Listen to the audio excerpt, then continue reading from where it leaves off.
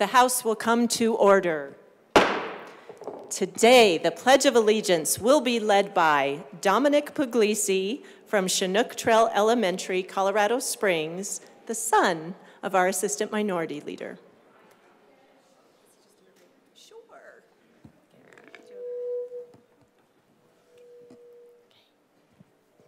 The Pledge allegiance to the flag of the United States of America, to the republic for which it stands, one nation, under God, indivisible, with liberty and justice for all.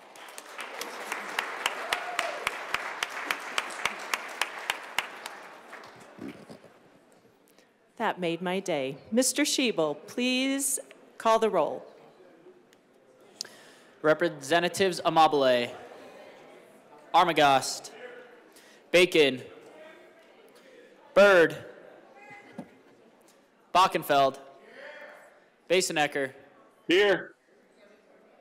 Bottoms, Bradfield, Bradley, Brown, Catlin, Doherty, DeGraff, Degree Kennedy, Dixon,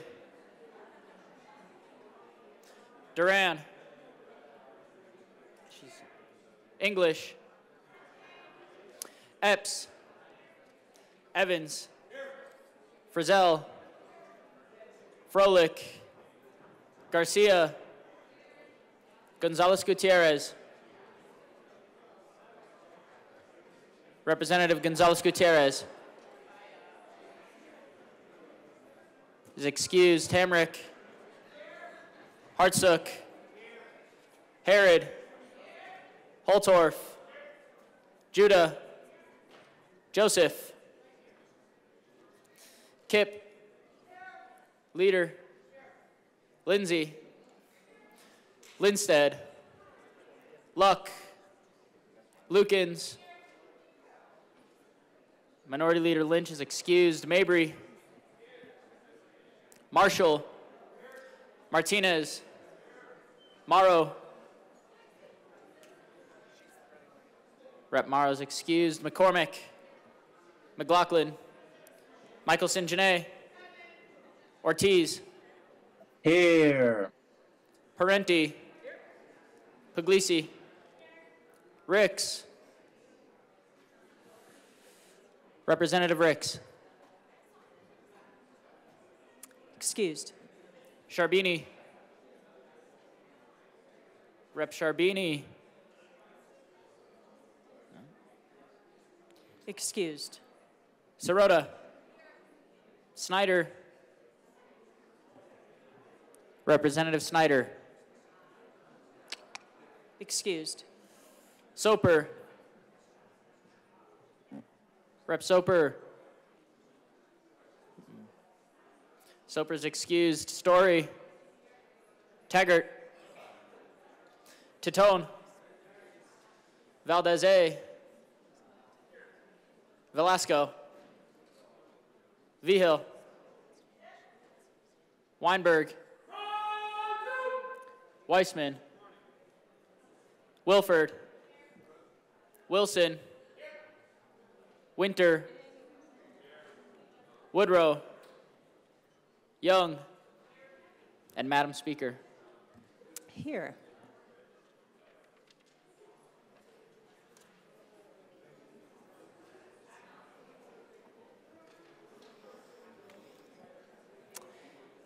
With 58 present, 7 excused, we do have a quorum. Representative Parenti.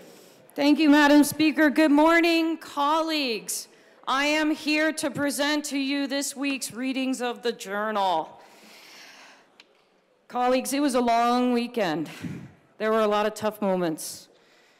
And while I take this job and the work we're doing here very seriously as anyone in the room, I always find it's healthy not to take myself too seriously. And in that spirit, I bring you this week's reading of the Journal.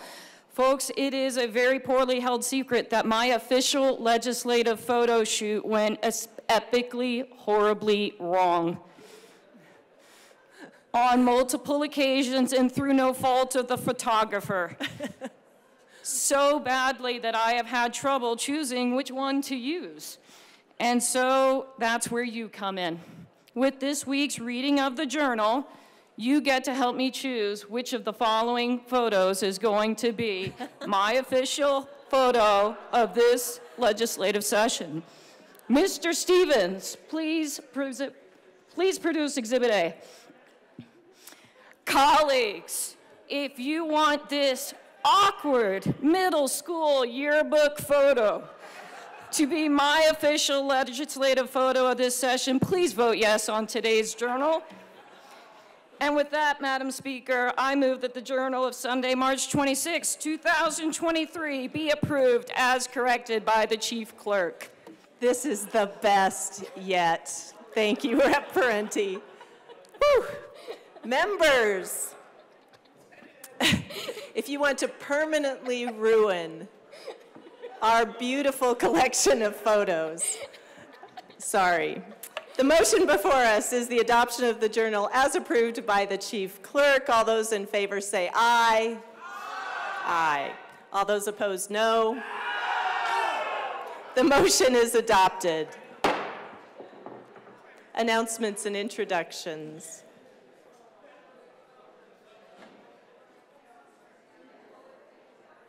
Representative Froelich. Thank you, Madam Speaker. It is an honor to serve with you. And an honor to serve with you. All weekend long.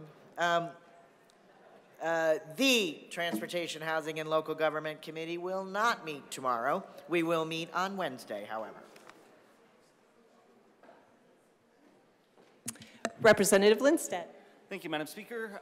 Today we are joined by one of my most distinguished constituents, and that's former State Representative Judy Solano. So give her a hand.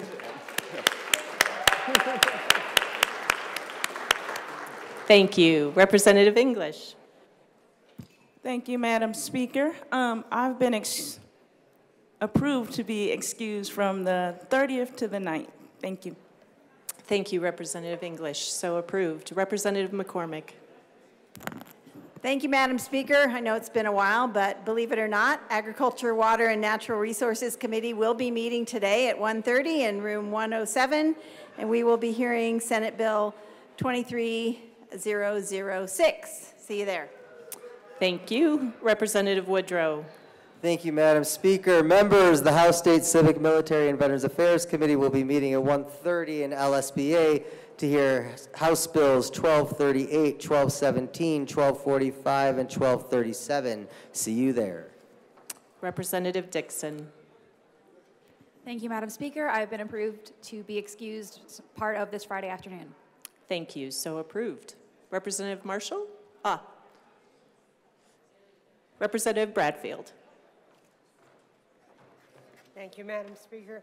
I do want to remind all the members of this honorable delegation to please attend the Capitol Commission Bible study tomorrow morning starting at 7:15. Thank you very much. Thank you. Members, we do have a tribute. Representative Marshall.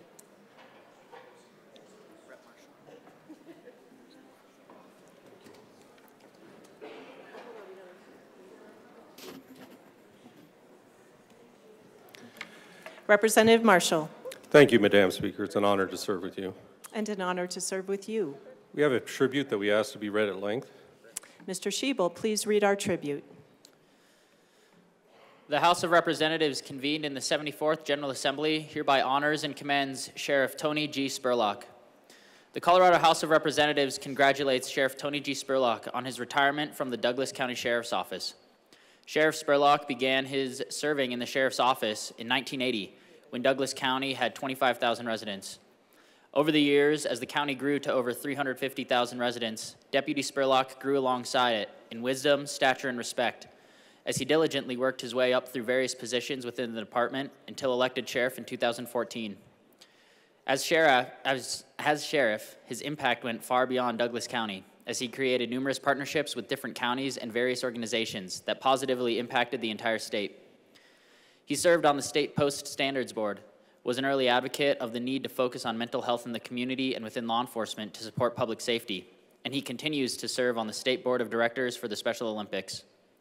Today, the Colorado House of Representatives pays tribute to his decades of service to the people of Colorado and thanks him for his hard work and dedication to the state. On request of Representatives Anthony Hartsook, Lisa Frizzell, Brandy Bradley, Eliza Hamrick, and Bob Marshall, given this 27th day of March 2023, State Capitol, Denver. Representative Marshall. Thank you, Madam Speaker. So, colleagues, not everyone we fight with is our enemy, and not everyone that helps us is our friend. This has been a long time coming. With fits and starts to get this to the floor, we finally decided we had to pull the trigger and get it down here and get it done. To recognize an individual that spent more than 4 decades of his life dedicated to the people of Douglas County and the state. When this was first brought to me as an idea, the individual actually meant it as kind of a tongue-in-cheek joke, and I didn't take it that way immediately. I was surprised later when I found that out because they knew about the friction I've had with Sheriff Spurlock. What they don't realize, and based on the quote I gave you, is how much I admire and respect the man, and how much I admire and respect what he had done. That regardless of any of the friction we had, it was usually because he had ideas. You know, you have harder fights with the people that you expect to agree with than the ones you never expect to agree with. And I knew he always had the best interests of our community at heart. We insisted on putting in that history of where he came from in Douglas County, in such a small area, rural county, with only 18 deputies when he joined, to leading a department of more than 700 personnel in one of the largest, richest counties in the United States. So the evolution he had to go through and the massive amounts of changes he addressed, and becoming such an early advocate for mental health, not only out in the community, as we discuss, but for his law enforcement personnel, which we sometimes forget how much stress they're under, and we want to address those issues. So again, it's right and proper that we pay tribute to his more than 4 decades of service. And I'm happy that all 5 of us, every state rep immediately from Douglas County, and we're all new reps, pay respect to an individual who had spent 4 decades before us so that we could stay here and stand before you. Representative Frizzell. Thank you. I am so grateful to be able to pay homage to my good friend Tony Spurlock today. Unfortunately, he cannot be here because he's in Oklahoma. Having retired from one job, he's moved on to another law enforcement position there and is in the process of moving his family. But he was deeply humbled by this tribute, and I know that he is going to take the same care of community that he has shown the citizens of Douglas County with him to Oklahoma. I've known Tony for 25 years, and he is an individual who spent a lot of time in the county like I did when Castle Rock was a place where you might have to get gas between Colorado Springs and Denver. There was not much there, and so he also experienced the changes that we have seen, sometimes for the better and sometimes not. You know, when Tony first started with the sheriff's office, there was not much in the way of crime. It was, you know, maybe it was more like pulling teenagers over to scare them into stopping speeding and that sort of thing, to, you know, organized crime coming down and coming into our communities and really preying on what has been low-hanging fruit and really working with the municipal partners and partners within the state to make sure that we're all in a better place. The thing that I always loved about Tony is that he doesn't care what party you're from. He doesn't care if you disagree with him. What he cares about is doing the right thing for everybody, and everyone's a constituent. There's no lines drawn, and I respect that very much. So thank you for allowing us to pay tribute to Tony Spurlock today. Thank you, members. Thank you.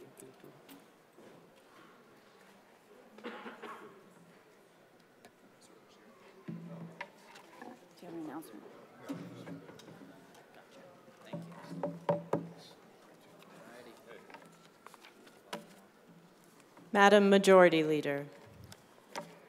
Madam Speaker, I move to proceed out of order for third reading of bills. Seeing no objection, we will proceed out of order for third reading of bills.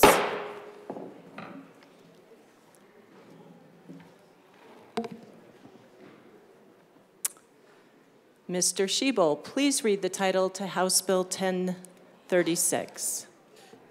House Bill 1036 by Representative McLaughlin, also Senator Cutter, concerning measures designed to encourage the use of non-toxic bullets for hunting and in connection therewith making an appropriation. Madam Majority Leader. Madam Speaker, I move House Bill 1036 on third reading, final passage. Representative Bockenfeld. Thank you very much, Madam Speaker. It's an honor to serve with you. And an honor to serve with you. Madam Speaker, I make a motion that this bill be read at length. Representative Bockenfeld, I'll ask you to move.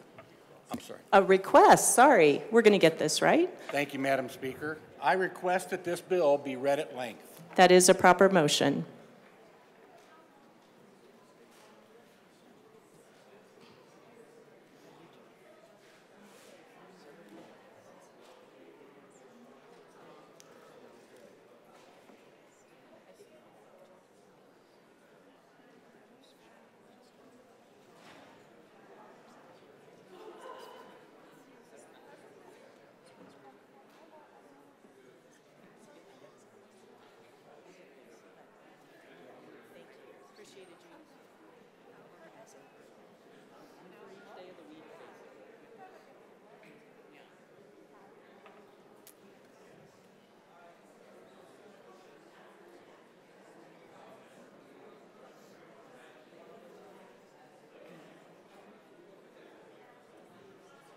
First regular session 74th General Assembly State of Colorado, engrossed this version, includes all amendments adopted on second reading in the House of Introduction LLSNO. 23 to 188.0, Jerry E. Payne X 2157 House Bill 23 to 1036. House Committees Senate Committees Agriculture, Water and Natural Resources Appropriations. A bill for an act. 101 concerning measures designed to encourage the use of 102 non-toxic bullets for hunting, and in connection 103 therewith, making an appropriation. Bill summary. Note, this summary applies to this bill as introduced and does not reflect any amendments that may be subsequently adopted. If this bill passes third reading in the House of Introduction, a bill summary that applies to the reengrossed version of this bill will be available at http://leg.colorado.gov. The bill creates the Non-Toxic Bullet Replacement Program that will allow hunters to exchange hunting rounds that have lead bullets with hunting rounds that have non-lead bullets, or reloading or muzzleloader lead bullets with non-lead house. Amended second reading March 23, 2023. House sponsorship McLaughlin. Senate sponsorship Cutter. Shading denotes House amendment. Double underlining denotes Senate amendment. Capital letters or bold and italic numbers indicate new material to be added to existing law. Dashes through the words or numbers indicate deletions from existing law. Bullets. The bill sets standards for taking advantage of the program. The Division of Parks and Wildlife, Division, is directed to designate an entity to educate the public about the benefits of non-toxic bullets and publicize the program to hunters, including using hunting brochures and the Division's website. 1. Be it enacted by the General Assembly of the State of Colorado, 2 Section 1. In Colorado Revised Statutes, add 33-1-127 as 3 follows, for 33-1-127. Non-Toxic Bullet Pilot Program, Rules, Repeal. 5. 1. The Division shall cooperate and collaborate with 1 or 6 more willing non-governmental entities to design and promote 7. A 2-year non-toxic bullet pilot program that allows 8 individuals who satisfy the requirements of the program to 9 receive vouchers that offset the cost of purchasing hunting 10 rounds that have non-lead bullets, focusing on areas where the 11 exposure of wildlife populations to spent lead bullets is of 12 special or potential concern. The Division shall work with 113 or more willing non-governmental entities to determine the 14 scope of the pilot program. 15. 2. To implement this section, the Division may cooperate 16 and collaborate with willing non-governmental entities 2. 17. A. Develop and distribute educational and promotional.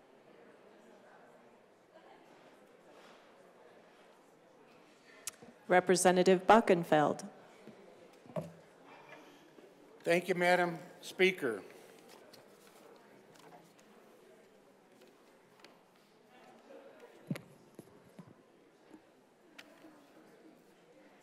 Members, I think it's very important that when we have a bill read at length, that we also have a discussion in regards to the fiscal note on that bill so that everybody clearly understands what we're about. Representative Bockenfeld? Yes, ma'am. I'm going to put us into a brief recess.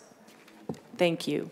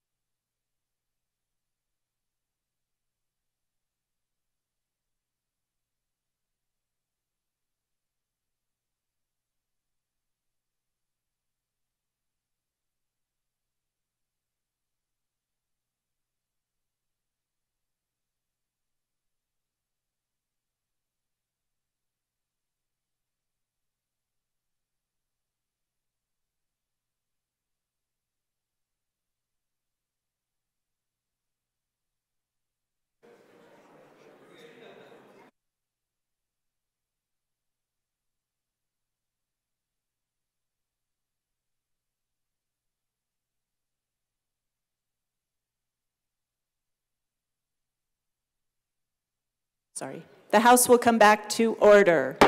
Members, the bill did not complete its, it was not fully read, so we will pick up where it left off.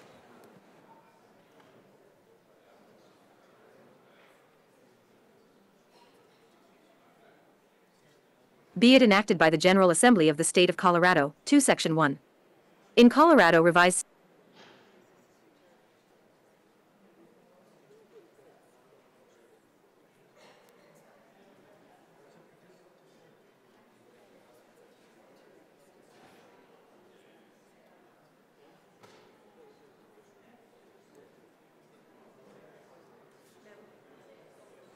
Members, we are going to begin the bill over as we are unable to begin it at the point it left off. Thank you. Be it enacted by the General Assembly of the State of Colorado, 2 Section 1. In Colorado Revised Statutes, add 33-1-127 as 3 follows, for 33-1-127. Non-Toxic Bullet Pilot Program, Rules, Repeal. 5.1. The division shall cooperate and collaborate with 1 or 6 more willing non-governmental entities to design and promote 7. A 2-year non-toxic bullet pilot program that allows 8 individuals who satisfy the requirements of the program to 9 receive vouchers that offset the cost of purchasing hunting 10 rounds that have non-lead bullets, focusing on areas where the 11 exposure of wildlife populations to spent lead bullets is of 12 special or potential concern. The division shall work with 113 or more willing non-governmental entities to determine the 14 scope of the pilot program. 15.2. To implement this section, the division may cooperate 16 and collaborate with willing non-governmental entities 2. 17. A. Develop and distribute educational and promotional 18 materials and brochures about the pilot program statewide, and 19. B. Identify range space for public demonstrations and 20 educational activities, and offer those activities at the 21 identified range space. -2. 1036. 1.3. The division shall cooperate and collaborate with 2 willing non-governmental entities to collect the results of the 3 pilot program and report those results, including data on for participation rates, to the Commission and post this information 5 to a publicly accessible division website. 6.4. The division shall designate a qualified entity, AS7 determined by the division, 2. 8A. Educate hunters about the benefits of using non-toxic 9 bullets in hunting, and 10B. Publicize the non-toxic bullet pilot program, including 11 using hunting brochures and the division's website. 12.5. The Commission may promulgate rules reasonably 13 necessary to implement this section. 14.6. To implement the pilot program in accordance with 15 this section, the division shall not expend any money, other than 16 for staff time, printing, and the creation of educational 17 materials. 18.7. This section is repealed, effective July 1, 2026. 19. Section 2. Appropriation.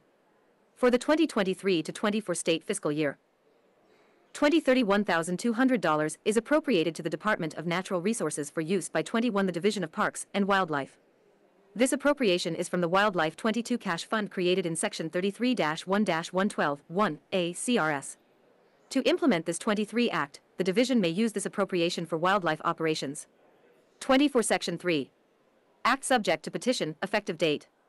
This Act 25 takes effect at 12:01 a.m. on the day following the expiration of the 26 90-day period after final adjournment of the General Assembly, except 27 that, if a referendum petition is filed pursuant to Section 103 of Article V-3, 1036, 1 of the state constitution against this act or an item, section, or part of this 2 act within such period, then the act, item, section, or part will not take 3 effect unless approved by the people at the general election to be held in November 4, 2024, and in such case, will take effect on the date of the 5 official declaration of the vote thereon by the governor. -4, 1036.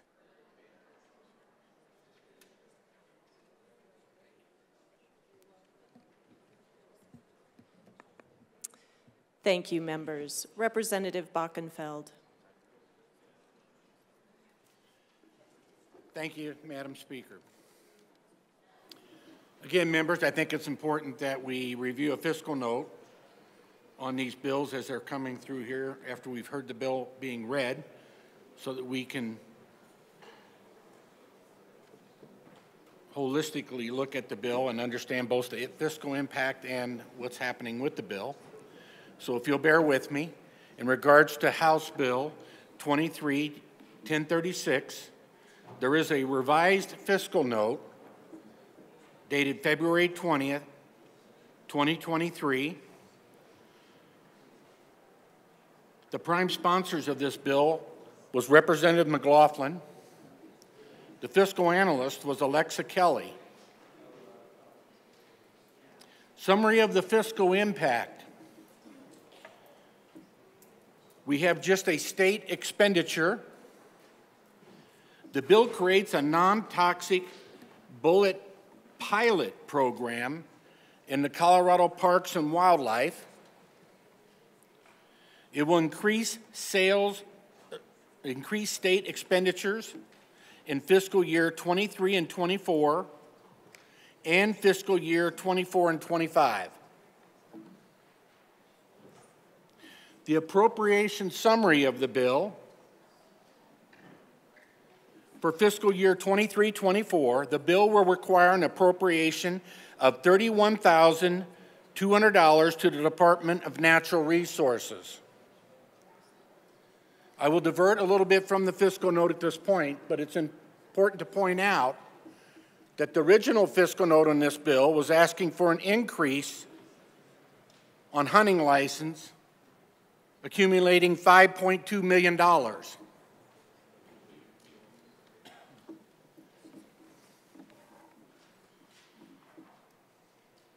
Fiscal note status. This revised fiscal note reflects the introduced bill as amended by the House Agriculture, Water, and Natural Resources Committee. There's a table on this bill, or on this fiscal note. It's Table 1, if you want to look at it. It talks about the state fiscal impact under the bill. It generates no revenue, so that fee increase that initially was proposed is no longer there. And the expenditures are from the cash fund. The cash fund expenditure for fiscal year 23-24, again, is $31,200. It was initially $5,200,000. The out-year fiscal note for fiscal year 2024 is also for $31,200. Again, that has been revised substantially downward from $5,200,000 that was originally requested in this bill. There are no transfers. There are no other budget impacts at this time. Summary of the legislation. The bill creates a 2-year non-toxic bullet pilot program in the Division of Parks and Wildlife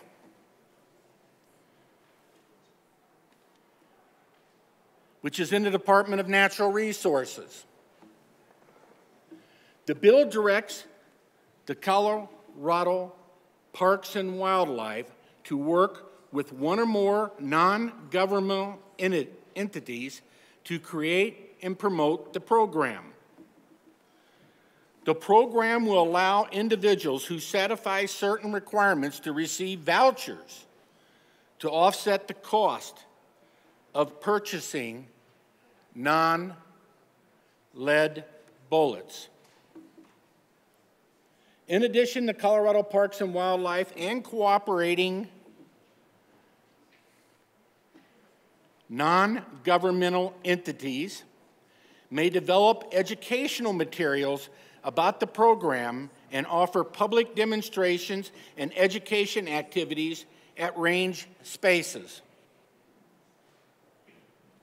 Colorado Parks and Wildlife must also designate a qualified entity to educate hunters about the benefits of hunting with non-toxic bullets and publicize the pilot program. The program is repealed on July 1st, 2026. Colorado Parks and Wildlife may promulgate rules to implement the program. State expenditures. Cost from the Colorado Parks and Wildlife Cash Fund will increase by an estimated $31,200 in fiscal year 23-24 and fiscal year 24 and 25 only. The Colorado Parks and Wildlife requires a part-time, temporary employee to serve as the point person for the pilot program. The employee is expected to work approximately 1,040 hours per year at a rate of $24 per hour, plus fringe benefits totaling $6,240 a year. The effective date. The bill takes effect 90 days following adjournment of the General Assembly Sendai, assuming no referendum petition is filed. State appropriations. Fiscal year 2023 and 24, the bill requires an appropriation of $32,100 from the Wildlife Cash Fund to the Division of Parks and Wildlife in the Department of Natural Resources. State and local governments that have been contacted to review this bill were the Department of Law and the Department of Natural Resources. So members, I think it's important that the sponsors talk to us about the overall intent of the program. Is it the intent of the sponsors to run this as a small cash-funded pilot program at this time, and at a later date be able to make a determination if fees should be increased on hunting license in order to get back to a program that's going to cost $5,200,000? Thank you very much for your time. And at this time, until we find out the intentions, overall intentions of the program, I ask for a no vote. Representative Luck. Thank you, Madam Speaker. So I heard this bill in committee, and we got a friendly packet here full of information, studies, and the like. And there's an article in here that was published in February of this year about lead poisoning in eagles being on the rise. It's an interesting article. It talks about, well, real quick, 16 years after America's national bird was removed from the endangered species list, the population of eagles is once again at risk. Increased exposure to a toxic material is poisoning a threat to the magnificent creature. 40 to 50% of bald and golden eagles in the United States are carrying chronic levels of lead. The executive director of Skagmore Raptor Center, James Manley, said, in 2022, that center in Traverse City began testing eagles that were admitted for rehabilitation. 75 to 80% of them had some level of lead poisoning. We're seeing that even if lead isn't killing them outright, it's affecting their ability to hunt. It affects their cognitive function. How are eagles coming into contact with lead? James Manley said that the main contributing factor to lead poisoning is from lead ammunition. An animal that wasn't recovered during hunting season, deer for instance, there could be bullet fragments in there that they could ingest. It doesn't take much to affect an eagle. For instance, a six-shot and a shotgun pellet is enough to kill 5 to 6 eagles. Lead fishing gear also poses a threat, though. Eagles will eat a lot of fish, and sometimes there's sinkers or fishing lures that may be in there. The population of eagles has been making a comeback. We went from 1970, where we had about 75 breeding pairs in Michigan, to currently, where we have over 800 breeding pairs in this state. But lead poisoning is slowing down population growth. The lead is suppressing that by about 3.8%. What will it take to help solve this man-made problem? A man-made solution. The biggest thing we can do is for hunters to lead the way to switch to copper, copper alloy, and different types of ammunition that don't have lead. In 2019, California became the first state to outright ban lead bullets. In Michigan, there are no restrictions on the use of lead fishing tackle or ammunition, although the DNR recommends you to use non-toxic alternatives. The reason that I read that article is because during committee I asked a question about why this program isn't also marketing or designed towards fishing lure products. Because if you do a search, if you do look into what eagles eat, their primary staple are fish. And so, not carcasses, but fish. And so I asked as to why we weren't also looking at programs and what could be done in order to change habits around fishing. And that becomes especially relevant because it seems from more and more hunting magazines and more hunting groups that they are switching to copper. You see, about a decade ago, which is when many of the studies in this packet were done, the hunting community, the hunters, they really resisted using copper because they thought that it hindered their accuracy, their ability to actually bring an animal down with one shot, and so they were hesitant. But as technology has improved and copper bullets have improved, they actually have been switching more and more into copper bullets.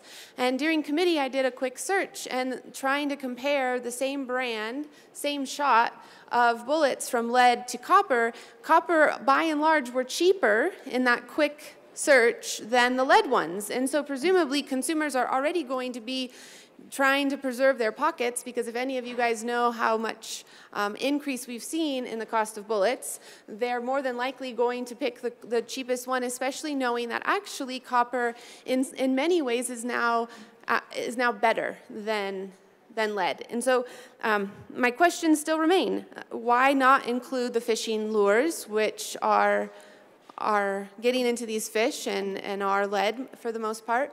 And then also why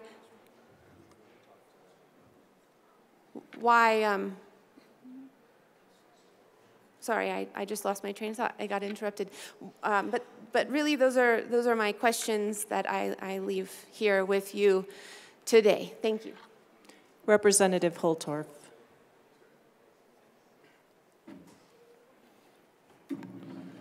Thank you, Madam Speaker. I want to answer the question of my previous colleague. But before I do that, ladies and gentlemen, I want you to know that the bill sponsor on this bill, I was so proud of her.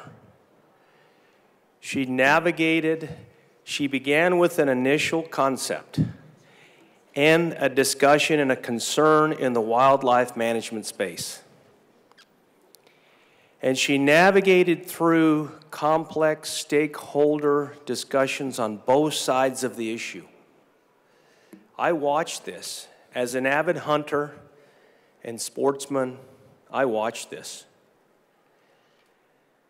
This bill has turned into a study that's going to analyze the impact. And my colleague, I believe from Penrose, which may be in Fremont County, just wanted to check my Colorado geography. I will tell you that the issue is with respect to raptors and birds of prey. But if you're a fisherman, lures are made of a lot of metallic things. But I will tell you, if you're a fisherman, you're not losing lures. Not very often. If you're a good fisherman, you're not losing lures. I heard that. I'm standing up for what this bill does. Now, what does have lead if you're a fisherman? The weights. The lead weights. Now, fish aren't going to ingest a weight typically. They'll ingest a hook or a lure that's made of wire, and it is metal, but the hooks are not made of lead. Lead's too soft. Hooks have to be strong and hard and thin to do what they need to do.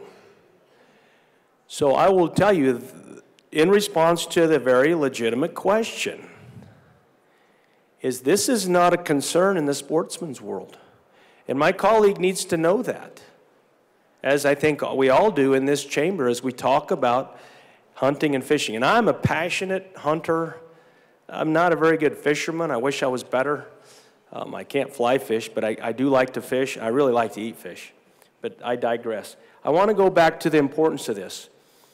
And I do have a constituent and friend of mine that I went to college with, and he told me to say something to the chamber, and this is sincere.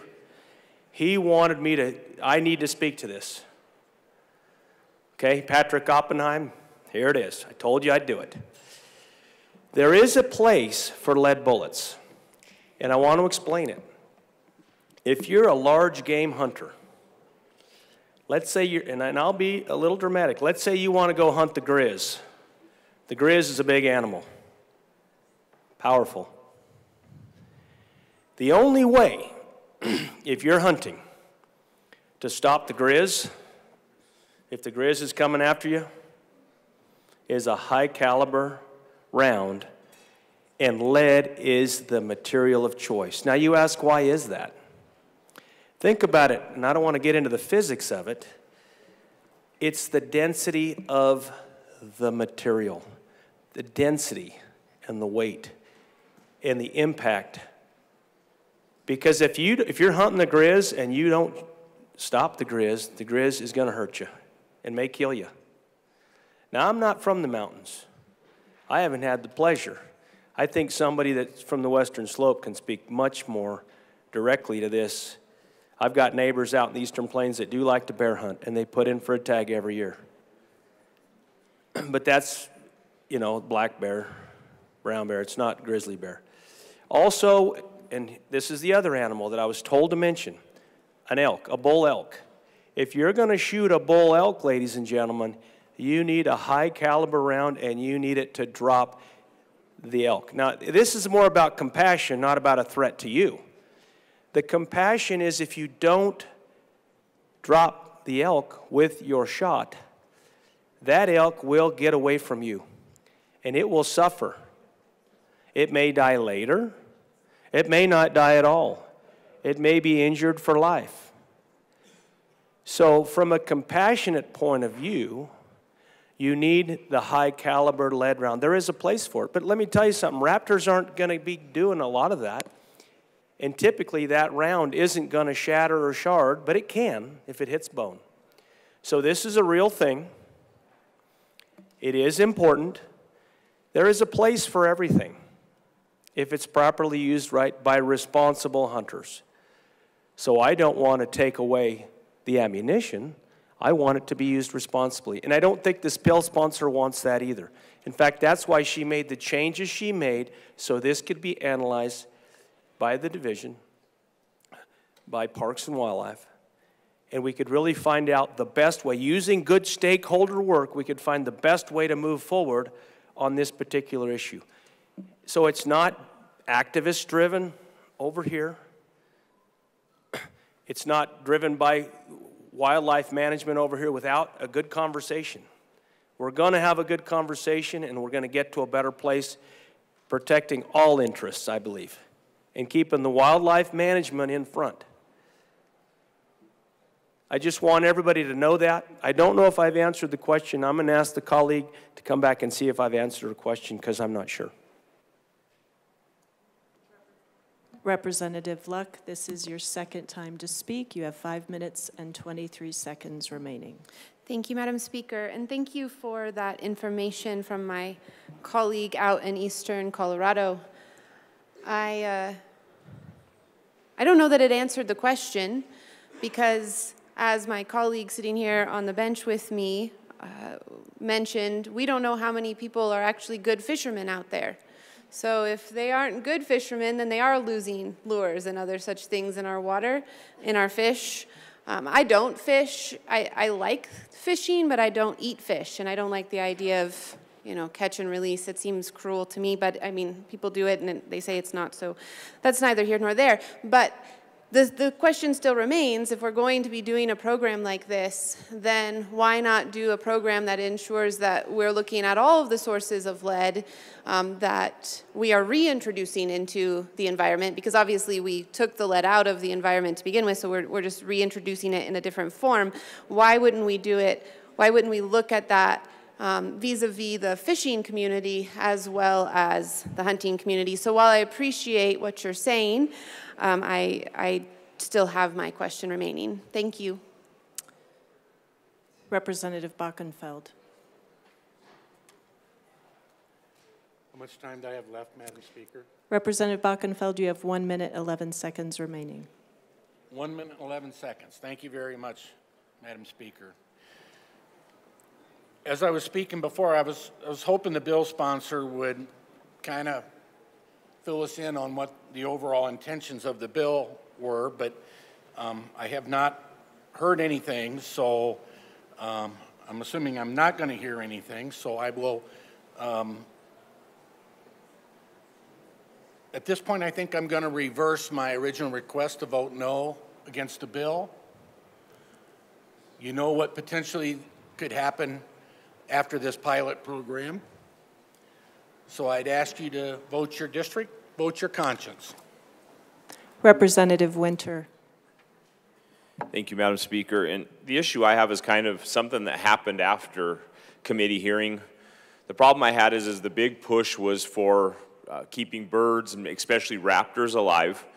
And the fact that was brought up as we talked about windmills and that it killed between 140 and 328,000 birds. And the issue I had is one of the lobbyists that were talking on behalf of one of the animal groups, after I asked him, I said, sir, would you please come to one of our energy committee meetings when we're talking about wind energy, and can we at least chat about this? Because if you're here to fight for the birds and the raptors, I'd appreciate it if you'd come and give some statistics to that.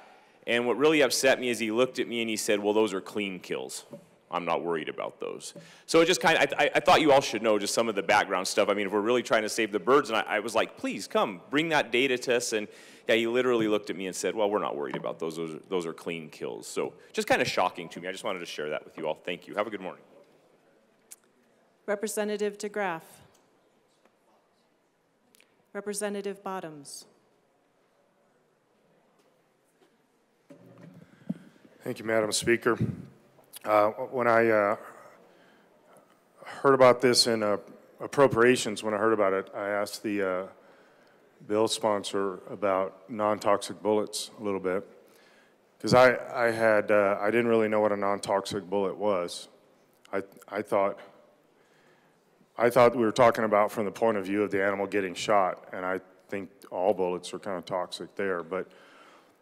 So we're talking about animals that eat this, and it made me nervous, so I began to investigate this, because I've eaten a lot of game hens over the years and spit out the buck shot quite a bit. And so I'm really wondering, when we actually take how many animals are being killed by lead, I think that would be a little challenging number to come to the conclusion. I have heard the debates, and I'm not strongly in disfavor of this. I will vote no for it for a couple of different reasons, but I do like the fact that we're trying to figure out how to stop like the eagles of dying from lead poisoning. I read a couple articles when I began to look at this that a lot of these animals, not just eagles, but a lot of these animals are not getting lead from the bullets. They're actually getting lead from things that are going on in the environment with this. So I was kind of surprised by that too, because I didn't expect that. But I think for me, I would like to hear a little bit more information about exactly what is the direct correlation, not anecdotal as in there are lead bullets and animals die of lead, but exact correlation statistically to say this is how many, we know this because we have found these eagles actively eating something here, and as the previous representative mentioned, eagles are not really, they don't really eat dead carcasses. That's not their thing.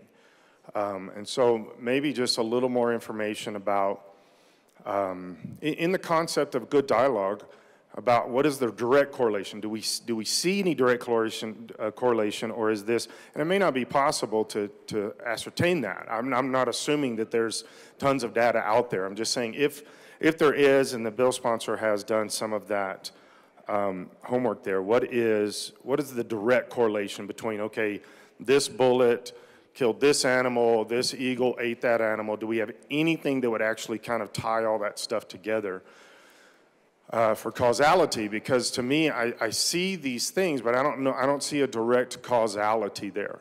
Again, I've eaten a lot of buckshot out of game hens, and I, from my perspective, I feel like I'm pretty solid and sane. That's all. Representative Taggart. Thank you, Madam Speaker. It's an honor and a privilege to serve with you. It is an honor and privilege to serve with you.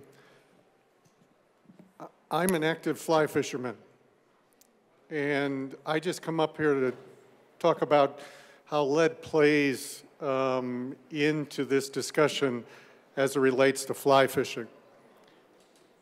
And first, let me start by saying sometimes I'm jealous of the eagles, because they'll come swooping into an area where you're fishing, and all of a sudden they take one of the fish that you would like to catch, even though you're going to release it.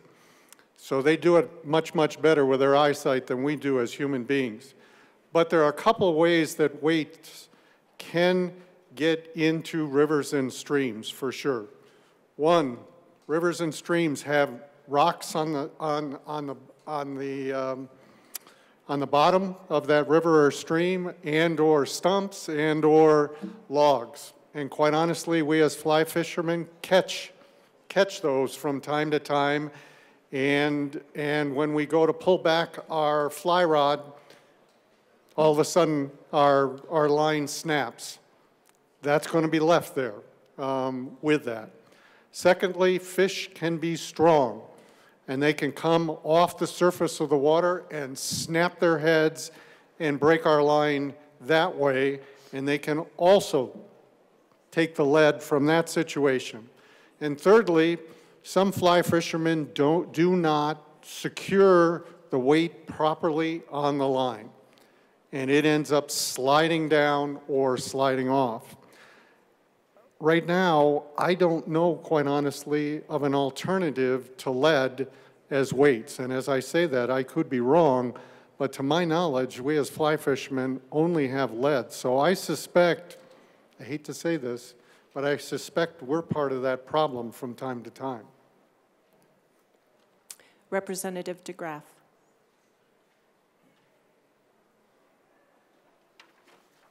Thank you, Madam Speaker. It is a privilege to serve here with you today.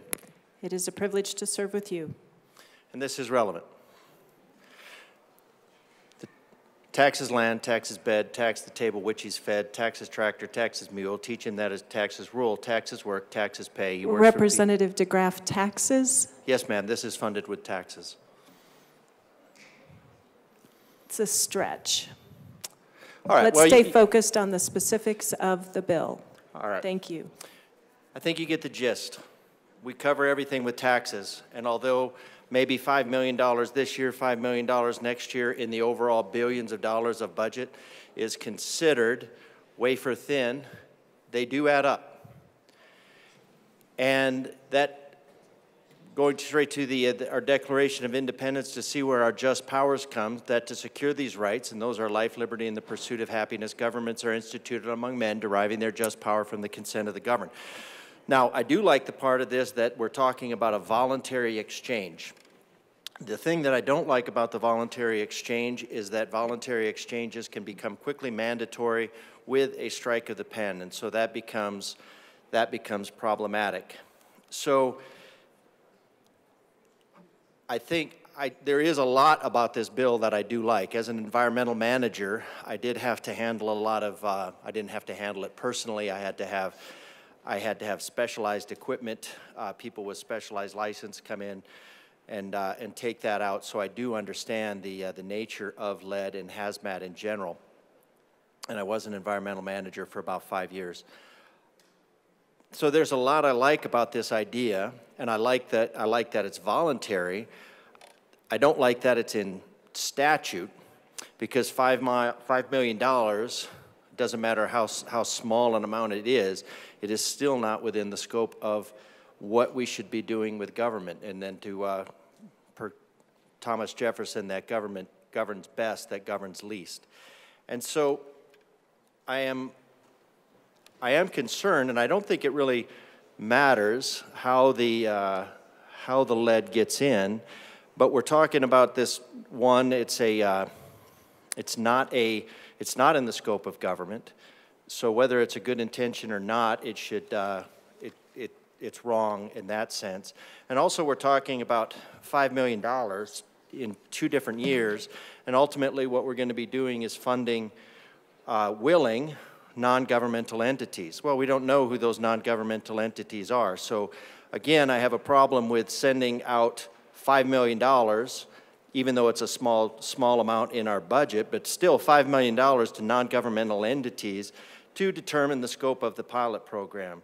Collaborate with willing non-government entities to distribute educational and promotional materials. We don't know what those educational materials are, and we don't know who these willing governmental agencies are.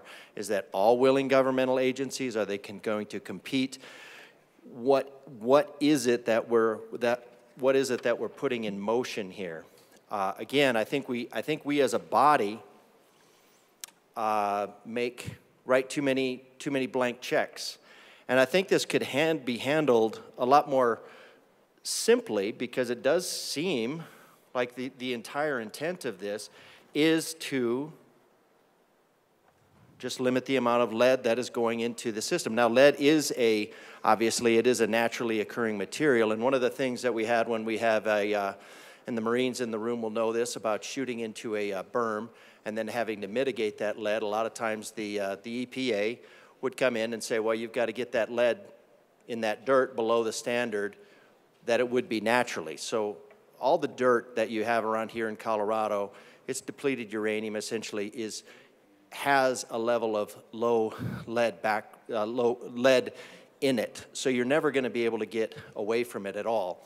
So it's not like this is a non-naturally occurring product, and it's going to be washed into the rivers and not by erosion and all that. So a lot of the lead levels that are in the waters that we're talking about are not man-made. But still, I could see where that putting the lead into that would not be helpful. So, but in order just to skip this whole program and find out, I think there's an easier way to do it, and for that, I would like to ask permission to propose an amendment to this bill. Members, I think you need to move for permission to bring an amendment to this bill. I'm not sure I heard that. You did not, because I did not know how to do that. So I move to ask permission to submit an amendment to this bill in a manner that I think would streamline the execution of this program. Thank you, Representative DeGraff. Did I even get close to doing Yes, that thank correctly? you. Thank you. Representative McLaughlin.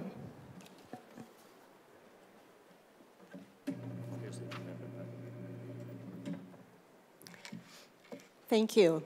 No to running an amendment. This bill has been stakeholdered within an inch of its life, and there's not much more we need to do on this. So thank you very much for all your help. Thank you. Seeing no further discussion, Representative DeGraff. Thank you, Madam Chair. The only thing that would have been is to make the taxation of non-lead bullets, make those non-taxed. We've already said that they're a little bit cheaper. I think that would have put this program and the intent of this program rapidly underway. Now we will. Now it will be delayed by 2 years, when the free market could have solved this problem instead of having a governmental intervention, and then we have to come in and put it in a few years. So I would have rather seen the free market approve this process and work and encourage people through lower taxation. There's a lot, $10 million in lost revenue from taxation. I Representative think would have DeGraff, gone a long way. we're speaking to the motion for permission to bring an amendment. Yes, ma'am. So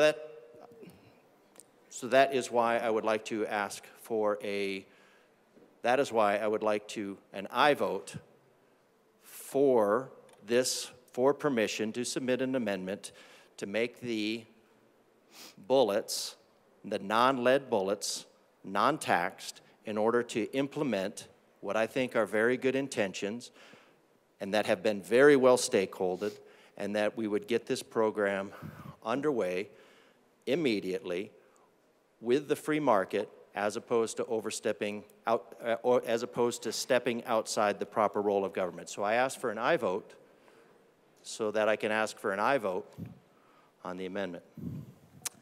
Seeing no further discussion, the question before us is permission to run a third reading amendment on House Bill 1036. Mr. Schiebel, please open the machine and members proceed to vote. Representative Basenecker, how do you vote? No. Representative Basenecker votes no. Representative Ortiz, how do you vote? No. Representative Ortiz votes no.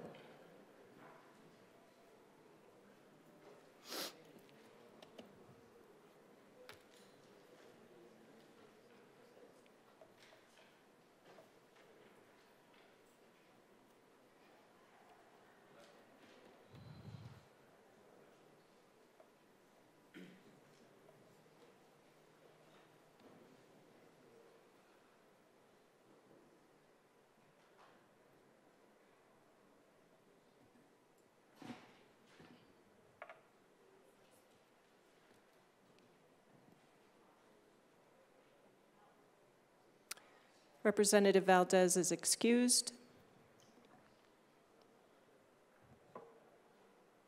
Please close the machine.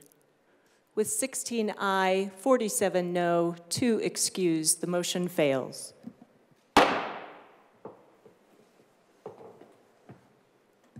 Seeing Representative DeGraff, this is your second time to speak to the bill, and you have 4 minutes and 59 seconds remaining. Thank you, Madam Speaker. Sorry for the confusion on how to ask for that. Based on that is a great disappointment. I thought we could have a way to implement this with the free market system. I like the intentions of the bill. I don't like the intervention of government. I don't like the blank checks. But apparently that's more important. So I'm going to ask for a no vote on this bill. Not because of the intentions, not because of the lack of stakeholding, but because it is well outside the scope of what our government should be doing, and complicates what could have been an easy free market solution. So I ask for a no vote on this bill. Seeing no further discussion, the motion before us is the adoption of House Bill 1036 on third reading final passage. Mr. Schiebel, please open the machine and members proceed to vote. Representative Basenecker, how do you vote? Yes. Representative Basenecker votes yes. Representative Ortiz, how do you vote? Yes. Representative Ortiz votes yes.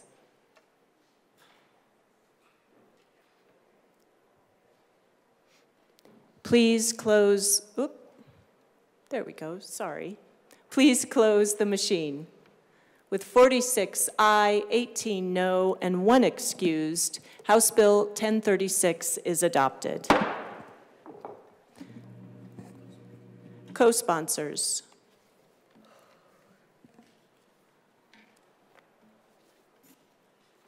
Representative Basin-Ecker, co-sponsors.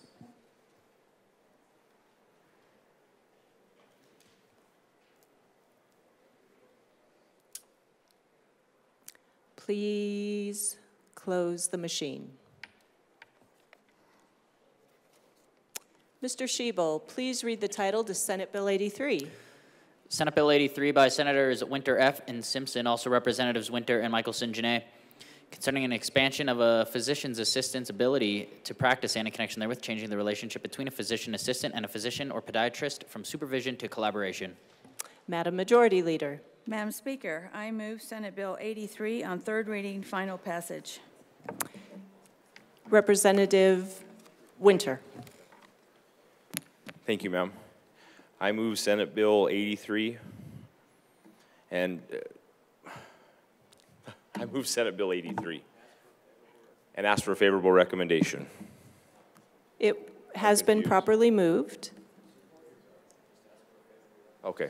Thank you all. I appreciate you. We worked hard on this bill. We heard a lot of testimony, heard a lot of good things.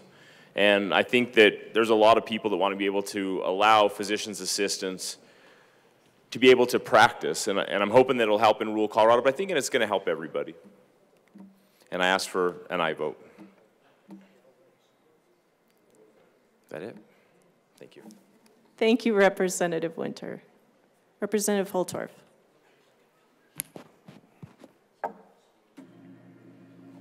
Thank you, Madam Speaker, ladies and gentlemen. This is a good bill for rural Colorado. I want everybody to understand that in the chamber. We're having our challenges with our medical clinics, our regional hospitals. This was debated at length, and the bill sponsor brought forth a solution. And my colleague from House District 47, working with the chairwoman of our Public Health, Behavioral Health and Human Services Committee, I, as the ranking member,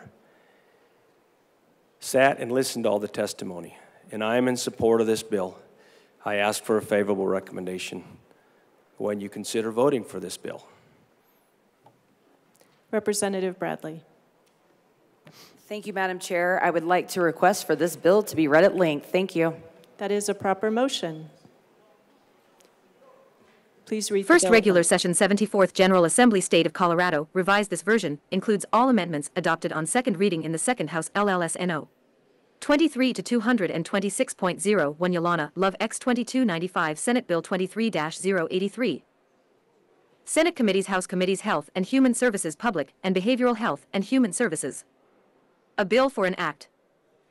101 concerning an expansion of a physician assistant's ability to 102 practice and in connection therewith, changing the 103 relationship between a physician assistant and a 104 physician or podiatrist from supervision to 105 collaboration. Bill summary. Note, this summary applies to this bill as introduced and does not reflect any amendments that may be subsequently adopted. If this bill passes third reading in the House of Introduction, a bill summary that applies to the re-engrossed version of this bill will be available at http://leg.colorado.gov. The bill modifies the relationship between a physician assistant and a physician or podiatrist by removing the requirement that a physician. House amended second reading March 23, 2023. Senate amended third reading March 9, 2023. Senate amended second reading March 7, 2023. Senate sponsorship Winter F. and Simpson, Cutter, Exum, Jaquez Lewis, Pelton B., Pelton R., Priola, Will. House sponsorship Winter T. and Michelson-Jeannet. Shading denotes House amendment. Double underlining denotes Senate amendment. Capital letters or bold and italic numbers indicate new material to be added to existing law. Dashes through the words or numbers indicate deletions from existing law. Assistant be supervised by a physician or podiatrist. Instead, a physician assistant must enter into a collaborative agreement with an employer, physician, or podiatrist. The collaborative agreement must include the physician assistant's name, license number, and primary location of practice. the signature of the physician assistant and the person with whom the physician assistant has entered into the collaborative agreement. A general description of the physician assistant's process for collaboration. A description of the performance evaluation process, which may be completed by the physician assistant's employer in accordance with a performance evaluation and review process established by the employer, and any additional requirements specific to the physician assistant's practice required by the employer, physician, or podiatrist entering into the collaborative agreement, including additional levels of oversight, limitations on autonomous judgment, and the designation of a primary contact for collaboration. For a physician assistant with fewer than 3,000 practice hours, the collaborative agreement must also require that collaboration during the first 160 practice hours be completed in person or through technology. Incorporate elements defining the expected nature of collaboration and require a performance evaluation and discussion of the performance evaluation with the physician assistant. The bill also requires physician assistants who have been practicing for less than 3 years to satisfy certain financial responsibility requirements from which such physician assistants are exempt under current law. 1. Be it enacted by the General Assembly of the State of Colorado. 2. Section 1. In Colorado Revised Statutes 12-240-107, amend 3.6 as follows. For 12-240-107, practice of medicine defined exemptions from 5. Licensing requirements, unauthorized practice by physician. 6. Assistants and anesthesiologist assistants, penalties, definitions. -2083. 1. Rules, repeal. 6a. A person licensed under the laws of this state to practice medicine may delegate to a physician assistant licensed by the 3 board pursuant to Section 12-240-113 the authority to perform acts that for constitute the practice of medicine, and acts that physicians are authorized 5 by law to perform to the extent and in the manner authorized by Rule 6 promulgated by the board, including the authority to prescribe 7 medication, including controlled substances, and dispense only the drugs 8 designated by the board. The acts must be consistent with sound medical 9 practice. Each prescription for a controlled substance, as defined in 10 Section 18-10-1025, issued by a physician assistant licensed by the 11 board shall be imprinted with the name of the physician assistant's 12 supervising physician. For all other prescriptions issued by a physician 13 assistant, the name and address of the health facility, and if the health 14 facility is a multi-speciality organization, the name and address of the 15 specialty clinic within the health facility where the physician assistant is 16 practicing must be imprinted on the prescription. Nothing in this 17 subsection 6 limits the ability of otherwise licensed health personnel to 18 perform delegated acts. The dispensing of prescription medication by a 19 physician assistant is subject to Section 12-280-126. A physician 20 assistant may not provide care unless the physician assistant 21 has entered into a collaborative agreement with a physician 22 licensed in good standing pursuant to this Article 240 or Article 23-290 of this Title 12 or a physician group. 24b. I. If the authority to perform an act is delegated pursuant to 25 subsection 6a of this section, the physician assistant to whom the Act 26 is delegated shall not perform the act except under the personal and 27 responsible direction and supervision of a person licensed under the laws. -3083. 1 of this state to practice medicine. A licensed physician may be responsible for the direction and supervision of up to 8 physician assistants at any 3 one time. A licensed physician shall not be made responsible for direction and supervision of more than 4 physician assistants unless the 5 licensed physician agrees to assume the responsibility. A licensed 6 physician has sole discretion to assume or refuse such responsibility, and 7 an employer shall not require a licensed physician to assume such 8 responsibility as a condition of employment. The board, by rule, may 9th define what constitutes appropriate direction and supervision of a 10 physician assistant, except that the board shall not promulgate a rule that 11 is inconsistent with Section 12-240-114.5 with a collaborative 12 agreement in place. A physician assistant licensed by the board 13 pursuant to Section 12-240-113 may perform acts within the 14 physician assistants' education, experience, and competency that 15 constitute the practice of medicine, and acts that physicians are 16 authorized by law to perform to the extent and in the manner 17 authorized by rules promulgated by the board, including 18 prescribing and dispensing medication, including controlled 19 substances. 22. For purposes of this subsection, 6, personal and responsible 21 direction and supervision means that the direction and supervision of a 22 physician assistant is personally rendered by a licensed physician 23 practicing in the state of Colorado and is not rendered through 24 intermediaries. The extent of direction and supervision shall be 25 determined by rules promulgated by the board and is otherwise provided 26 in this subsection 6b, except that, when a physician assistant is 27 performing a delegated medical function in an acute care hospital, the -4083 One board shall allow supervision and direction to be performed without the two physical presence of the physician during the time the delegated medical 3 functions are being implemented if, for A, the medical functions are performed where the supervising 5 physician regularly practices, or in a designated health manpower shortage 6 area. 7b. The licensed supervising physician reviews the quality of 8 medical services rendered by the physician assistant by reviewing the 9 medical records to assure compliance with the physician's directions, and 10c. The performance of the delegated medical function. Otherwise 11 complies with the board's rules and any restrictions and protocols of the 12 licensed supervising physician and hospital. 13c. Pursuant to section 12-240-135, 7, the board may apply for 14 an injunction to enjoin any person from performing delegated medical 15 acts that are in violation of this section or of any rules promulgated by the 16 board. The collaborative agreement must be kept on file at the 17 physician assistant's primary location of practice and be made 18 available to the board upon request. 19d. This subsection 6 shall not apply to any person who performs 20 delegated medical tasks within the scope of the exemption contained in 21 subsection 3l of this section, and ACT by a physician assistant. That 22 constitutes the practice of medicine must be consistent with 23 generally accepted standards of medical practice. A physician 24 assistant shall collaborate with the appropriate healthcare 25 provider as indicated by the condition of the patient, the 26 standard of care, and the physician assistant's education, 27 experience and competence. -5083. 1e. An employer shall not require a licensed physician TO to enter into a collaborative agreement as a condition of the 3 physicians' employment. 4f. All prescriptions issued by a physician assistant must 5 include the physician assistant's name, the name and address of 6 the health facility, and if the health facility is a multispecialty 7 organization, the name and address of the specialty clinic 8 within the health facility where the physician assistant is 9 practicing. The dispensing of prescription medication by a 10 physician assistant is subject to section 12-280-126a. 11g. While performing acts included in the practice of 12 medicine, as defined in subsection 1 of this section, a physician 13 assistant shall clearly identify oneself, both visually and 14 verbally, as a physician assistant. An employer physician or 15 physician group must identify to patients that a physician 16 assistant providing care is a physician assistant. 17h. Pursuant to section 12-240-135, 7, the board may apply.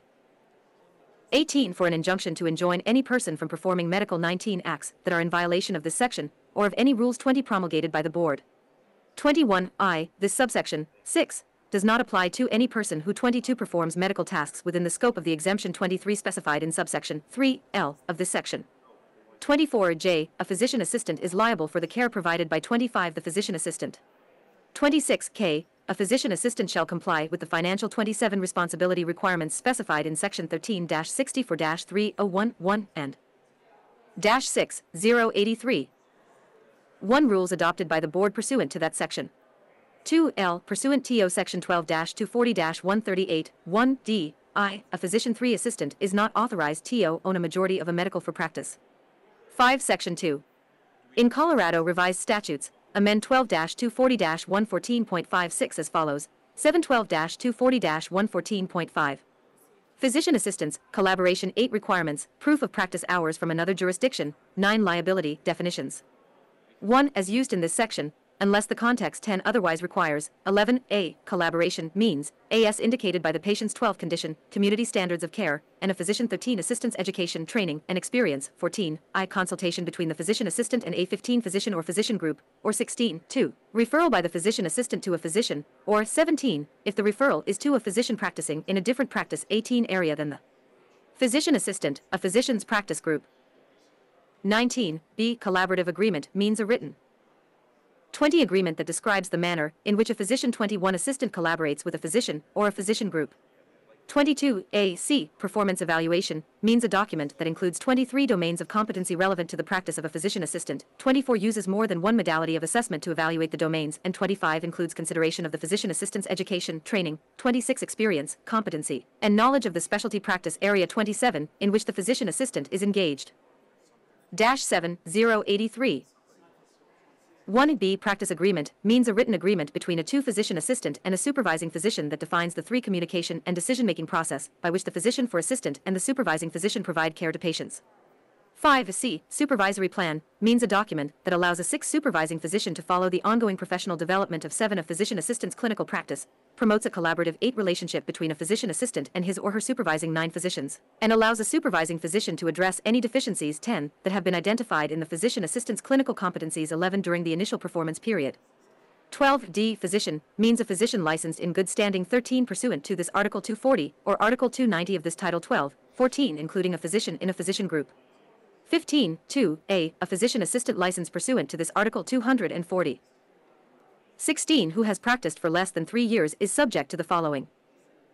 17, supervisory requirements shall enter into a collaborative 18 agreement with a physician or a physician group. The physician 19 entering into a collaborative agreement must be actively 20 practicing in Colorado with a regular and reliable physical 21 presence in Colorado. The collaborative agreement must 22 include 23A.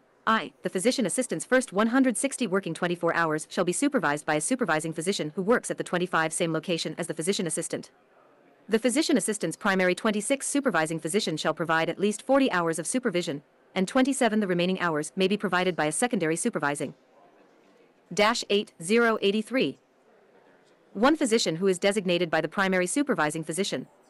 The 2 physician assistants' name, license number, and primary location 3 of practice, 4B, 2. After the physician assistant completes 165 working hours, a supervising physician must remain available to the 6 physician assistant via telecommunication device at all times when the 7 physician assistant is working. The signature of the physician aide assistant and the physician or physician group with whom the 9 physician assistant has entered into the collaborative 10 agreement. 11C3. Not more than 30 days after the physician assistant 12 completes 160 working hours, the primary supervising 13 physician shall complete an initial performance assessment and a 14 supervisory plan for the physician assistant. A description of the 15 physician assistants' process for collaboration, the degree of 16, which must be based on the physician assistant's primary. 17 location and area of practice and may include 18A, decisions made by the physician or physician group 19 with whom the physician assistant has entered into a 20 collaborative agreement, and 21B, the credentialing or privileging requirements of the 22 physician assistants' primary location of practice, 23.4, a description of the performance evaluation process, 24 which may be completed by the physician assistant's employer in 25 accordance with a performance evaluation and review process 26 established by the employer, and 27. V, any additional requirements specific to the physician. -9083. 1 assistance practice required by the physician entering into 2 the collaborative agreement, including additional levels of 3 oversight, limitations on autonomous judgment, and the 4 designation of a primary contact for collaboration. 5B, except as provided in subsection 2B4 of the 6th section, for a physician assistant with fewer than 5,007 practice hours, or a physician assistant changing practice areas 8 with fewer than 3,000 practice hours in the new 9 practice area. The collaborative agreement is a supervisory 10 agreement that must include the provisions described in 11 subsections 2A, 3A, 2A, 3B, 2A, 4, and 2AV of 12 this section and must also 13A. Require that collaboration during the first 1,460 practice hours be completed in person or through 15 technology, as permitted by the physician or physician group 16, with whom the physician assistant has entered into the 17 collaborative agreement. 18B, incorporate elements defining the expected nature of 19 collaboration, including the physician assistant's expected 20 area of practice, expectations regarding support, and 21 consultation from the physician or physician group with whom 22 the physician assistant has entered into a collaborative 23 agreement, methods and modes of communication and 24 collaboration, and any other pertinent elements of 25 collaborative, team-based practice applicable to the physician 26 assistants. Practice or established by the employer, and 27C, require a performance evaluation and discussion of -10-083. 1. The performance evaluation with the physician assistant after 2. The physician assistant has worked with the employer for 3 months.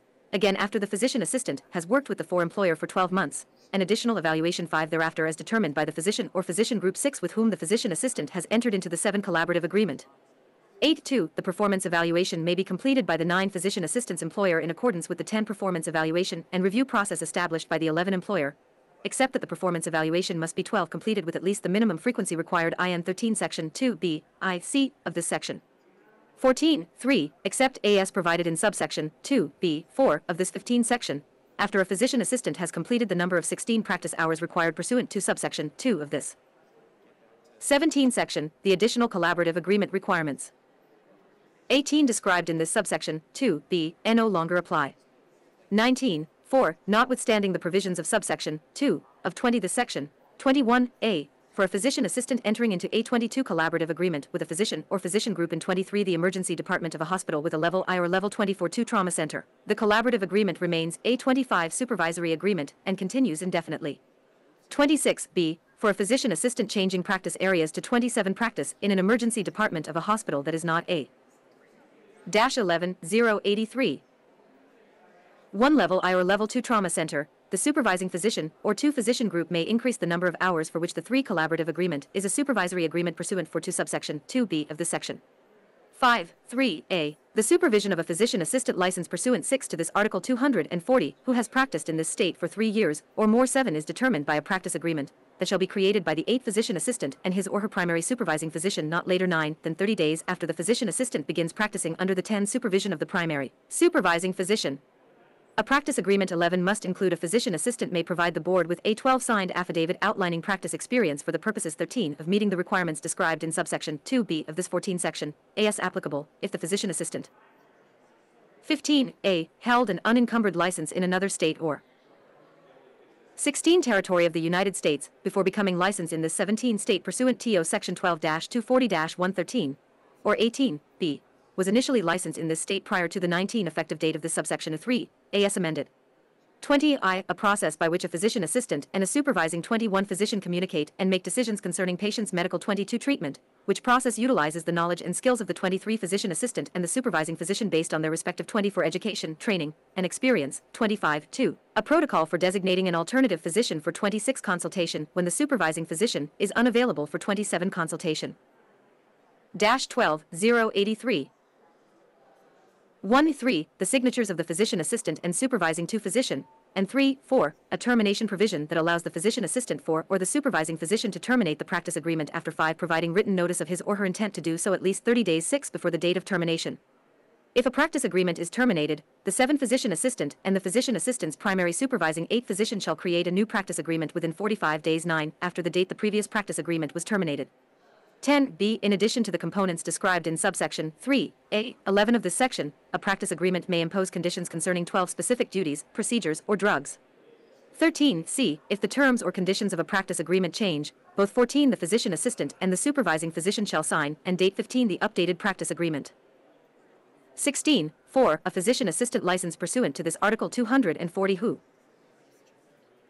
17 has practiced for at least 12 months, and who is making a substantive 18 change in his or her scope of practice or practice area, is subject to the 19 following supervisory requirements. 20a. The physician assistant's first 80 working hours shall be 21 supervised by a supervising physician who works at the same location as 22 the physician assistant. The physician assistant's primary supervising 23 physician shall provide at least 20 hours of supervision, and the 24 remaining hours may be provided by a secondary supervising physician 25, who is designated by the primary supervising physician. 26b. After the physician assistant completes 80 working hours, 27 a supervising physician shall remain available to the physician assistant. 13.083. 1 via a telecommunication device at all times when the physician assistant 2 is working. 3c. After the physician assistant has worked for 6 months, and 4 again after the physician assistant has worked for 12 months, the 5 primary supervising physician shall complete a performance assessment 6 and discuss the performance assessment with the physician assistant. 7.5a. A physician assistant license pursuant to this Article 248 who has practiced for at least 3 years may be liable for damages 9 resulting from negligence in providing care to a patient, except that a 10 physician assistant is not liable for any damages that occur as a result of 11 the physician assistant following a direct order from a supervising 12 physician. 13b. A physician assistant who has been practicing for at least 14 years shall comply with the financial responsibility requirements specified 15 in Section 13-64-3011 and rules adopted by the board pursuant to that. 16 Section 17c. A physician assistant's supervising physician may be liable for 18 damages resulting from the physician assistant's negligence in providing 19 care to a patient if the physician assistant has not practiced for at least 23 years as described in subsection 5a of this section. 21 Section 3. In Colorado Revised Statutes 12-240-119, amend 22(2)(c) as follows: 2312-240-119. Reentry license, period of inactivity, 24 international medical graduate, competency assessment, board 25 rules, conversion to full license. 2c. If based on the assessment 26 and if prescribed, after completion of an educational program, if 27 prescribed, the board determines that the applicant is competent and 14.083. 1 qualified to practice medicine without supervision, or practice as a 2 physician assistant, or practice as an anesthesiologist assistant with 3 supervision, as specified in this Article 240, the board may convert the 4 re-entry license to a full license to practice medicine, practice as a 5 physician assistant, or practice as an anesthesiologist assistant, as 6 applicable, under this Article 240. 7 Section 4. In Colorado Revised Statutes 12-240-122, amend 8(1) as follows, 912-240-122. Prescriptions, requirement to advise patients. 10(1) A physician or physician assistant license under this Article 240(11), or a physician assistant license by the board who has been delegated the 12 authority to prescribe medication, may advise the physicians or the 13 physician assistants patients of their option to have the symptom or 14 purpose for which a prescription is being issued included on the 15 prescription order. 16 Section 5. In Colorado Revised Statutes 12-240-128, amend 17(7)(c) as follows, 1812-240-128. Physician training licenses. 7. A physician 19 training licensee may practice medicine as defined by this Article 240 with 20 the following restrictions. 21(c). A physician training licensee shall not have the authority to 22. Delegate the rendering of medical services to a person who is 23 not licensed to practice medicine pursuant to Section 12-240-1073, L. 24 or 25, 2, and shall not have the authority to supervise enter into a 26 collaborative agreement with physician assistants as provided by 27. Section 12-240-107, 6, described in Sections 12-240-107, 6 and -15, 083. 112-240-114.5. 2 Section 6. In Colorado Revised Statutes 12-280-103, amend 339, C, 2B as follows, for 12-280-103. Definitions, rules. As used in this Article 280, unless 5 the context otherwise requires, or the term is otherwise defined in another 6 part of this Article 280, 739, practice of pharmacy, means, 8c, the provision of a therapeutic interchange selection or a 9 therapeutically equivalent selection to a patient if, during the patient's stay 10 at a nursing care facility, or a long-term acute care hospital license under 11 Part 1 of Article 3 of Title 25, the selection has been approved for the 12 patient. 13, 2, by one of the following healthcare providers. 14, b, a physician assistant licensed under Section 12-240-113, if the 15 physician assistant is under the supervision of a licensed physician, or 16 Section 7. In Colorado Revised Statutes 12-280-502, amend 17, 1b, 2 as follows, 1812-280-502. Therapeutic interchange and therapeutically. 19 equivalent selections for nursing care facility or long-term acute care. 20 hospital patients, rules. 1. A pharmacy used by a nursing care facility 21, or a long-term acute care hospital license under Part 1 of Article 3 of Title 22 May 25 make a therapeutic interchange or a therapeutically equivalent 23 selection for a patient if, during the patient's stay at the facility, the 24 selection has been approved for the patient. 25b. By one of the following healthcare providers. 26, 2. A physician assistant licensed under Section 12-240-113, if the 27 physician assistant is under the supervision of a licensed physician, or -16, 083. 1 Section 8. In Colorado Revised Statutes 12-290-110, amend 2-5 as follows, 312-290-110. Podiatry training license. 5. A person with a for podiatric training license shall only practice podiatry only under the 5 supervision of a licensed podiatrist or a physician licensed to practice 6 medicine within the residency program. A person with a podiatry training 7 license shall not delegate podiatric or medical services to a person who 8 is not licensed to practice podiatry or medicine and shall not have the 9 authority to supervise collaborate with physician assistants. 10 Section 9. In Colorado Revised Statutes, amend 12-290-117 11 as follows, 12-290-117. Use of physician assistants, collaboration 13 requirements, affidavits of practice experience, rules, definitions. 14. 1. A person licensed under the laws of this state to practice podiatry may 15th delegate to a physician assistant licensed by the Colorado Medical Board. 16. Pursuant to Section 12-240-113 the authority to a physician assistant. 17. License pursuant to Article 240 of this title may 12 perform acts 18 that constitute the practice of podiatry to the extent and in the manner 19 authorized by rules promulgated by the Colorado Podiatry Board. The acts 20 shall be consistent with sound practices of podiatry. Each prescription for 21 a controlled substance, as defined in Section 18-18-1025, issued by a 22 physician assistant must have the name of the physician assistant's 23 supervising podiatrist printed on the prescription.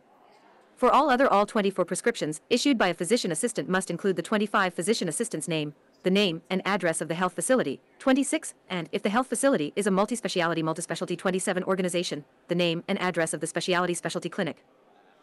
-17-083. One within the health facility where the physician assistant is practicing. Must 2 be imprinted on the prescription. Nothing in this section limits the ability 3 of otherwise licensed health personnel to perform delegated acts.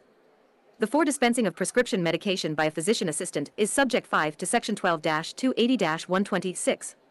6.2. If the authority to perform an act is delegated pursuant to 7 subsection 1 of this section, the act shall not be performed except under 8 the personal and responsible direction and supervision of a person 9 licensed under the laws of this state to practice podiatry, and the person 10 shall not be responsible for the direction and supervision of more than 11 for physician assistants at any one time without specific approval of the 12 Colorado Podiatry Board.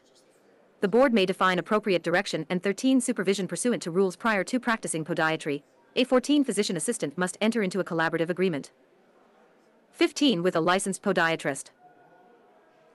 16.3. The provisions of sections 12-240-107-6 and 12-240-113, 17, and 12-240-114.5 governing physician assistants under the Colorado 18 Medical Practice Act shall apply to physician assistants under this 19 section. 20 Section 10. In Colorado Revised Statutes 13-64-301, amend 21.1 introductory portion as follows: 2213-64-301. Financial responsibility. 1. As a condition of active 23 licensure or authority to practice in this state, every physician, dentist, 24 dental therapist, or dental hygienist, every physician assistant, who has 25 been practicing for at least 3 years, and every healthcare institution 26 as defined in section 13-64-202, except as provided in section 2713-64-303.5, that provides healthcare services shall establish financial. -18-083. 1 responsibility as follows: 2 Section 11. In Colorado Revised Statutes 15-18.7-103, 3 amend 1 introductory portion and 1I as follows for 15-18.7-103.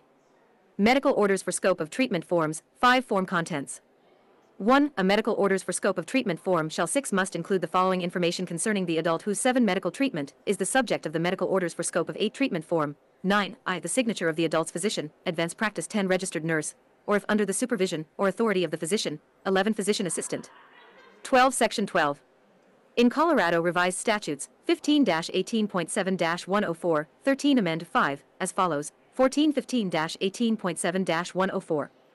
Duty to comply with medical orders for scope of 15 treatment form, immunity, effect on criminal charges against 16 another person, transferability. 5. An adult's physician, advanced 17 practice registered nurse, or if under the supervision of the physician. 18. Physician assistant may provide an oral confirmation to a healthcare. 19. Provider who shall annotate on the medical orders for scope of treatment 20 form the time and date of the oral confirmation and the name and license 21 number of the physician, advanced practice registered nurse, or physician 22 assistant. The physician, advanced practice registered nurse, or physician 23 assistant shall countersign the annotation of the oral confirmation on the 20 for medical orders for scope of treatment form within a time period that 25 satisfies any applicable state law, or within 30 days, whichever period 26 is less, after providing the oral confirmation. The signature of the 27 physician, advanced practice registered nurse, or physician assistant may. -19-083. 1 be provided by photocopy, fax, or electronic means. A medical orders for 2 scope of treatment form with annotated oral confirmation, and a 3 photocopy, fax, or other electronic reproduction thereof of the form, for shall be given the same force and effect as the original form signed by the 5 physician, advanced practice registered nurse, or physician assistant. 6 Section 13. In Colorado Revised Statutes 23-21-803, amend 7-6 as follows: 823-21-803. Definitions. As used in this Part 8, unless the context 9 otherwise requires. 10.6. Physician assistant means a person licensed as a physician 11 assistant by the Colorado Medical Board in accordance with Section 1212-240-113, who is authorized, in accordance with Section 12-240-107-13, 6, to perform acts constituting the practice of medicine, including 14 prescribing controlled substances, and who is under the supervision of a 15 physician trained in MAT. 16 Section 14. Act subject to petition, effective date. This Act 17 takes effect at 12:01 a.m. on the day following the expiration of the 1890-day period after final adjournment of the General Assembly, except 19, that, if a referendum petition is filed pursuant to Section 103 of Article V20 of the State Constitution against this Act or an item, section, or part of this 21 Act within such period, then the Act, item, section, or part will not take 22 effect unless approved by the people at the general election to be held in November 23, 2024 and, in such case, will take effect on the date of the 24 official declaration of the vote thereon by the Governor. -20-083.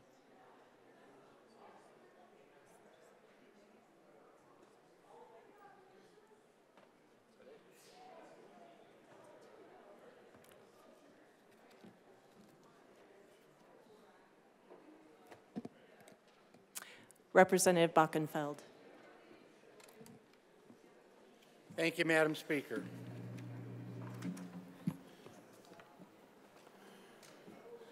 Members, thank you for your patience. I would like to read the revised fiscal note, which is dated March 16th, 2023. It's under draft number LLS 23-0226. The prime sponsors are Senator Winter, Senator Simpson, Representative Winter, and Representative Michelson-Jeannet. The fiscal analyst is Shukriya Maktabi. The bill topic is physician assistant collaboration requirements. There is no state revenue impact. There is a state expenditure impact. There is no state transfer. There's no impact to the Tabor refund. There's no local government impact. And there's no statutory public entity impact. The bill modifies the relationship between a physician assistant and a physician or podiatrist. In fiscal year 2023 and 24 only, the bill minimally increases state workload. In the appropriation summary, no appropriation is required. In regards to the fiscal note status, this revised fiscal note reflects the re-engrossed bill. The summary of the legislation. The bill moves the requirement that a physician assistant be supervised by a physician or podiatrist, replacing it with the requirement that the physician assistant enter into a collaborative agreement with a physician licensed in good standing or a physician group. The agreement must include a description of the collaboration and performance evaluation process and any additional requirements made by the employer that is specific to the physician assistant's practice.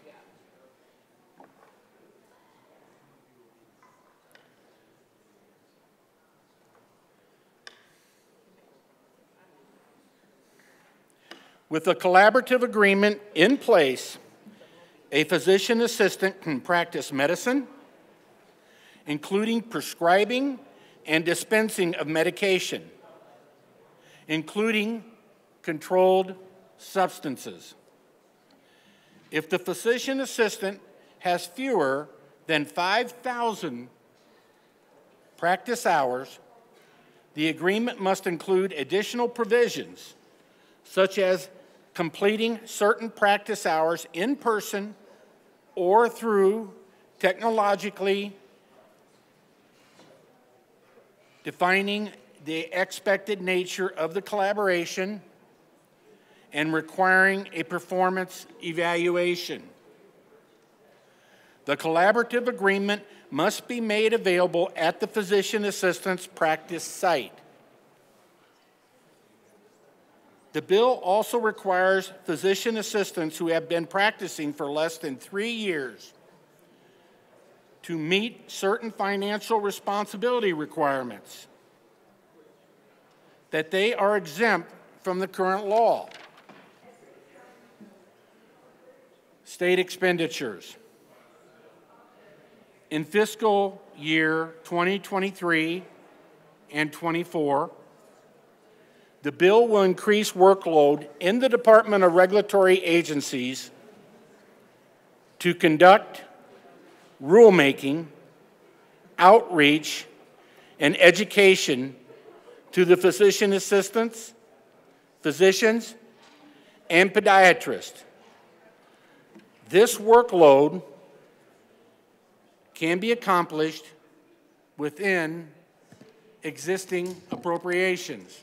Representative Bachenfeld, my apologies. Members, we are on third readings. I will ask you to remain in your seats.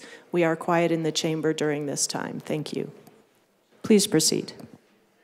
The effective date of this bill.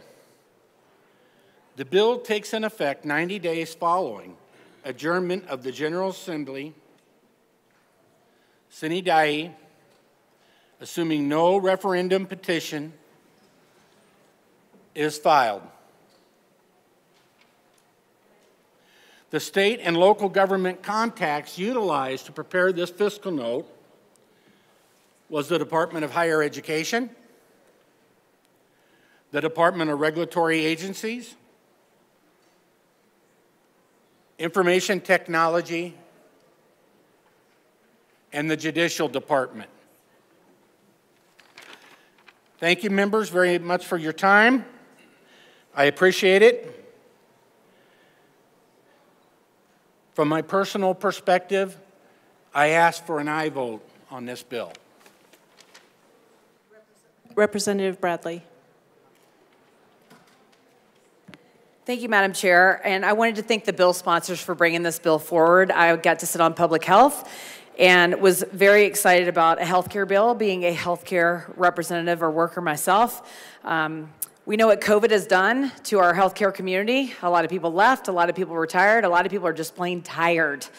And so this bill is a great bill, one, because it doesn't expand the scope of practice, which makes me happy. I am not for expanding the scope of practice as legislators.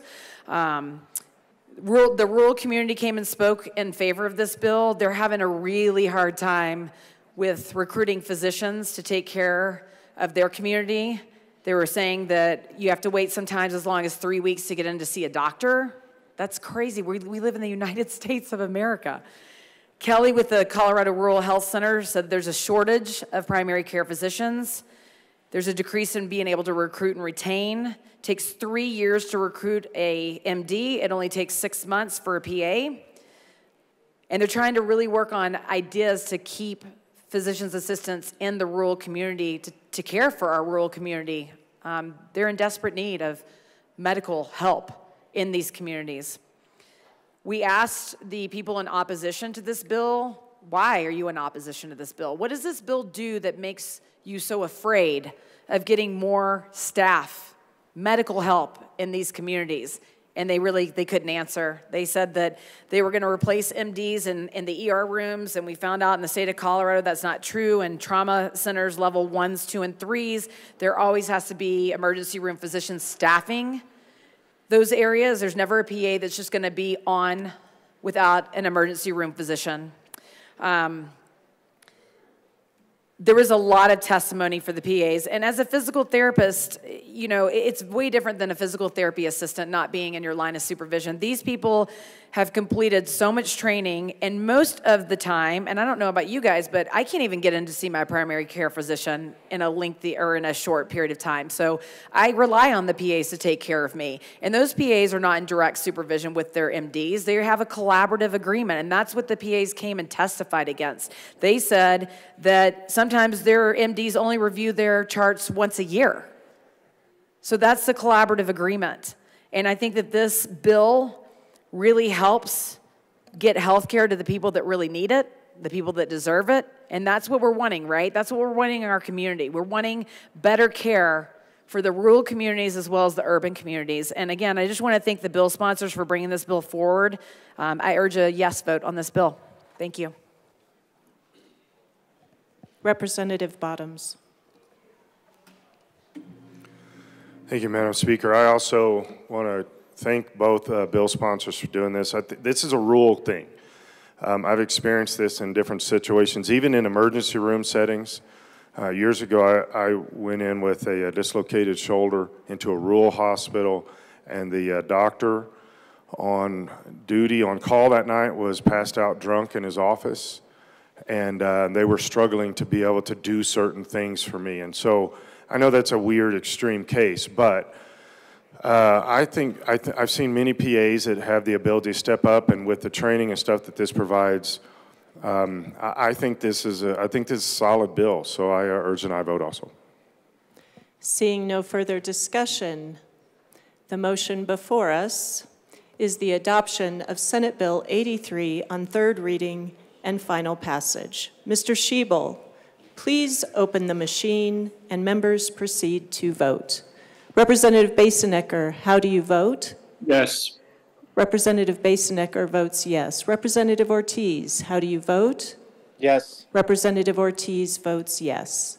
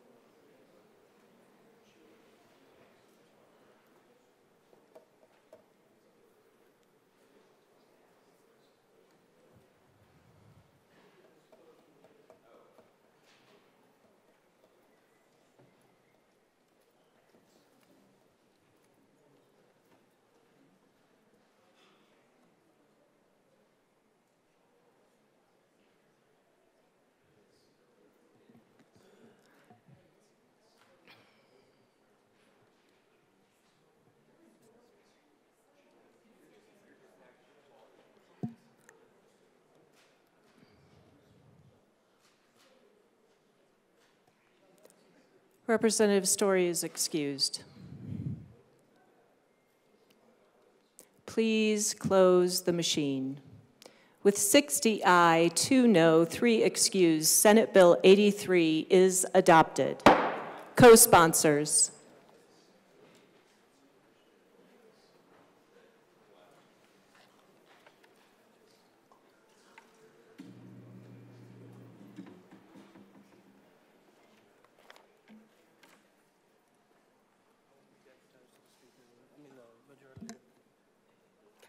Please close the machine. Mr. Schiebel, please read the title to Senate Bill 146. Senate Bill 146 by Senator Danielson, also Representatives Leader in English, concerning updates to the Colorado State Apprenticeship Resource Directory. Madam Majority Leader. Madam Speaker, I move Senate Bill 146 on third reading and final passage. Representative Bockenfeld. Thank you, Madam Speaker. I ask that I request that the bill be read at length. That is a proper motion. The bill will be read at length. First Regular Session 74th General Assembly State of Colorado, revised this version, includes all amendments adopted on second reading in the Second House LLSNO. 23 to 461.0, 1 Josh Schultz X 5486 Senate Bill 23 to 146. Senate Committees House Committees Business, Labor, and Technology Business Affairs and Labor. A bill for an act. 101 concerning updates to the Colorado State Apprenticeship. 102 Resource Directory. Bill Summary. Note, this summary applies to this bill as introduced and does not reflect any amendments that may be subsequently adopted. If this bill passes third reading in the House of Introduction, a bill summary that applies to the re-engrossed version of this bill will be available at http://leg.colorado.gov. In 2019, the General Assembly created the Colorado State Apprenticeship Resource Directory, which is a directory established by the Department of Labor and Employment Department that lists registered apprenticeship program sponsors that operate programs in Colorado. The bill amends the information the department requires apprenticeship programs to submit for the purpose of eliminating. House amended second reading March 23, 2023. Senate second reading unamended March 3, 2023. Senate third reading unamended March 6, 2023. Senate sponsorship Danielson, Bridges, Buckner, Cutter, Exum, Fields, Ginal, Gonzalez, Hinrichsen, Jaquez Lewis, Coker, Marchman, Moreno, Mullica, Priola, Sullivan, Winter F. House sponsorship Leader and English. Shading denotes House amendment. Double underlining denotes Senate amendment. Capital letters or bold and italic numbers indicate new material to be added to existing law. Dashes through the words or numbers indicate deletions from existing law. Confusion and gathering concise information to share with individuals considering apprenticeships. The bill also requires the department to include information regarding each program's registration information and registered apprenticeship program standards in the directory. The bill requires the department, in its efforts to promote awareness of the directory, to conduct annual outreach that includes providing technical assistance and resources to promote apprenticeship openings. 1. Be it enacted by the General Assembly of the State of Colorado, 2 Section 1. In Colorado Revised Statutes 8-83-308, amend 1-3 introductory portion 1D, 1G, and 1H and add 2E, 3C for 3D and 4 as follows: 58-83-308. Colorado State Apprenticeship Resource Directory, 6 Collection of Apprenticeship Program Information, promotion of 7 Public Awareness definitions. 1. On or before January 1, 2020, the 8th Department shall maintain the Colorado State Apprenticeship 9 Resource Directory, referred to in this section as the directory. The 10 directory must include, for each apprenticeship program listed in the 11 directory, the information collected by the department pursuant to this 12 subsection 1. At least annually, the department shall update the 13 information in the directory. The department shall require apprenticeship 14 programs to provide the following information to the department for 15 inclusion in the directory. 16D. A statement describing the professional license certification. 17 or other qualification an enrollee would receive upon successful 18 completion of the program. 19. I. The name of the occupation and certificate of 20 completion AS issued by the United States Department of Labor. -2, 146. 1 or the state apprenticeship agency, 2, if applicable, additional credits, diplomas, degrees, 3 certifications, industry certificates, interim credentials, or for licenses that all participants receive upon the successful 5 completion of the program, and 3, if applicable, other optional credits, diplomas, 7 degrees, certifications, industry certificates, interim 8 credentials, or licenses that participants may be prepared for or 9 earn as part of the program. 10G. The percentage of enrollees who completed the program in the 11 previous year, the percentage of enrollees who completed the 12 program in the previous year, and who are currently working in the 13 industry for which the program provides workforce training, and if 14 known, the percentage for each year. These percentages for each of 15 the previous 5 years the program has been offered. 16H. The average current annual, monthly, weekly, or hourly.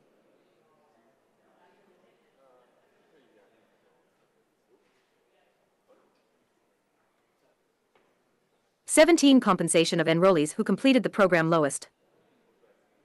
18. Journey worker wage and highest journey worker wage. And 19, 2, the department shall promote public awareness of the 20 directory by, at a minimum, 21, conducting annual outreach, including providing, 22, technical assistance on how to update program 23 information and standards for accuracy of information, and 24, 2, resources to promote apprenticeship openings to the 25 public. 26, 3, as used in this section, unless the context otherwise requires, 27, C, journey worker means either. -3, 146. 1I, a worker who has attained a level of skill, abilities, 2, and competencies recognized within an industry as having 3, mastered the skills and competencies required for the 4 occupation, or 5, 2, a mentor, technician, specialist, or other skilled 6 worker who has documented sufficient skills and knowledge of 7 an occupation, either through formal apprenticeship or through 8 practical on-the-job experience and formal training. 9D, State Apprenticeship Agency, means the State 10 Apprenticeship Agency created in Section 8-15.7-102. 11.4. The directory must include information from the 12 programs registration information and registered 13 apprenticeship program standards. 14. Section 2. Act subject to petition, effective date. This Act 15 takes effect at 12:01 a.m. on the day following the expiration of the 16 90-day period after final adjournment of the General Assembly, except 17. That, if a referendum petition is filed pursuant to Section 1(3) of Article V. 18 of the state constitution against this act or an item, section, or part of this 19 act within such period, then the act, item, section, or part will not take 20 effect unless approved by the people at the general election to be held in November 21, 2024, and in such case, will take effect on the date of the 22 official declaration of the vote thereon by the governor. -4, 146.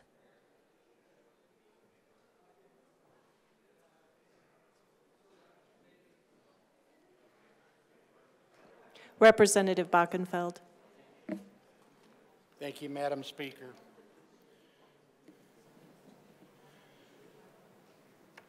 Members, on this bill, I have a fiscal note. I do not find a revised fiscal note. The fiscal note's on Senate Bill 23-146. The drafting number is 23-0461. The prime sponsors in the Senate is Senate Danielson. In the House is Representative Leader and Representative English. The date of this fiscal note is February 16, 2023. And the fiscal analyst is Anna Gerstel. The bill topic is Colorado Apprenticeship Directory information. The summary of the fiscal impact is as follows. There is no state revenue impact. There is a state expenditure impact. There is no state transfer impact. There is no Tabor refund impact. There is no local government impact. And there is no statutory public entity impact. The bill modifies the information included in the Colorado State Apprenticeship Directory. It increases state workload in fiscal year 23-24. Under the appropriation summary, no appropriation is required. Under fiscal note status, the fiscal note reflects the introduced bill. So here's a summary of the legislation. Under current law, registered apprenticeship programs are required to submit certain information to the Department of Labor and Employment for inclusion in the Colorado State Apprenticeship Directory. The bill clarifies the information that must be submitted to CDLE and included in the directory, requires that the directory include information on program standards, and clarifies definitions for the purposes of the directory. The bill also specifies how CDLE must promote public awareness of the directory, including providing technical assistance on how to update program information and resources to promote apprenticeship openings to the public. State expenditure. In fiscal year 2023 and 24, the bill increases workload for the Office of Future Work in CDLE to modify the information in the directory and the public awareness approaches to align with the bill. No change in appropriations is required. The effective date. The effective date of this bill, the bill takes effect 90 days following adjournment of the General Assembly sine die, assuming no referendum petition is filed. The state and local contacted in order to prepare this fiscal note was the Department of Labor.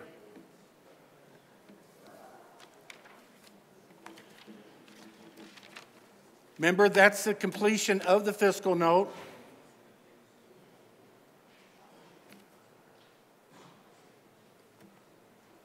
Please vote your district and vote your conscience on this bill. Thank you very much. Seeing no further discussion, the motion before us is the adoption of Senate Bill 146. Mr. Schiebel, please open the machine and members proceed to vote. Representative Bastenecker, how do you vote? Yes. Representative Bastenecker votes yes. Representative Ortiz, how do you vote? Yes. Representative Ortiz votes yes.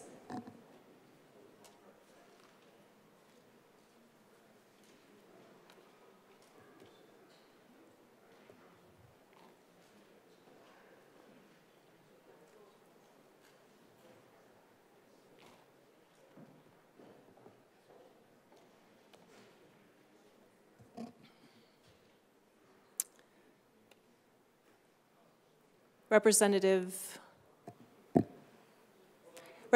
Taggart, we do need for you to vote.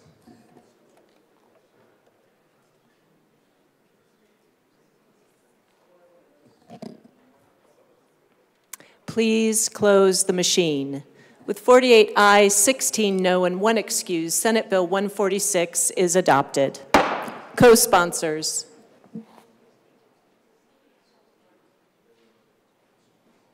Representative Bastenecker, co-sponsors.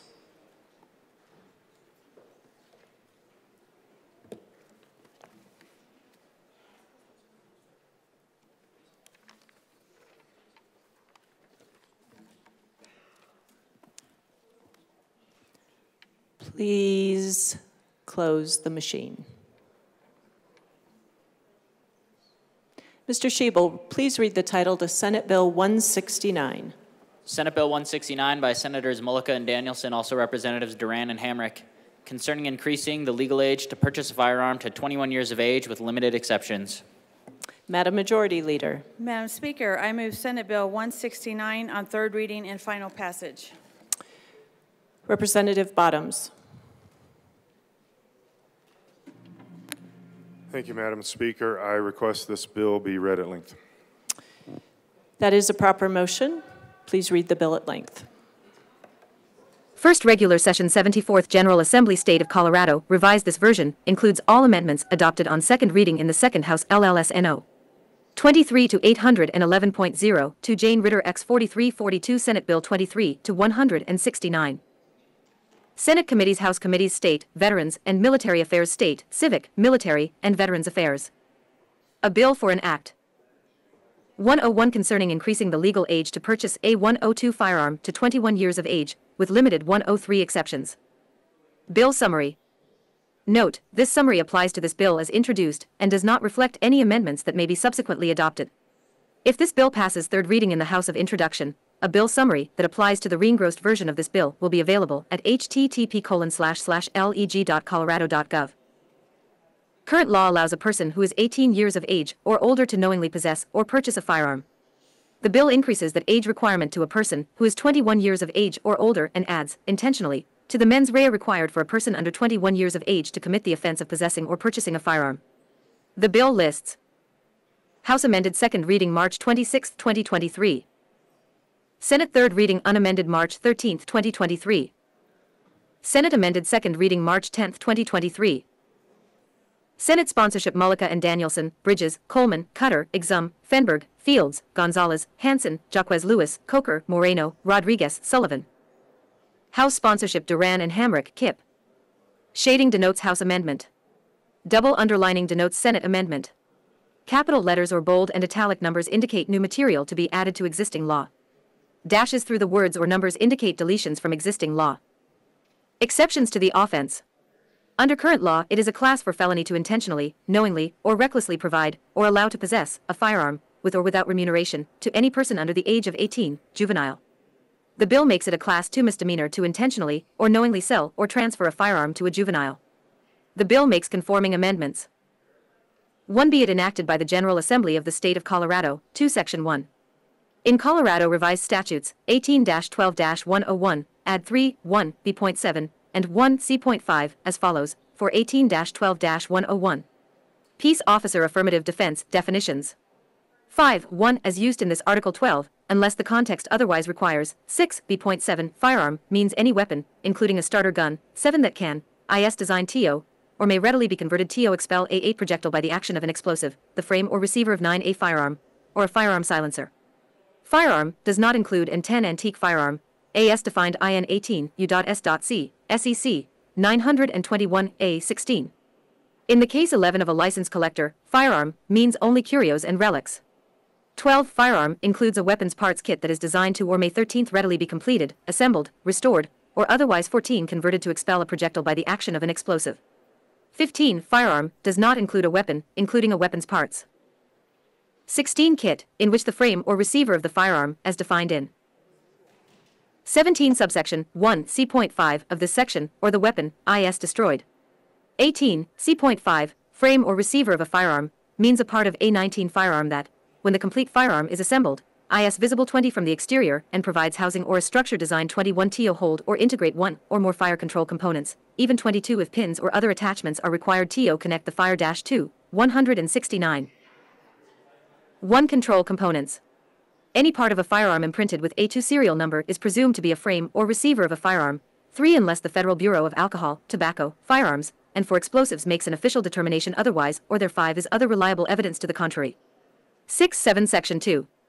In Colorado Revised Statutes, 18-12-112, add 8.2, E, 2F, and 2G as follows, 9-18-12-112. Private firearms transfers, sale and purchase, 10 background check required, penalty, definitions. 2E. A person 11 who is not a licensed gun dealer shall not make or facilitate the 12 sale of a firearm to a person who is less than 21 years 13 of age. 14. F. It is unlawful for a person who is less than 21 15 years of age to purchase a firearm. 16. G. Subsections 2E and 2F of this section do not apply. 17. If 18. The person is an active member of the United States. 19. Armed forces while on duty and serving in conformance with the 20 policies of the United States Armed Forces, or 21. 2. The person is a peace officer, as described in Section 2216-2.5-101, while on duty and serving in conformance with the 23 policies of the employing agency, as set forth in Section 2416-2.5-101 and Section 16-2.5-135, or 25. 3. The person is certified by the POST Board pursuant 26 to Section 16-2.5-102. 27. Section 3. In Colorado Revised Statutes, 18-12-112.5, amend. -3, 169. 1 as follows, 218-12-112.5. Firearms transfers by licensed dealers, sale and 3 purchase, background check required, penalty, definitions. 4. 1A. It is unlawful for a licensed gun dealer to transfer a firearm to a 5 transferee, until the dealer has obtained approval for the firearms transfer. 6 from the Bureau, after the Bureau has completed any background check. 7 required by state or federal law. 8A.3, a person who is a licensed gun dealer shall not make 9 or facilitate the sale of a firearm to a person who is less than 21 years of age. 11A.5, it is unlawful for a person who is less than 21 years of age to purchase a firearm. This subsection 13, 1A.5 and subsection 1A.3 of this section do not apply if 14.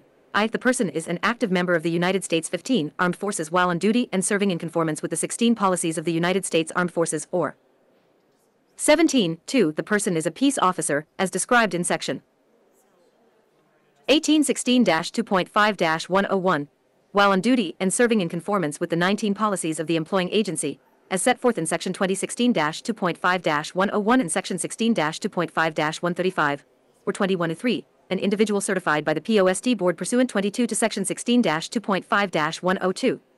23b. Transferring or selling a firearm in violation of this 24 subsection 1 is a Class 1 misdemeanor. 25c. Purchasing a firearm in violation of this subsection 1, 26 is a Class 2 misdemeanor. 27-4, 169. 1 Section 4. Act subject to petition, effective date.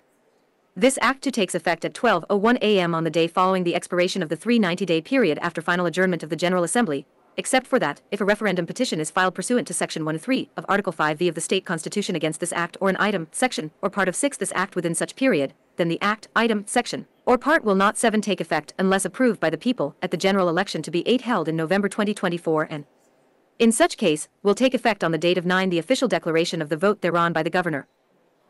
-5, 169.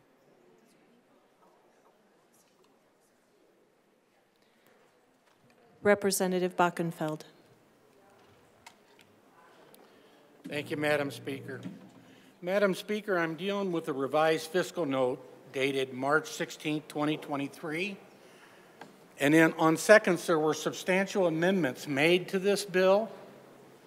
I have obtained a petition of signatures from at least 10 members of this body, and I have delivered those signatures to the chief clerk, and I request a revised fiscal note. Madam Majority Leader. Thank you, Madam Speaker. I have a revised fiscal note right here.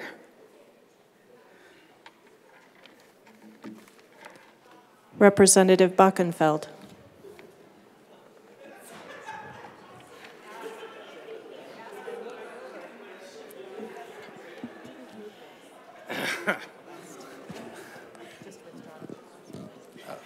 Thank you, Madam Majority Leader. That was very prompt. Representative Buckenfeld, I trust that means you are not requesting a new fiscal note. I withdraw my request, Madam Thank Speaker. you. Please proceed.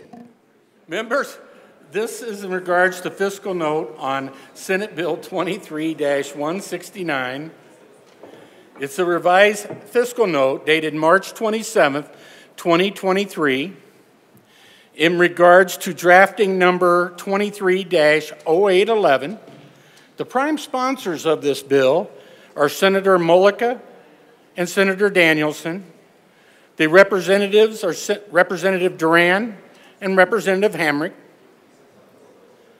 The fiscal analyst is Clayton Mayfield. The bill topic, increasing minimum age to purchase firearms. A summary of the fiscal impact. There is state revenue impact. There is state expenditure impact. There is no state transfer impact. There is no Tabor refund impact. There is a local government impact. There is no statutory public entity impact. The bill prohibits, with certain exceptions, the purchase of firearms by persons under 21 years of age and selling firearms to such persons. Starting in the current fiscal year 2022 to 23, the bill may minimally impact state and local revenue and expenditures on an ongoing basis.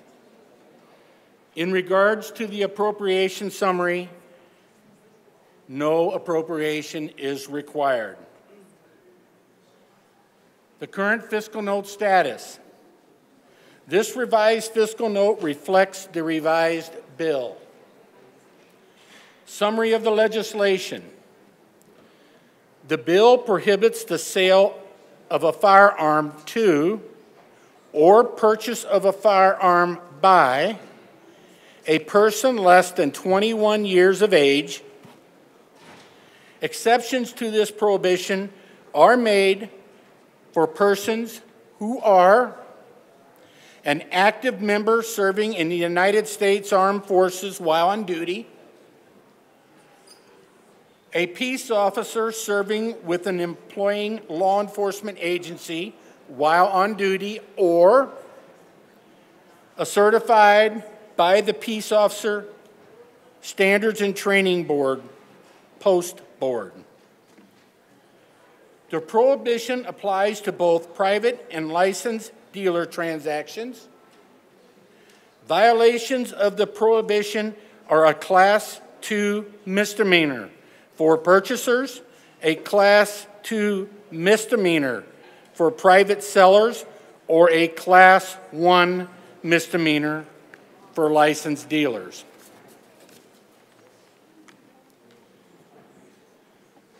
Comparable crime analysis. Legislative Counsel is required to include certain information in the fiscal note for any bill that creates a new crime, changes the classification of an existing crime, or creates a new factual basis for the existing crime. The following sections outlined data on crimes that are comparable to the offenses in this bill and discussed assumptions on future rates of criminal convictions under the bill. Visit, and it gives a Ledge Council address on their website address, in case you want to look it up, for more information about the criminal justice cost in this fiscal note. Purchase of a firearm by a person less than 21 years of age. The bill creates the new offense of purchase of a firearm by a person less than 20 years of age, a Class II misdemeanor. To form an estimate of the prevalence of this new crime, the fiscal note analyzed the existing offense of possession of a large capacity magazine, a Class II misdemeanor. From fiscal year 2019 through 2020 to fiscal year 2021 to 2022, 80 offenders have been sentenced and convicted for this existing offense. Of the persons convicted, 76 were male, 3 were female, and 1 was unknown. Demographically, 45 were white, 31 were Black American, African American, 1 was Hispanic, 2 were Asian, and 1 was unknown. Of the 80 individuals sentenced, 56 were sentenced by Denver County Court, which is administered at the local level. The remaining 24 individuals, or about 8 per year, were sentenced by a court administered by the state. Private sale or transfer of firearm to a person less than 21 years of age. This bill creates the new offense of a private sale or transfer of a firearm to a person less than 21 years of age, a Class II misdemeanor. To form an estimate on the prevalence of this new crime, the fiscal note analyzed that the existing offense of failure to perform required background checks for private firearm transfers, a Class II misdemeanor. From fiscal year 2019 through 2020 to fiscal year 2021 to 2022, 19 offenders have been sentenced and convicted for this existing offense, or about 7 a year. Of the persons convicted, 16 were male, 3 were female. Demographically, 14 were white, 4 were Black African American, and 1 was Hispanic. Licensed dealer transfer or transfer of a firearm to a person less than 21 years of age.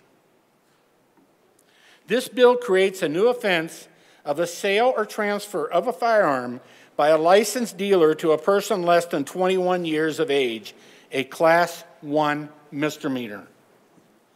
To form an estimate on the prevalence of this new crime, the fiscal note analyzed the existing offense of failure to perform required background checks for firearm transfers by a licensed dealer, which is a Class I misdemeanor.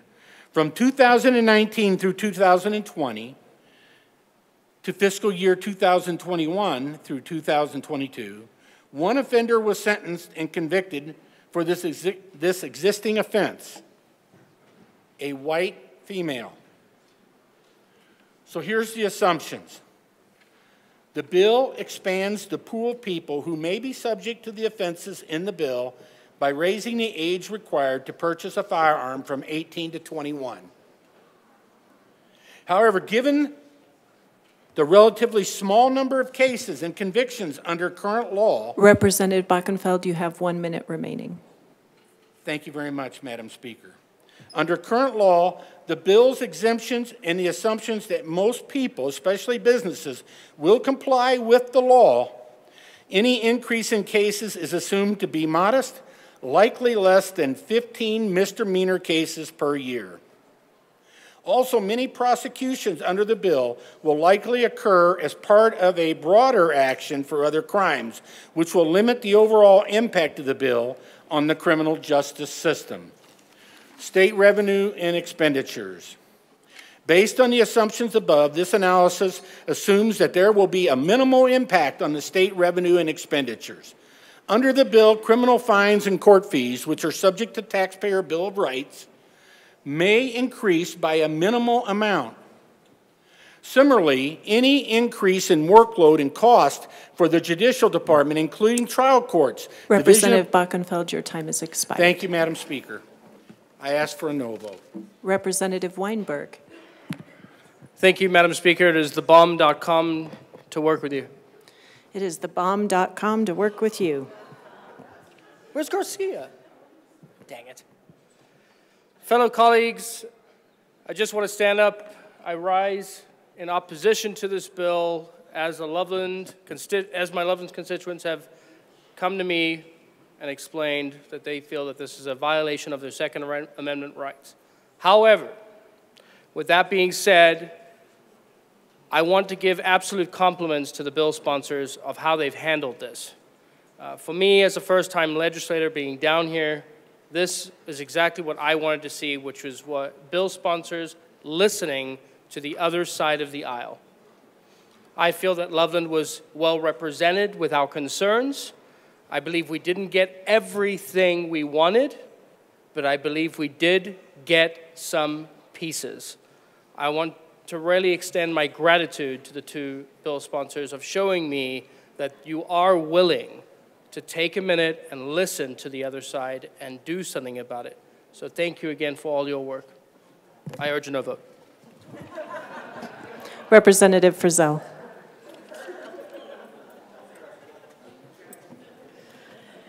Thank you, Madam Speaker. It is an honor to serve with you. And an honor to serve with you. I'm going to have to work on my pitch, I think. I also rise in opposition of this bill, and I would like to echo my esteemed colleague from Loveland's sentiments to the bill sponsors. I'm very, very grateful for your work on this bill and your ability to listen and make changes when we need to. So thank you very much. I know that I can speak for everyone in this chamber that it was a delight to get home last night, and I'm very grateful for that. But that said, that's not why we're here. We are here to legislate and to voice the opinions of our constituents. And I, too, have received a seemingly endless number of emails from my constituents urging me to oppose this bill. I don't know how many of y'all out there have teenage sons. My son was a teenager, and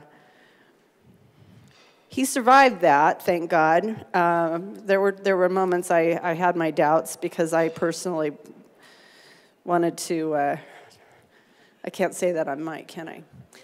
Anyway, it's rough raising teenage boys. It's rough raising teenage girls. Sometimes you feel like they don't have a lick of sense or two brain cells to rub together because they just don't make a lot of sense. They don't think well. They don't think through things very well.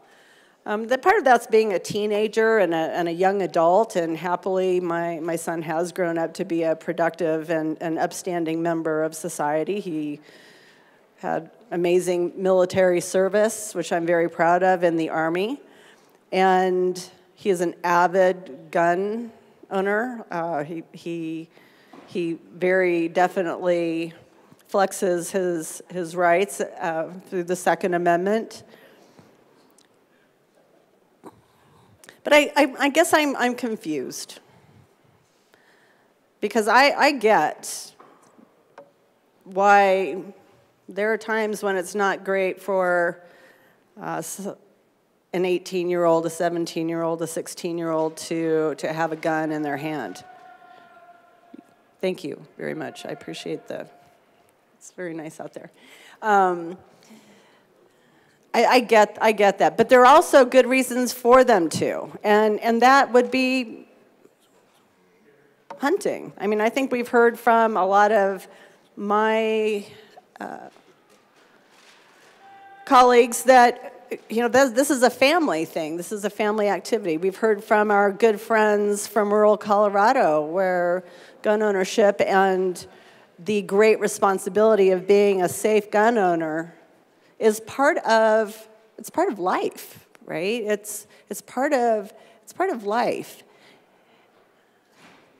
And that's why being a responsible and well-informed and well-educated user of firearms is critically important. That's something we should be supporting, candidly, and not infringing on.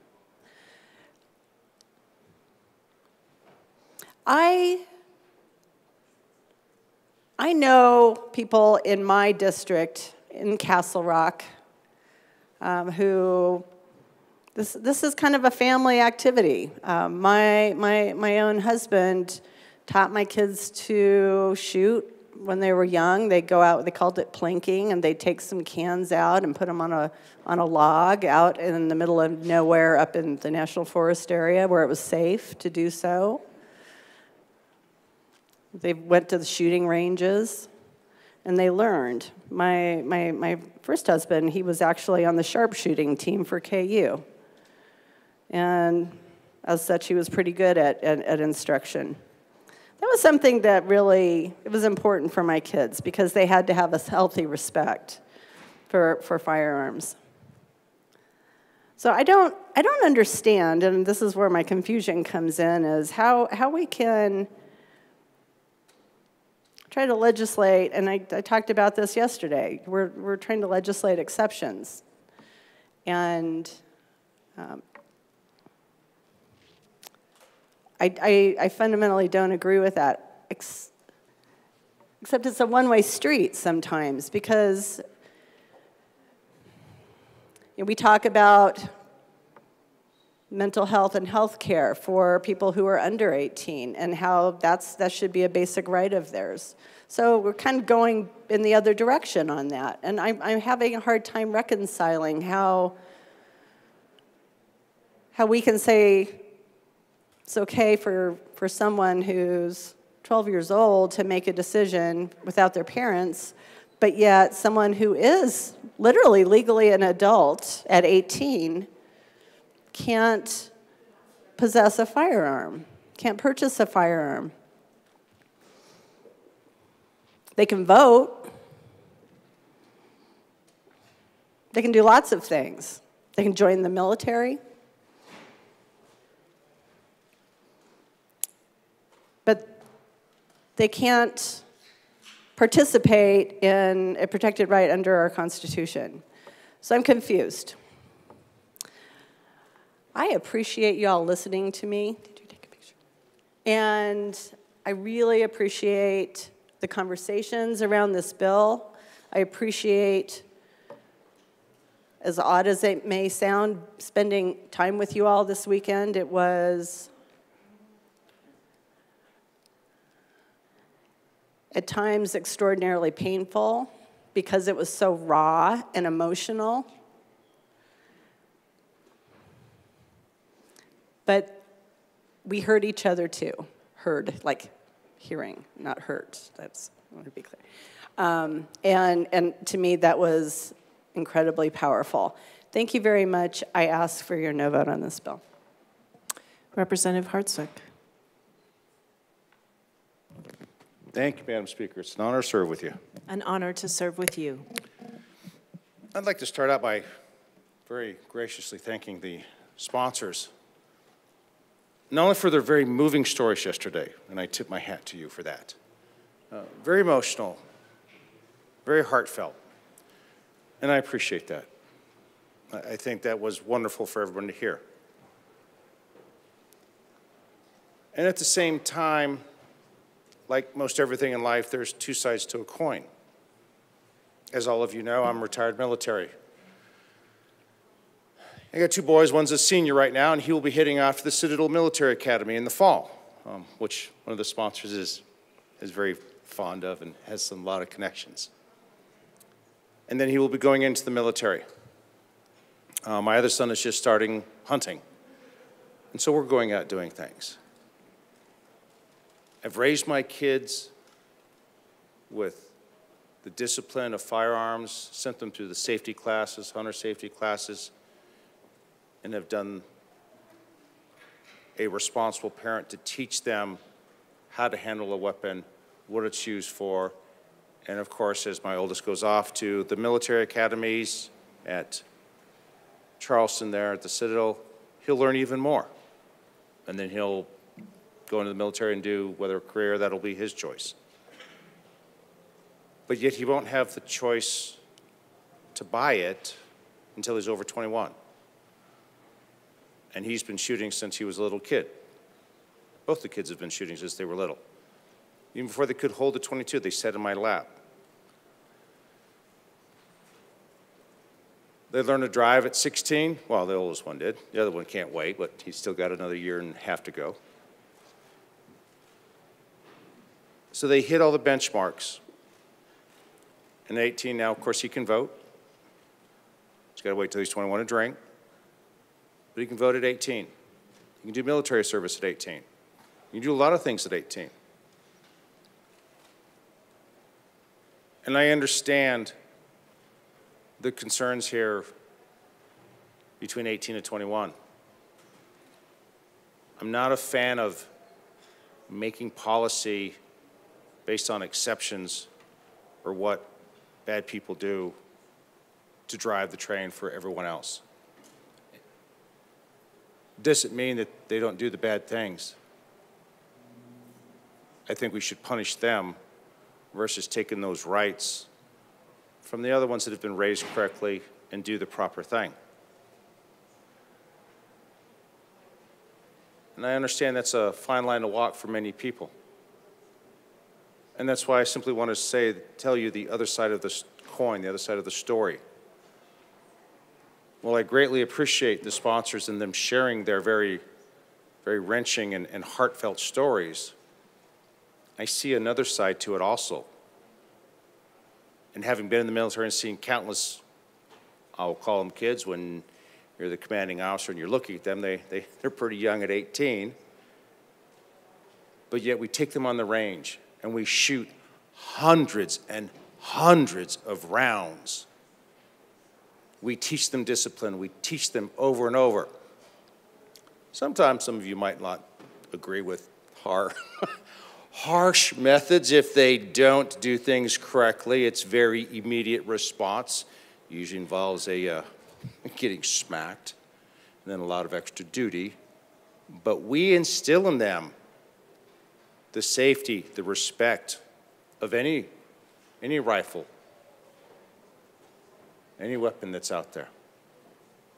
And those are 18, 19, 20-year-olds, 21-year-olds. You know, and what? It never stops. You're 30. You're out on the range. The same rules apply. There's no exception on the range if you're 18, 28, or 38. Doesn't matter. Those rules apply 100% of the time.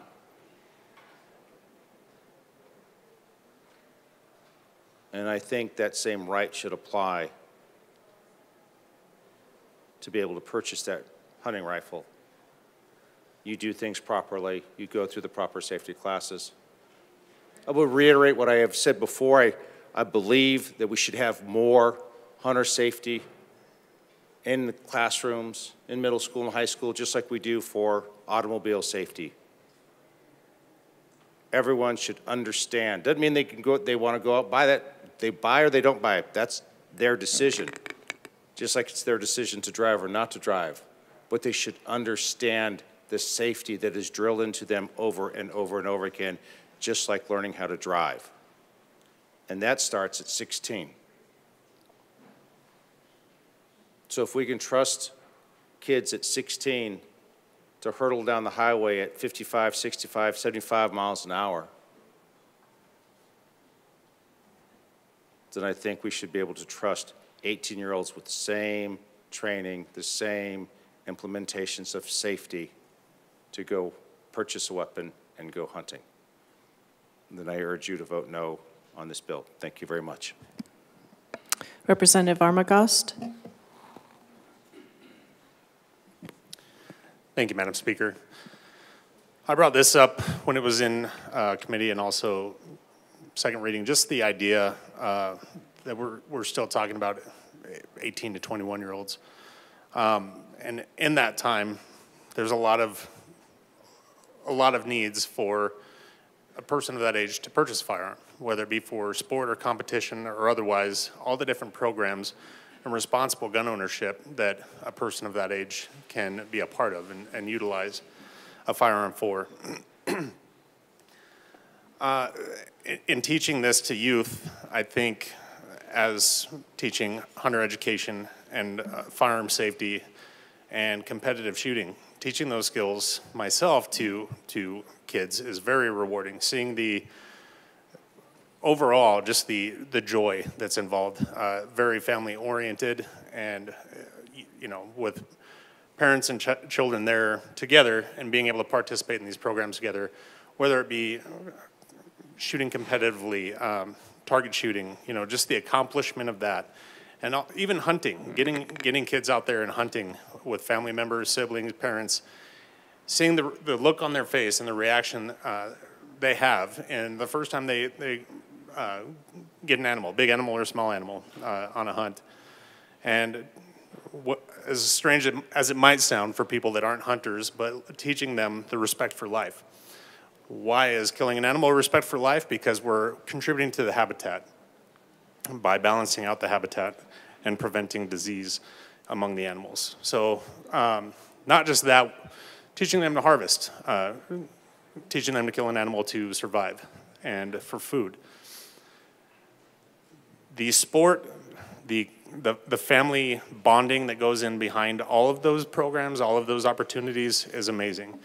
And like I said, growing up when we had firearms, different age then, different time, but nothing was different aside from kind of a culture that was created. But we would go hunting before and after school. We had firearms in our vehicles in the parking lot.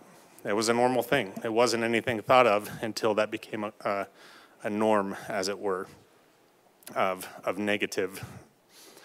But with that, just the idea of getting kids out there, teaching them respect for firearms and teaching them respect for wildlife, respect for the sport was enjoyable on everyone's level.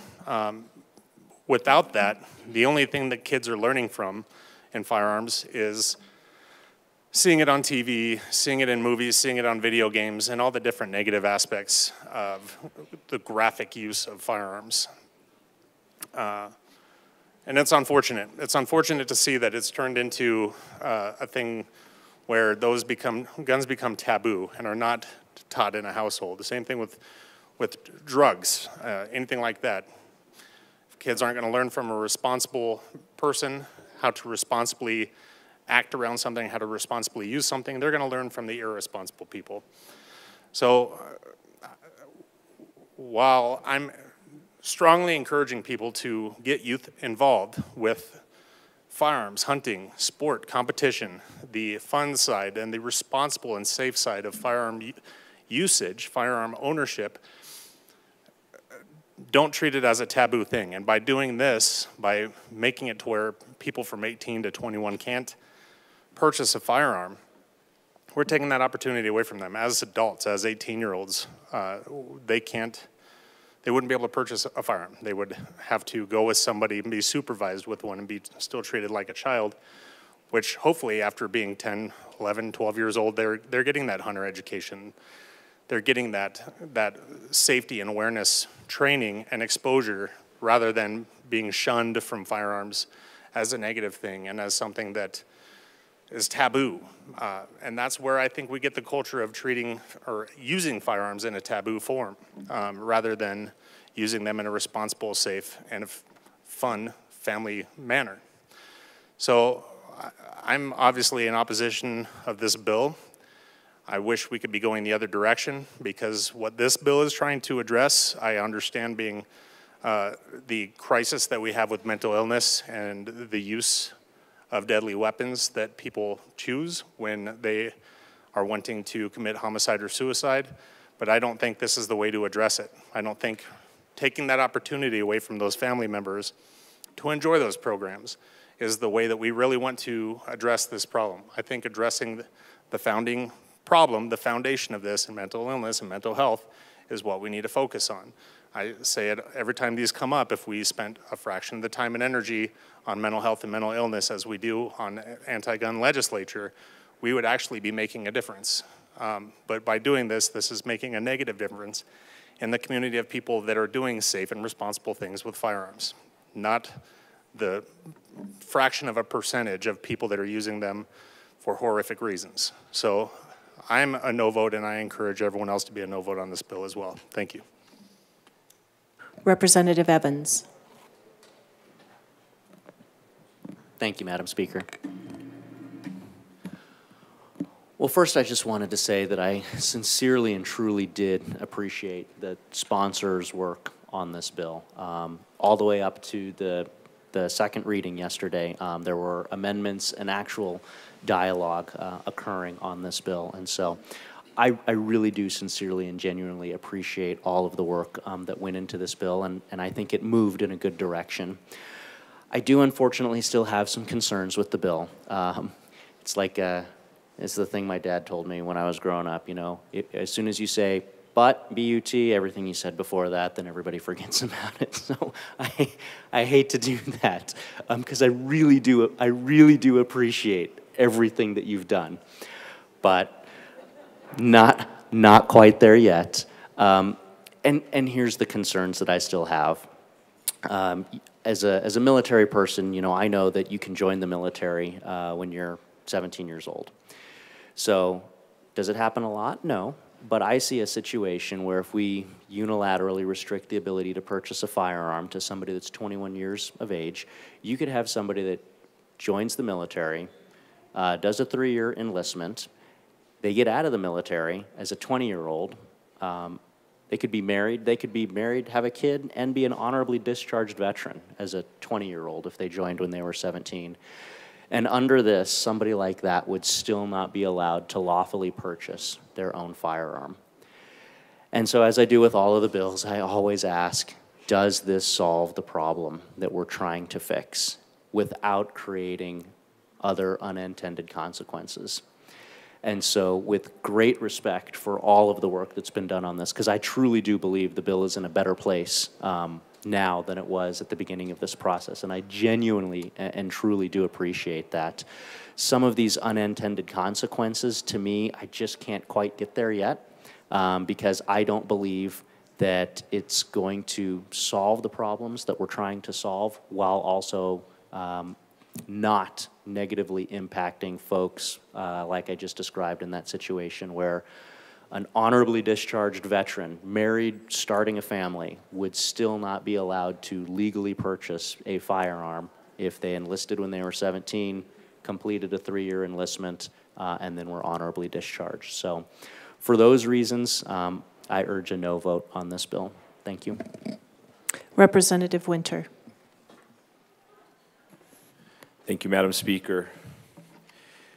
So I remember you all the first time that you thought about getting your driver's license, how important that was and how that meant freedom to so many people and how excited we all are. So I was talking to my nephew, he's 14 years old, and we were chatting about it. Well, especially in rural Colorado, we're all excited about the first time we can buy our first shotgun, our first hunting rifle. And he's like, Uncle Ty, he goes, you know, I've been working since I was 10 and I really couldn't wait to buy that really nice double barrel over and under shotgun to go trap hunting and shooting with. And he's a very responsible young fellow. And it's a rite of passage for us in rural Colorado to be able to work really hard when you turn 18, be able to have that freedom of, hey, I can buy this rifle, I can get in the car by myself, I could go duck hunting or goose hunting with my buddies. And I understand for the urban legislators, it just may not be something that you don't understand, so that's why I'm trying to equate it to that driver's license, because I know everybody knows what that's like. It's like freedom, and I get to get myself around, and it's something to work for and something that we were really excited for. So I just want you to take that perspective and point of view for a lot of the young people in my district that do shooting sports and do hunter education, they really do take that serious. I mean that from the bottom of my heart. And then I also have an issue with the self-defense ability of this. I think if somebody's 18 years old, life puts us in crazy situations when we're 18 years old. Bad marriages, bad relationships, things could happen. Somebody moves from one area to the other where they don't know anybody and they just don't feel safe. And I just hate to see that somebody's right to defend themselves at 18 years old would be stifled. So, I know there's been a lot of hard work done on this, but, I just can't get there, especially for my constituents. And I know you all appreciate that, so thank you. I will be a no vote. Representative Bottom. Thank you, Madam Speaker. I would also like to reiterate a lot of the sentiments that have been said. I was pleasantly surprised with everything that I saw in this. I was also pleased in the committee when we were discussing this, even how everybody dealt with this. So I don't want to say it like Gabe did, where it's this, but, so I won't. But I was extremely pleased with both sponsors of how they've handled this, how they actually had some pretty solid dialogue. In fact, I think that's what threw us off yesterday, and the bill went through fairly quickly. But I think it's because everybody was saying, hey, these are good amendments, this is good discussion, we can talk about this, and I appreciate all the discussion, even some of the discussion against. If you feel strongly about this, you step up and you say that. Regardless of your party on either side, you've got to be able to do that, and so I do appreciate that. With that said, however, I do have to be against this, and here's the reason. It's a foundational reason. It's not the 18 to 21 idea. I've worked with a lot of young people over the years, teaching them gun safety, teaching them how to shoot. I did this with my own children. I've had people bring their kids to me and say, can you teach my child gun safety, how to shoot or whatever. There have been some times over the years that when I'm watching these kids shoot and teaching them all this stuff, I've gone back to a parent and I have said, please do not ever let your child touch a gun. They are not there. Okay, so I get this, but here's the problem. After the committee, one of the parents came up to me and said, and she was very sincere, she was not trying to be trapping or anything like that, but she said, my 17-year-old, I did not train my 17-year-old like you trained your children. I did not train my 17-year-old with firearm safety and to shoot and all that kind of stuff. And then she said, I don't think my 17-year-old is mature enough when he turns 18 in a few months to buy a firearm. I do not argue that. I believe that 100%.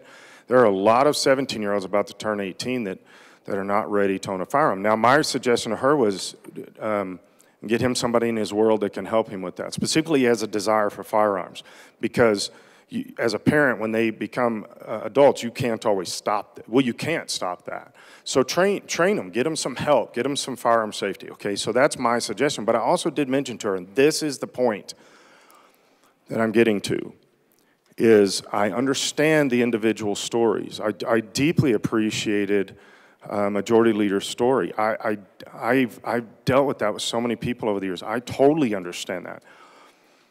But you can't take an isolated incident or this teenager that was, this lady that was talking about her teenage son, and I told her, I said, I understand that for your son, but that doesn't mean that you can take the constitutional rights away from everybody, that, everybody else's 17-year-old son or child or whatever. You can't take everybody's constitutional rights away because of that. To me, this is a constitutionality thing. It's not a 19-year-old thing. I personally also believe that there are some 35-year-olds that should never touch a gun. I get that. I'm in favor of that. But you can't legislate that to the point where now nobody has this right. Because what you're doing is you're segregating one specific group within our country, and you're saying for whatever reason, demographic, age, maturity, whatever, they should not. And then what follows is a constitutional right. Okay? That's where I struggle. And people have asked me before, what's the difference between this and drinking? That's not a constitutional right. This is a constitutional right. In fact, it's the only right in the entire Constitution that says this is actually necessary. It's the only one. It is necessary. And so, so I would like to first, again, this is the first time I saw it. I want to congratulate the sponsors and say thank you. Job well done. And I have a tendency to be critical about some things, so I'm saying when you see the good, you got to recognize it. Job well done. At the same time, I can't, on a constitutional level, support this bill. Representative Bradley. Thank you, Madam Chair. Holter must have been up here. I also want to thank the bill sponsors. Wow, that's what it means to work across the aisle. What you guys have done means to work across the aisle, and that does not fall deaf on me, what both of you have done. Representing a very conservative base in Douglas County is why I feel led to be up here. So I just wanted to tell you how much I thank you for talking to us. Changing the law from 18 to 21 on the basis of what? Because I'm a big data girl and a big researcher, I'm kind of a nerd like that, I delved into that. So the Second Amendment was written in 1791 and states that as an American citizen, I have the right to bear arms and the government shall not infringe on that. And it established is clear individual rights, limiting government power and laying the foundation for American freedom. Many have determined that a well-regulated militia is written as being the whole people. The Supreme Court established that the right to keep and bear arms is an individual right unrelated to one's status in a militia, being necessary to the security of a free state, and that citizens should be able to protect themselves against the government and any other threat to their well-being or personal freedom. It does not go on to add that an 18-year-old shouldn't be able to, but a 21-year-old can. At the age of 18, you are considered an adult. Too many Supreme Court cases to cite that have ruled in favor of the individual self-defense right. When you're 18, you can go fight for our country and die for our country, but we're saying you can't own a gun. There's a huge research study on the effects of minimum age requirements, and was updated January 10th of 2023. The Gun Policy Review states the primary focus of our analysis was a systematic review of 18 broad classes of gun policies that have been implemented in some states and the effects of those policies on 8 outcomes. One of those outcomes was how minimum age requirements affect gun use outcomes. They said, we found no qualifying studies showing that minimum age requirements increased any of the 8 outcomes we investigated. And Rep. Duran told a story that was gut-wrenching and heartfelt by everyone in this assembly. I don't think that anyone pretty much didn't shed a tear, and she was very vulnerable, and I'm very appreciative. But I also shared 2 stories of constituents of mine. Division in the Senate, just in case anyone couldn't hear that. Stories of 2 constituents of mine that brandished guns to keep their offenders away and kept them from continuing to be abused. 2 different stories. Women being able to have the ability for self-defense. Women are only granted that ability if they're 21 with this bill. According to the U.S. Centers for Disease Control and Prevention, National Intimate Partner and Sexual Violence Survey, nearly 1 in 5 women and 1 in 71 men in the United States have been raped at some time in their lives, including completed, attempted, or alcohol drug facilitated rape. For Coloradans, 1 in 3 people experience some sort of sexual abuse in their lifetime, 80% of which takes place prior to the age of 25. The likelihood of repeat victimization increases for youth who have experienced sexual violence before the age of 18. 42%, 42, not one person, but 42% of victims experience their first completed rape before the age of 18. Where is their protection and right to self-defense? Research directed by the CDC and Prevention state that guns are being used 16 to 100 times more often to protect life than to take them. I've heard people these stories, these gun stories, are showing us that people are protecting life versus going against people and shooting people, essentially. The fiscal note talked about one offender sentenced and convicted for this existing offense, and I just told you that 42% of Coloradans experienced their first completed rape before the age of 18. I, like my good rep from Douglas County, am a little confused as well. I have the testimony where this was heard, and over in this testimony, and I can read a few, it says that developing brains are not fully ready to evaluate risks, regulate emotion, or implement self-control, leading to young people being disproportionately engaged in violent acts involving firearms. We have another one that says, I would like to address my comments to anyone who opposes this bill. I will start by asking whether you think that 18 to 21-year-olds are responsible enough to be able to purchase alcohol and marijuana. If you think they're responsible enough to purchase a long gun, then I assume you think their brains are also well off developed to buy alcohol and pot. Many others that go on and on and on to suggest that the prefrontal cortex is critical to understanding the consequences of one's actions, and control impulses does not fully develop into 25. I have a 17-year-old that said, according to the University of Rochester Medical Center, teens process information with the amygdala. It's the emotional part of the brain.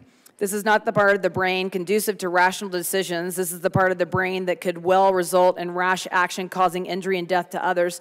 So I think as representatives, we have to figure out, do we say that the brain is developed or do we say that the brain is not developed? Because there have been many bills passed in this legislation telling us that 12-year-olds can make decisions, that 12-year-olds' brains are able to opt back into assessments that their parents opt them out of.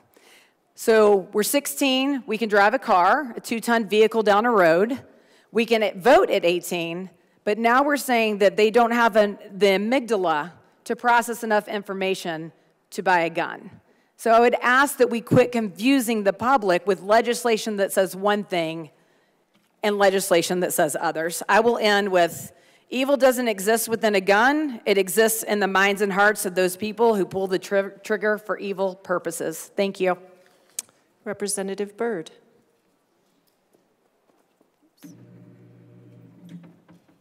Thank you, Madam Speaker. Members, I rise in strong support of this bill that we are passing here today. Colorado has a right to do what we need to do to keep the people in our state safe.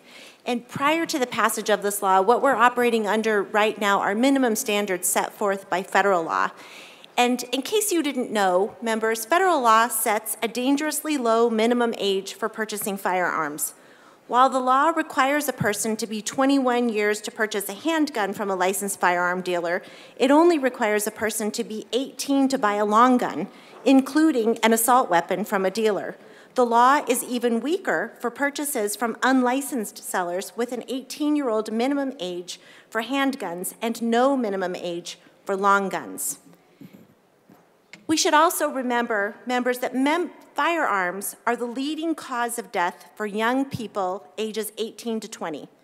And the firearm suicide rate among this group has increased by 41% in the last decade.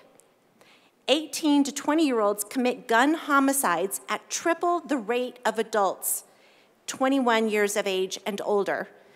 The law that we are working on passing today is a responsible improvement.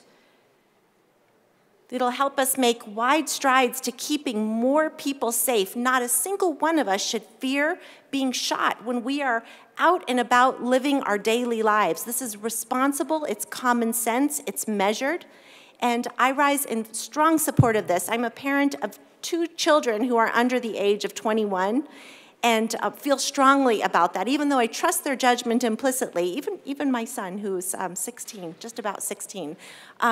Trust them implicitly.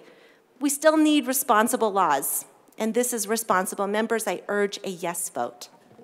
Representative Brown.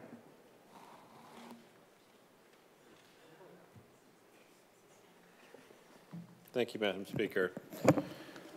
I rise in support of this bill today.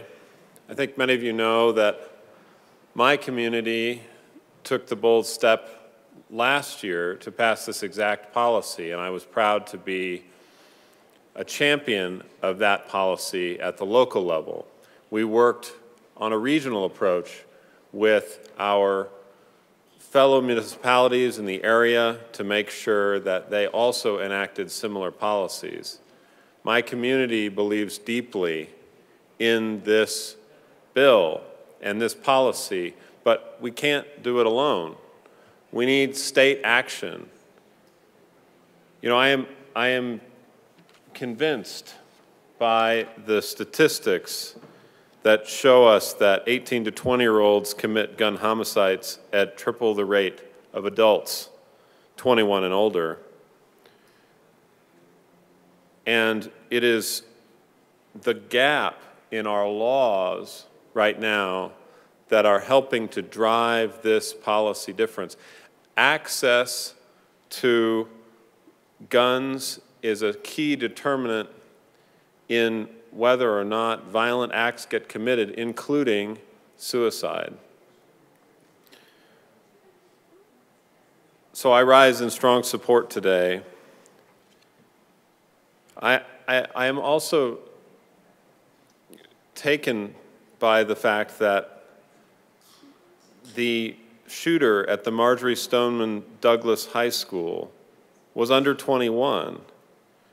And had this policy been in place, he wouldn't have been able to buy a gun.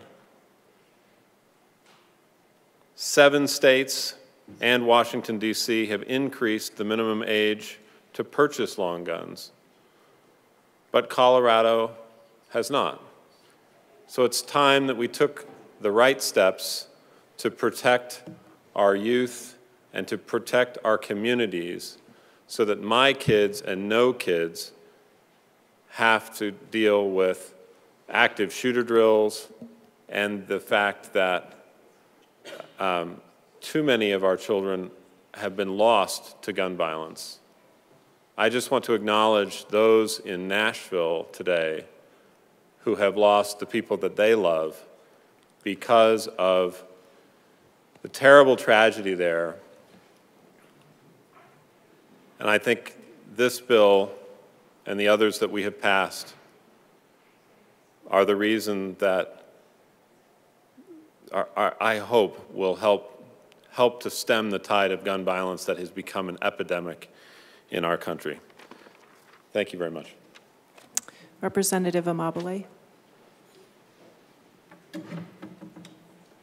Thank you, Madam Speaker. So I'm here today also to speak in support of this bill. I guess a lot of things have been said, a lot of things I agree with, a lot of things I don't necessarily agree with. But one of the things that we don't really talk about is that the person who commits these crimes, while also, you know, is the perpetrator of crime, but they're also the victim of a failure of our society. And so I've heard a whole bunch of talk this weekend about people being held to account.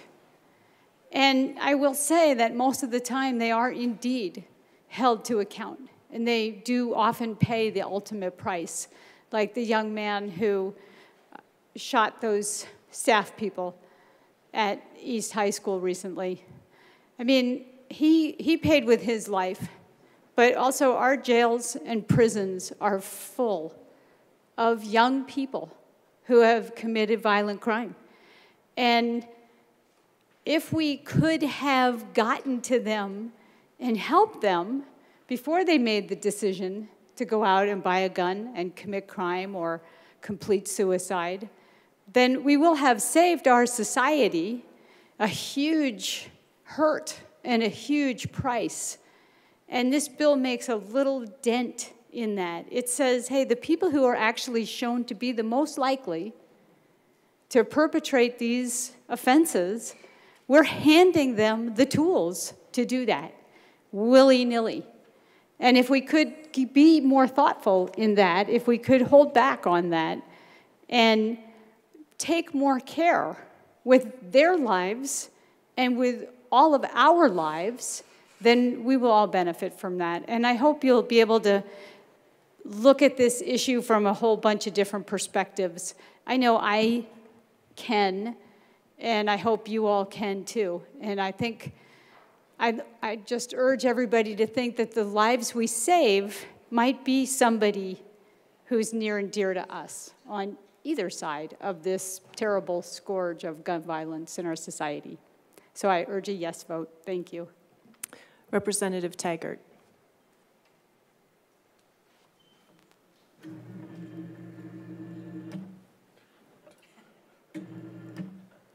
Thank you, Madam Speaker. And thank you to the bill sponsors.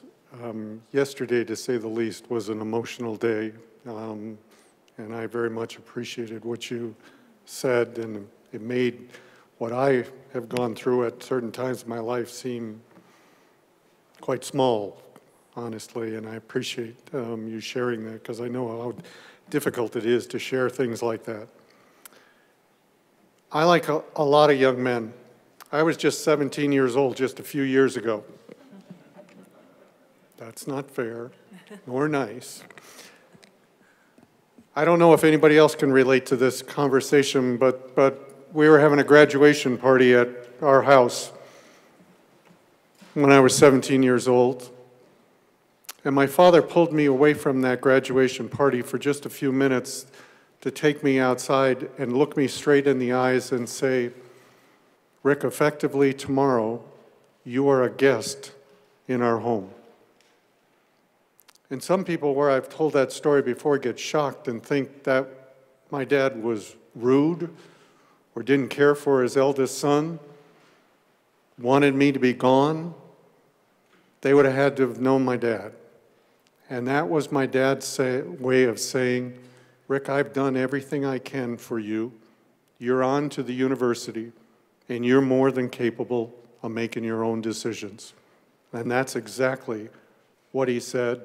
I just happened to be a little early graduating because of being at a rural school where I skipped a grade. In my 18th year, and this is going to date me, we had this thing called the draft for Vietnam. I had to make a very critical decision. I could either go 1H, which gave me the right to finish undergraduate school, not necessarily graduate school, but undergraduate school, and they couldn't draft me. I went 1A. And I still remember, again, my conversation with my dad, he saying, "Rick, that's your decision. You're an adult. I don't necessarily agree with it, but it's your decision." And I made that decision because I was being heavily recruited to be a naval pilot. And if I was going to go to Vietnam, I wanted to be in the air. God only knows why, but I wanted to be in the air. We are capable at 18 of making decisions. Our government views that by drafting, potentially drafting me. By the way, my number in the draft, if anybody, none of you folks had to go through the lottery, I did. I was 256 in the lottery. They only got as high as 240. So I didn't have to go, even though the Navy still wanted me to be a pilot. So if we're old enough for those critical decisions, if our parents feel we're old enough to make adult decisions, including the purchase of a firearm,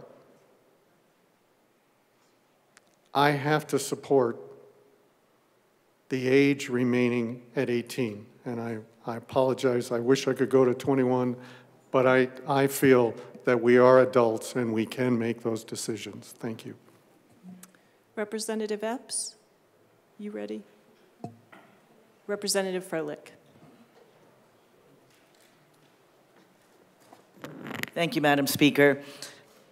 I rise in support of this bill. Let's be clear, this is actually a modest adjustment. it is already federally illegal for folks who are 18 to purchase a handgun.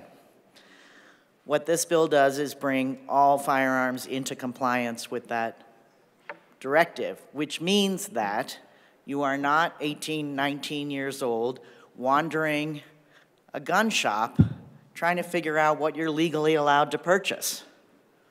That means you're not 18 seeking to get a handgun, being told you can't get a handgun, but please go get this long gun.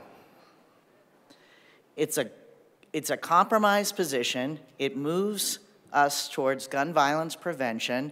Not any one of these bills will solve this problem. It's systemic, it's painful, it's widespread, it's a public health crisis, but we must do each and everything we can. I look forward to folks joining us on mental health access.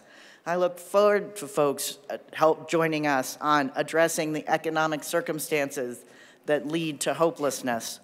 I look forward to folks joining us on this simple measure that doesn't put an 18-year-old wandering a gun shop trying to figure out what gun they can legally purchase. I ask for an aye vote. Representative Wilford?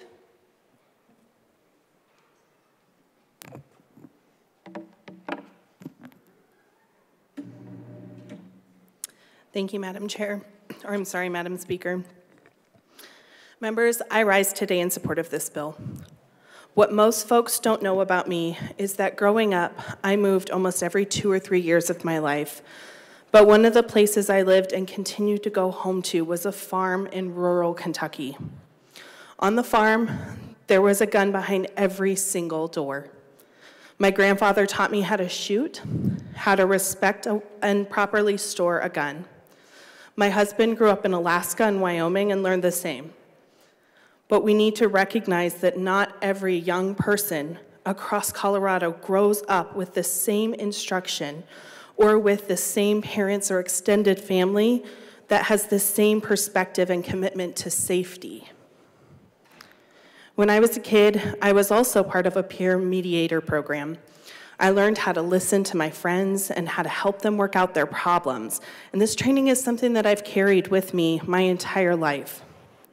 But members, I don't know when we got to a point in our society that instead of working through our problems, instead of talking to each other and seeing the human on the other side of the issue, instead of seeing that person, instead of seeing that life, members, we've gotten to a point where we shoot each other when we have a problem, and that's unacceptable. A lot of time in this chamber, we hear about what our colleagues believe is a sickness, and I want to be clear that gun violence in America is a sickness, and we have a responsibility to do absolutely everything we can to keep everyone safe, including passing common sense policy like this bill in front of us today. When I talked to my son on Friday, I told him that I had to work all weekend, and he asked me why. I told him that I was working to make the world safer for him and for his little sister, and that I'd be working all weekend because I wanted every Coloradan to be safe. And then I told him that I'd be working to prevent gun violence, and he perked up. You see, he's only 7 years old, but he's very smart. He immediately asked if that meant that he wouldn't have to do any more of the hiding because someone has a gun and wants to hurt people drills. That's what he calls them.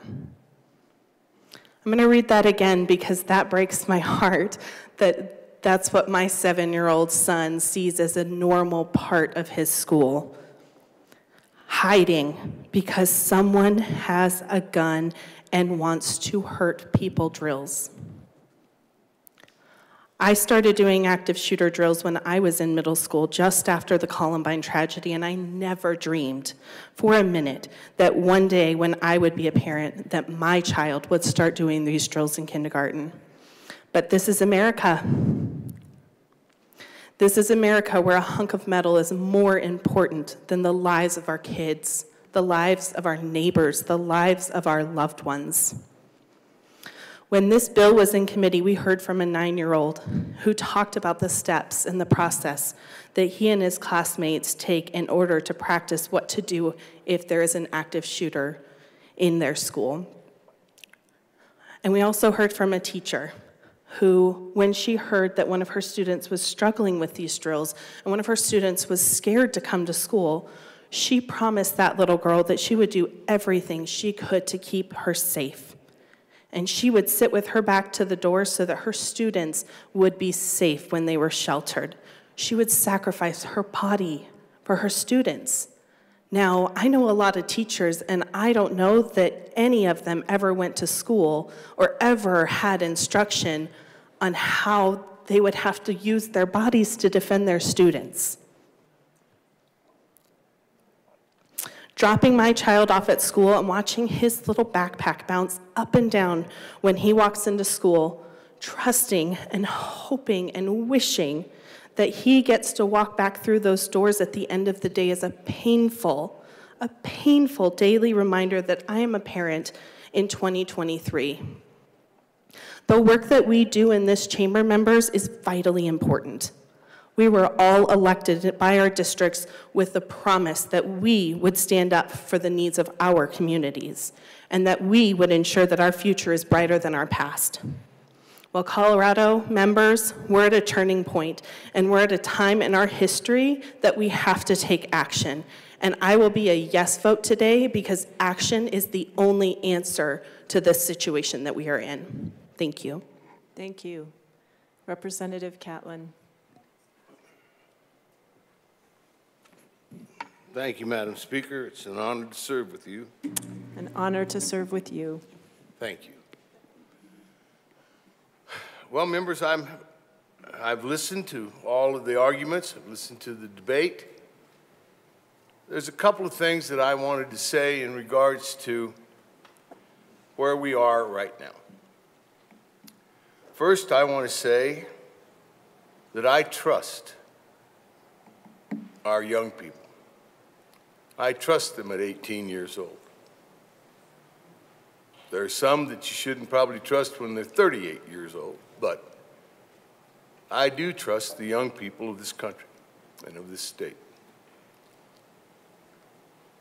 I do think that we may be stepping out on a limb that I worry about. One is that we came here today and we're going to talk about moving from 18 to 21 because that's the number we picked and we think we're going to be comfortable with that. Yet we had people in the building just a few days ago demanding 25. So will we bend to that pressure that in 2 years we may go to 25, or have we decided that 21 will be far enough? I am concerned about us deciding that we can say we're going to ban this or we're going to stop this, because what's the next thing we want to decide that we want to stop? Particularly when it comes to rights that we've been granted. You know, the discussion of firearms takes us in emotional places, either one side of the line or the other side of the line. I've been trying very hard to kind of stay within sight of the line and feel like the communities that are in my district are the kind of people that I would trust with my own life. Maybe some out there I'm a little concerned about, but. And I honestly do say that because, you know, the vast majority of our young people are ready and willing and able to make decisions that they take care of their own lives. We give them the opportunity, we gave them the right to vote, and they've used it. They've used it well. Take a look. We've all gotten votes from people that are 18 years old. It's interesting that the emotions run this argument. And one of the things that I try not to be is to be too emotional in what I try to make decisions on. In the lead up to this, we talked about, and I saw some documentation that said that there'd been a Supreme Court ruling that this wouldn't stand. You know, I'm not an attorney, so I can't tell you if that's right, wrong, or indifferent.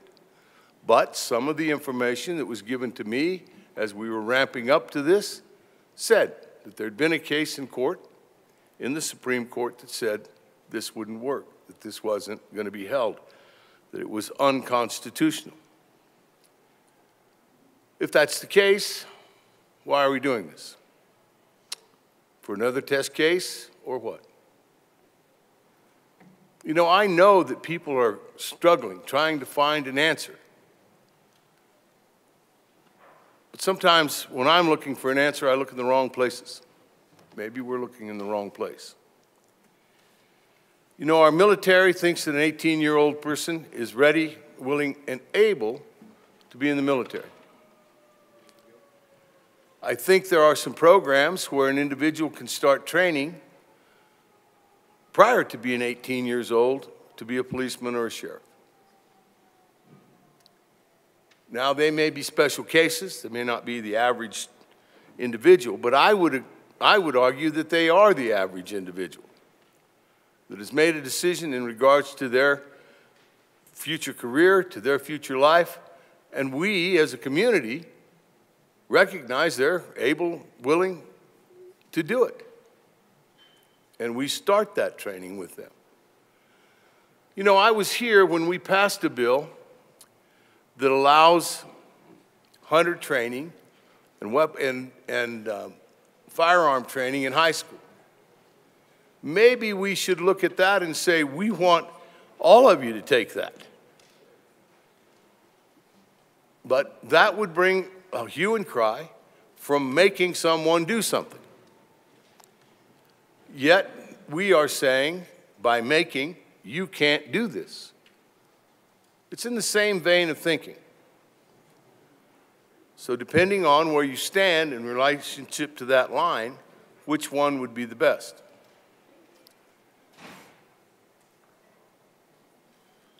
I can't tell you what it's like to live in urban Colorado except for while I'm here.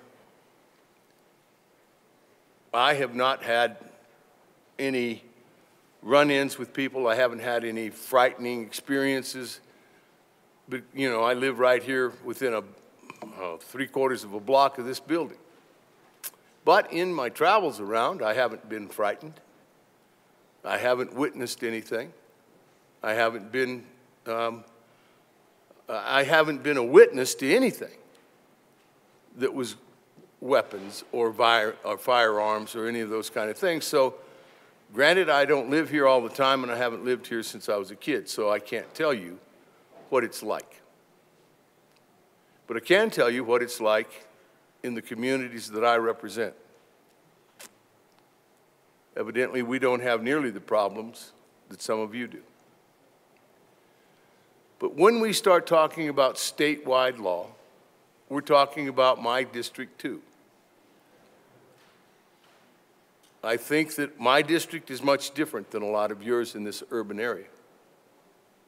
Maybe the people that are involved, maybe the anger that's involved, maybe the pressures of being in the urban area. You know, we have room where I'm at. We're not struggling with, you know, bumping into each other every place we go. The news daily is distressing, but it's not always quoting people that are 18 years old. We do have a problem with people that either hang out in a gang or, you know, I don't know what else you call them. But that's not the majority of our people. I would stand on that and say that's not the majority of the young in the urban community or in the rural communities. And I do appreciate, you know, the debate that's been held, the work that's been done, all of those kind of things. But from where I'm sitting, I'm going to need to be a no vote because I have a lot more trust in those young people than what maybe some of the rest of you do. And I'm not in favor of punishing the majority because of a very small minority.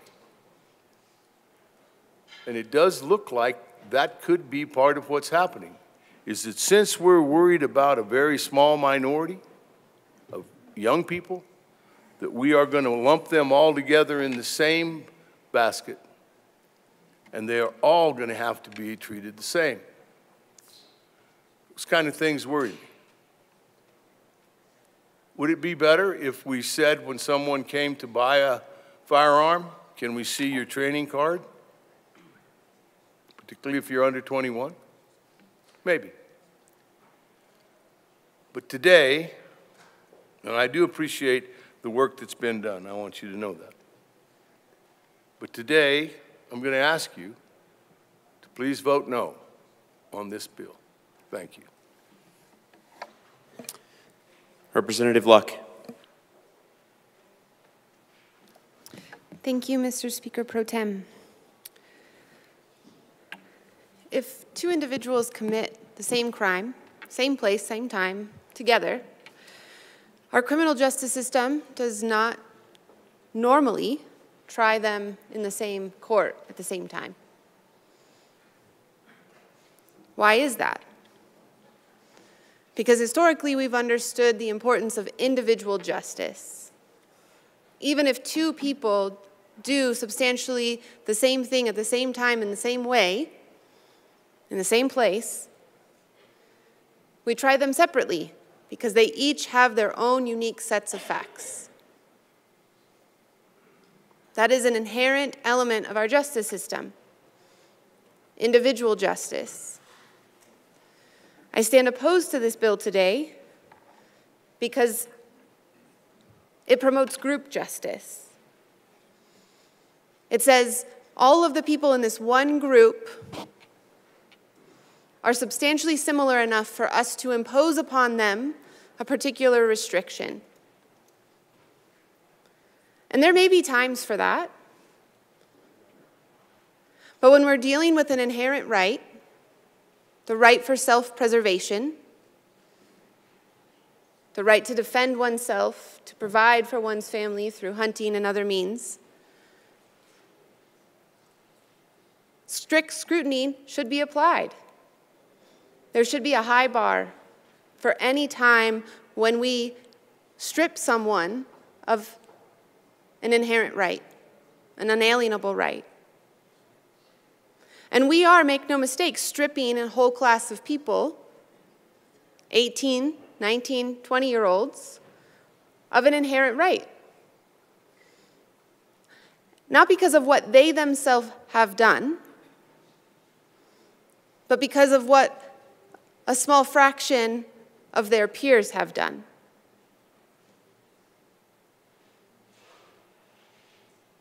That's an injustice, in my estimation. You may or may not be familiar that the Supreme Court of the United States has determined that law enforcement has no duty to protect individuals.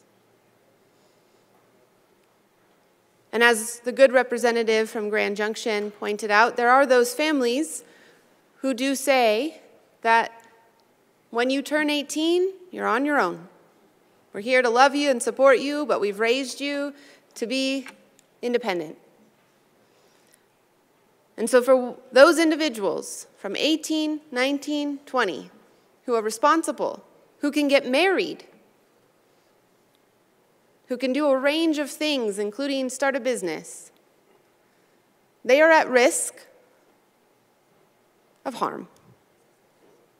Unless, of course, they're possessing someone else's weapon, in which case that seems to be okay. The inconsistency there, I'm still grappling with. In the founding generation, there were no restrictions as to age. None. Around the Civil War time, you had a minority of states impose restrictions on handguns for minors.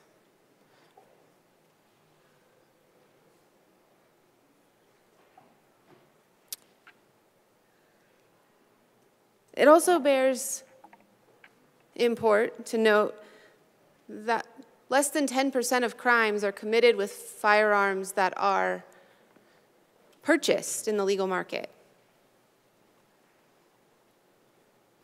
Many of those weapons used in crimes are acquired elsewhere, stolen, bought on the black market. Which again goes back to the idea of group justice versus individual justice. It seems that we are attempting to justify prohibitions on this group of people, somehow relying on a theory that law-abiding young adults are legally similar to convicted felons or those who otherwise break our laws. Perhaps our efforts would be more effective if we tailored them to those individuals who are actually committing the harm, instead of harming those individuals who are living peaceably and innocently and as good citizens.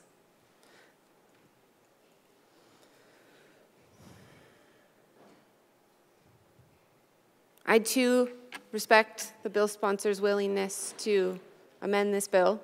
I do. But I still find it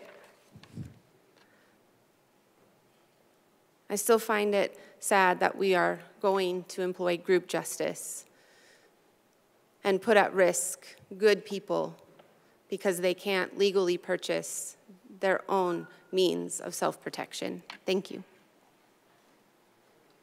Representative Gonzalez-Gutierrez.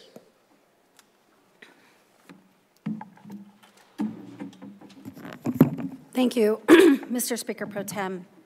Members, I debated on whether or not to come down here because on November 14th, 2021, an 18-year-old man was shot and killed. That's the beginning of the article that was written. An 18-year-old man was shot and killed. An 18-year-old man was shot and killed in Aurora, Colorado. This is something that it was involving my cousin's 18-year-old son, who just graduated from Thornton High School in May earlier that year. That incident took the lives of two 18-year-old men because my cousin being the victim in this situation, the other man was the person who accidentally shot my cousin. He was showing him an AR-15 that he had. I still don't know whether or not he purchased it, but he possessed it. Please sit down, members. And just knowing the fact that when you're 18 years old, and I've heard people, come up here and talk about development. And it's absolutely true. The science has shown us that your brain is not fully developed until you're 25, 26 years old. And that is the prefrontal cortex. That is that decision-making center of our brains. This could have all been avoided, perhaps. An 18-year-old shooting an 18-year-old, now both their lives gone. So I'm here in support of this bill. I know there were some changes made, and I'm hopeful that we can continue to do this work because it's important. Thank you. Representative Valdez.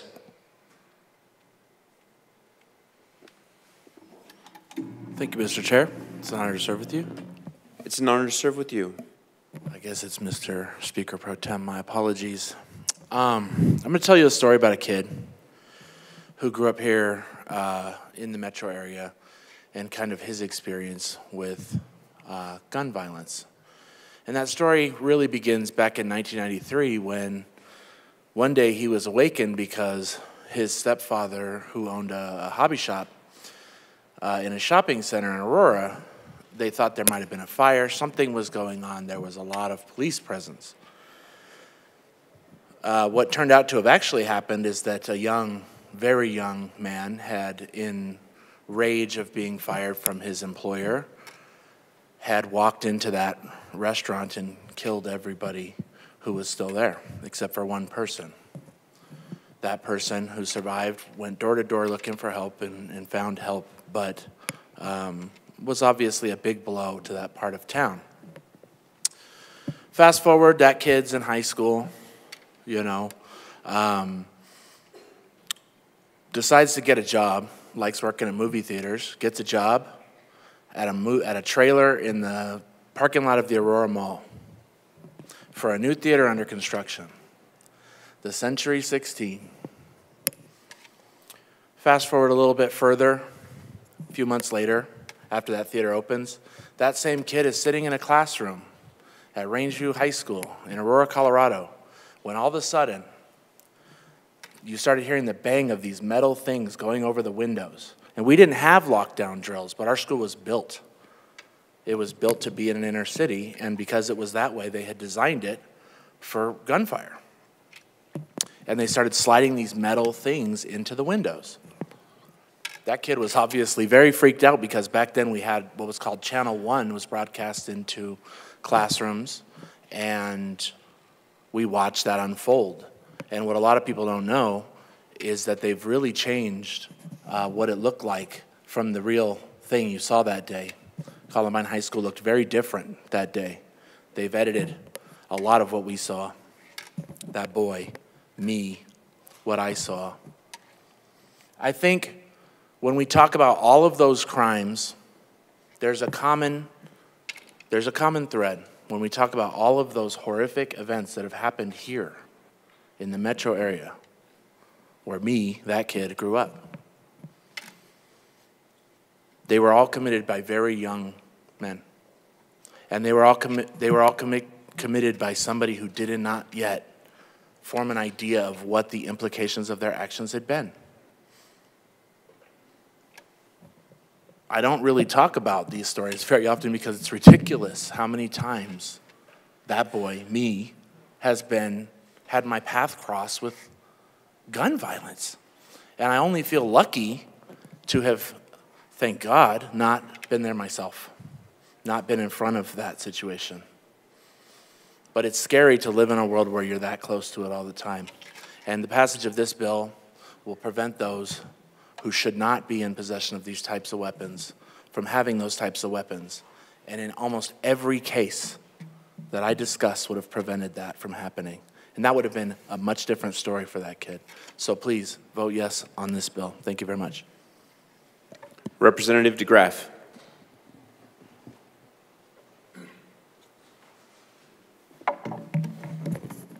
Thank you, Mr. Speaker Pro Tem. All right. Well, I'm opposed to this. I appreciate the sponsors in general and specifically in making the title of this bill actually reflect the contents of this bill. In general, when regarding legislation, what it says, it ain't. What it says it is, it ain't. And so thank you for violating that rule.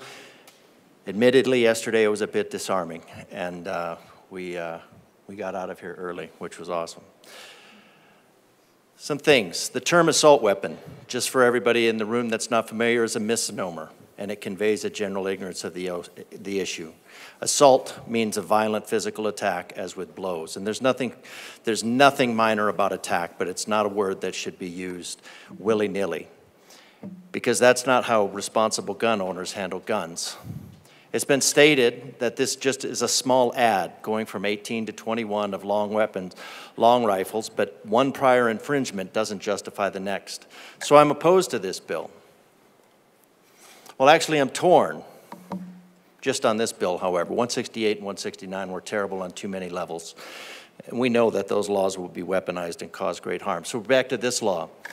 On the one hand, it is a further infringement of the right to self-defense as codified in the Second Amendment. On the other, it is an indictment of our culture that has been intentionally forced further from the values that took our nation from a nascent backwater to a superpower in less than 2 centuries. At one time, students carried guns to school. and dependent on the environment through which they traversed. An 8th grade completion exam surpasses the capacity of many, if not most, college graduates and postgraduates. Today, our students train to be activists. Our society states that perpetuators of crime are victims of their victims. And while we don't want to constrain the perpetrator from depriving law-abiding citizens of their life, liberty, and property, we instead constrain the law-abiding citizens to an increasingly regulated society enforced by the barrel of a gun. Ronald Reagan said we must reject the idea that every time a law is broken, society is guilty. And we've heard over and over that society is guilty. That society is guilty rather than the lawbreaker. It is time to restore the American precept that each individual is accountable for his actions. Instead, we cycle trouble through students from one school to another, and in this case with deadly results. 90% of the gun violence that occurs begins with a crime of purchasing a gun illegally. So right off the bat, this law will have little effect, but it will be a great infringement because it's one step after another. Are 18-year-olds able to make a decision, or do they process emotionally? Because that's what we've discussed in the 18 to 25 range. If they approach decisions emotionally, what about greater than 25-year-olds, those who are greater than 25-year-olds who make decisions emotionally? Maybe what's needed emotionally is an appreciation for life instead of being taught to view it as disposable. It is a problem that our solution this year, 21, next 25, then 40, which is often considered now to be the end of adolescence. Plus, there are many stories today, and they are moving, and they are emotional. And the purpose is to elicit an emotional response and an emotional decision, and that's great. Those are relevant stories because every one of them is a tragedy, but we can't govern emotionally. I too work the weekend to keep my sons and daughters safe from gun violence. A hunk of metal is not more important than the lives of our neighbors, friends, and loved ones. Stating otherwise is an impugnment of motive, which should have been called out, and it is untrue. We do stand up for the needs of our communities, but we must do it within the bounds prescribed by our oath and prescribed by history, because that history was written. That history was greatly studied. The words of our founding fathers were placed on those documents with incredible care, historic knowledge, and perspective. Currently, every able-bodied heterogametic human between 1845 are part of the unregulated militia eligible for recall. The original militia was required to provide their own firearm. So why have we descended into this place where now we have to declare that an 18-year-old is an adolescent and not mature enough? What have we done to the 18-year-old? Maybe we need to look at that. We have thousands of laws on the books, but we think that one more will solve the problem. Yes, we want less gun violence. Also, to say so otherwise or imply otherwise is irresponsible. Actually, we don't think one more gun law will solve the problem, and that is why we are bracing for a new barrage of infringements under the guise of the greater good, which historically never is. We don't think one more gun law will solve the problem, and that's why the bill sponsors of the others openly state that this is just a first step while ignoring the thousands of steps taken before. It's been noted repeatedly that gun violence is a uniquely American problem, just as liberty is a uniquely American privilege. But why is it a uniquely American problem? Is it the gun? Is it the guns? Yesterday, our colleague from the majority established from the data that violence causes gun sales. They are causal. As opposed to gun sales causing violence, when people recognize, when we looked at the gun sales, less than less than 1 in 2,000 in a given year. And then you do that every year, 2,000, 4,000, 6,000, 8,000. A very small fraction. But when there's violence and people sense that their safety by the balance of force has been overcome, then they are going to buy a firearm, because you don't want to take a knife to a knife fight. I have no desire to be in a fight. I want to keep that as far away from me as possible, and inside of 21 feet is considered lethal.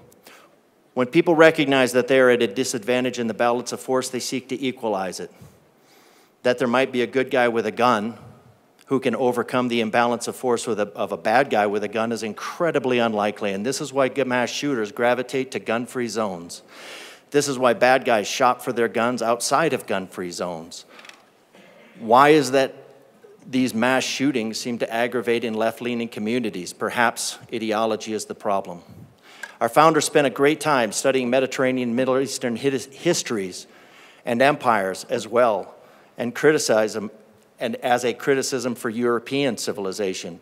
But why is gun violence a uniquely American problem? Well, in other countries, the problem has already been solved. Now, it's an interesting feature from the numbers I'm about to share that a single death is a tragedy. 1 million deaths is a statistic.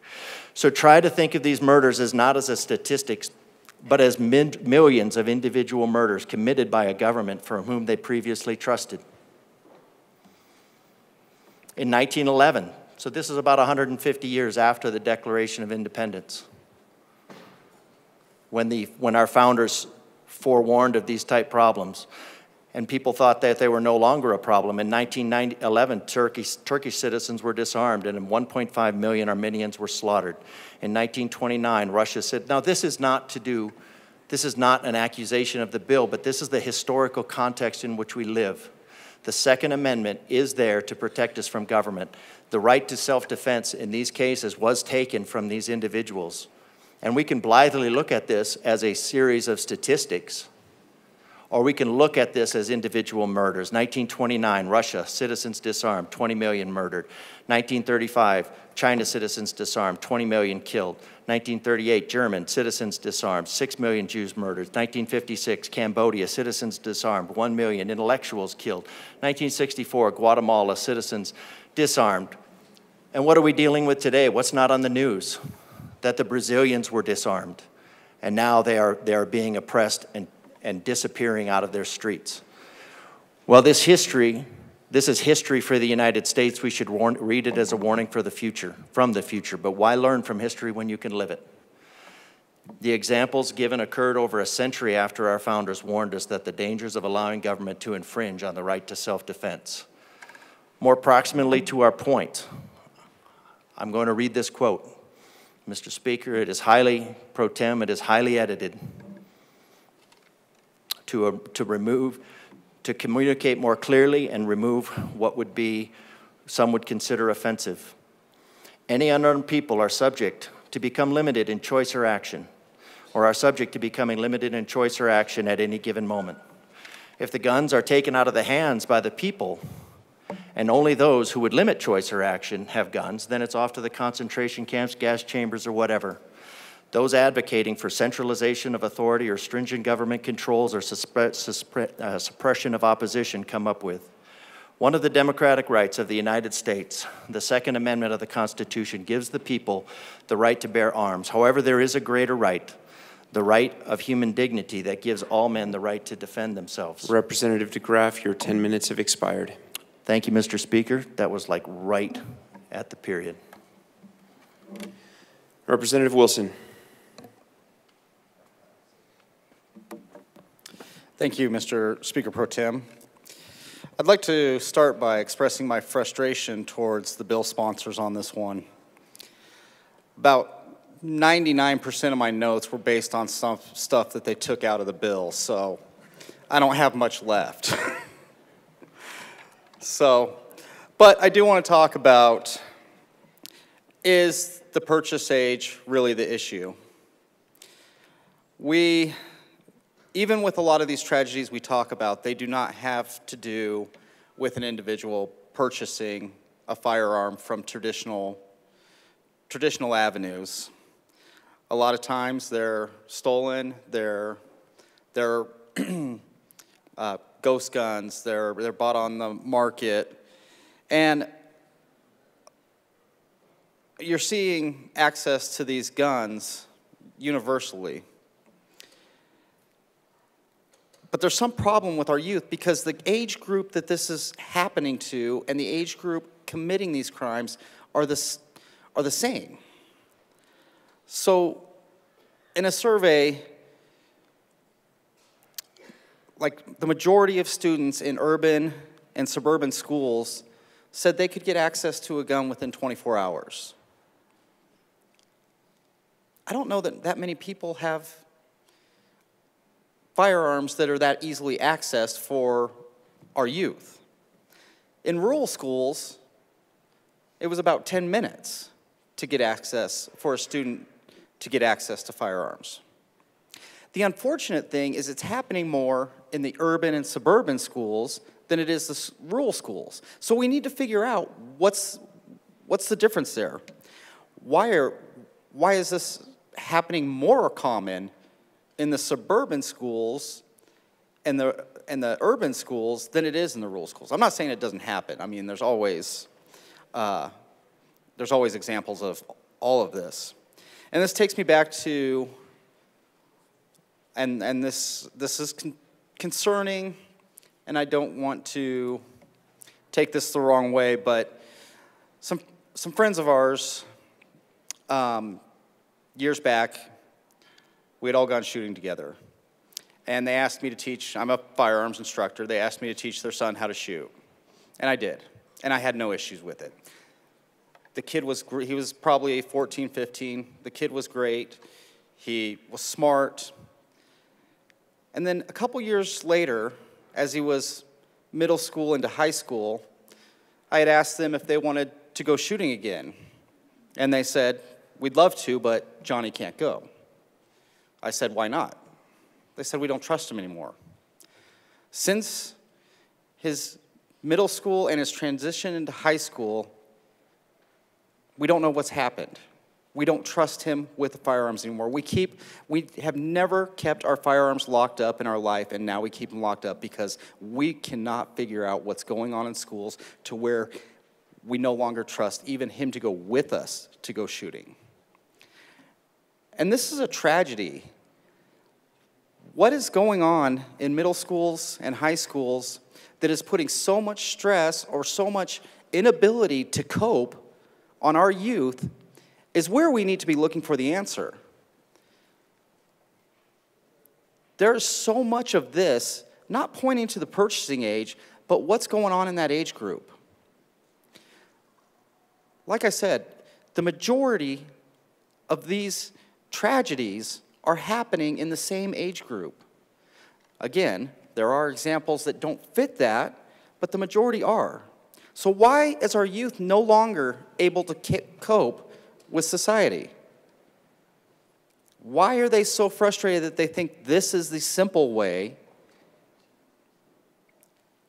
Why is it that they think this is some sort of highlight, or that this is something they have to do?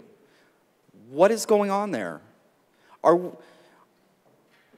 We talked about this yesterday. Are we addressing the problem, or are we working from the problem out, or are we working from the outside into the problem? To me, we're starting on the outside when we should be looking at the source of the problem and what's going on there. It is heartbreaking to see these tragedies going on, and it's the same young people. Why are they not able to cope? Why are they not able to get to a point where they are respecting life? Is it the breakdowns in families? Is it what have we lost in that? I appreciate the changes. I will be a no vote. I ask you to be a no vote. Thank you. Representative Holtorf. Thank you, Madam Speaker.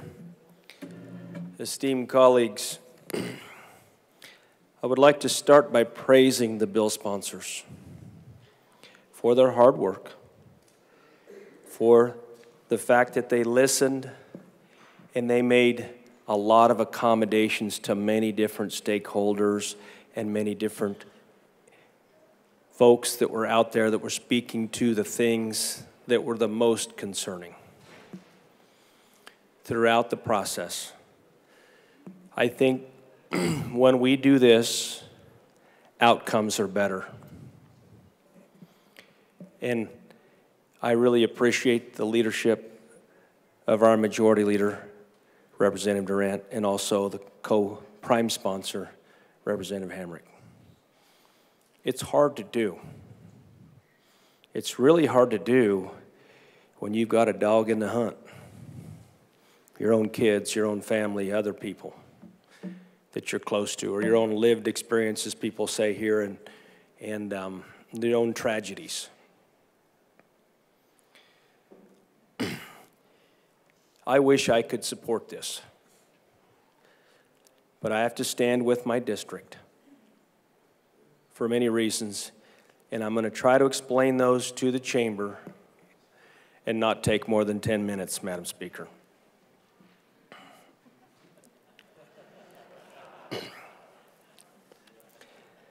The first is the Bill of Rights is designed to provide rights for everyone. When you turn 18, you are in the age of majority. You're no longer in the age of minority or a youth. You are now an adult. And the Bill of Rights then and the Constitution directly affect you as an adult. Now, my dad, John Carl Holtorf Jr., God rest his soul, had a very unique job in our society and in Colorado, other than being a cattle rancher and many other things. He was on the Selective Service Committee for 26 years, a job that he took very seriously. And oh yes, it's still a thing.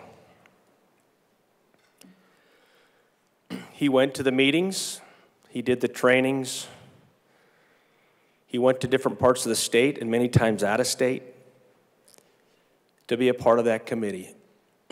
And he made it very clear as I watched him growing up how important that job was.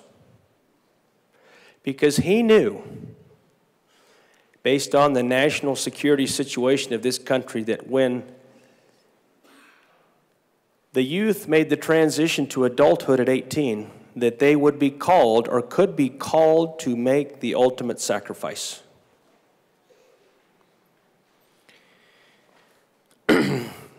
The age that you sign up for selective service is 18. The age that you can join the military without parental consent is 18. Although I've heard stories about young folks falsifying their birth certificates and joining the military early, or falsifying their parents' signature and joining the military early, and being very successful in their military careers, despite their youth. But what happens when you do join the military at 18 and get sent off to boot camp? What happens? For those of us that are in the Veterans Caucus, we know. But within 2 weeks or less, at 18, you will have a firearm in your hand, and it will be a rapid-fire firearm. And you will be trained on how to employ that firearm in defense of yourself and your fellow brothers and sisters in arms, and to fix, find, and destroy the enemy targets. That happens at 18.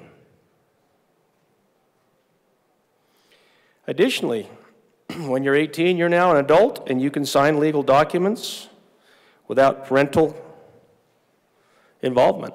You can get married. You can go to the courthouse and get married without any outside influence from a parent. Here's my real message. Youth need to understand what it means, what adulthood means. Society seems to want to coddle our youth.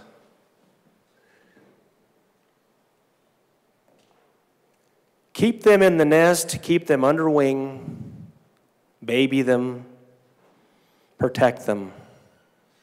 I understand that. We have created a culture where we teach that many of our youth that are transitioning to adulthood can continue to be youth-minded and child-minded because they have this privilege. Why don't we teach our youth when they get to be 16, 17 years old to be adult-minded? It's time to grow up. You're an adult now, and there's a lot of responsibility. We'll go over the list. Now, I don't need to say that in a harsh way, but I have this own challenge with my 5 daughters, and my youngest just turned 21. And I'll tell you what, I'm not easy on her. For a reason. I've told her many times, young lady, it is time to grow up. You're an adult now. And you've been one for 3 years. She's 21 now. Dry up the tears, straighten your back, and deal with your life and your challenges. I'm your parent and I will help you, but I'm not going to coddle you. Now that's me. And that causes some friction between my wife and I, which I really don't want to talk about, Madam Speaker. Representative Holtorf, please, back to the bill. Thank you for your leadership. In closing, I'm an advocate for youth shooting sports. I'm an advocate for personal protection, especially for ladies. I've taken all of my girls and said, let's go to concealed carry. Let's go learn how to shoot firearms. I encourage you to carry one. Only take it out if you need it. And if you need it, you better use it. That is where I'm coming from on this. Individual responsibility and accountability. We focus on this 18 to 21 age range, yet the youth violence range is 14 to 17, statistically. Now, my previous colleague said, why? What is wrong in our middle schools? What is wrong in our high schools? I spoke earlier a few days ago about what I feel is a sickness. I don't know where it comes from, but we need to find the remedy to fix what is wrong in our societies.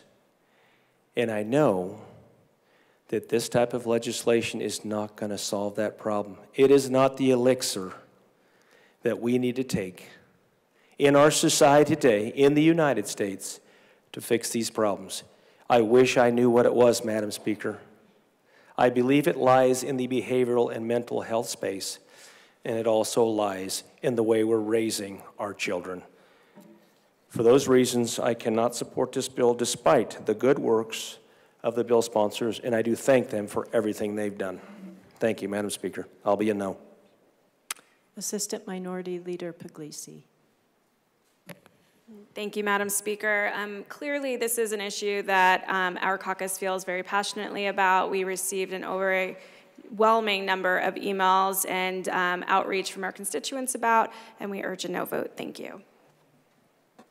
Representative Epps.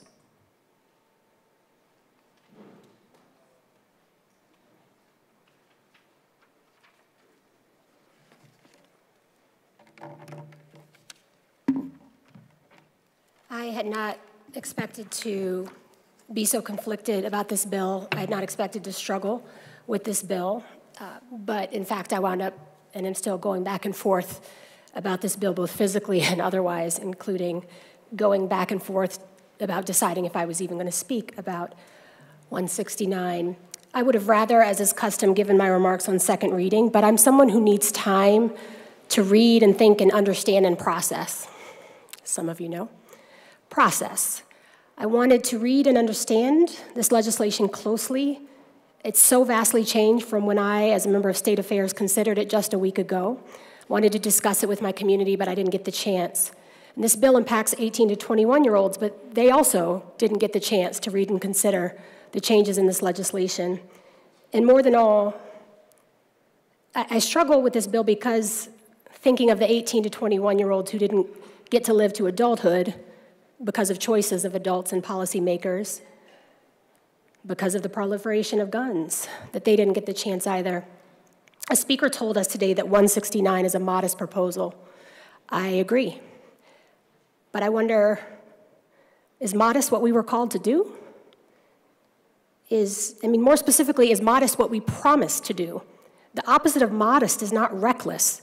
Did we promise to be modest, or did we promise to be bold but strategic, to lead on enacting data-driven, courageous work, or did we promise to be modest? Did we, campaign and go to our communities when we're thinking about 169 on modesty and incrementalism, or did we promise bold, collaborative governance, co-governance?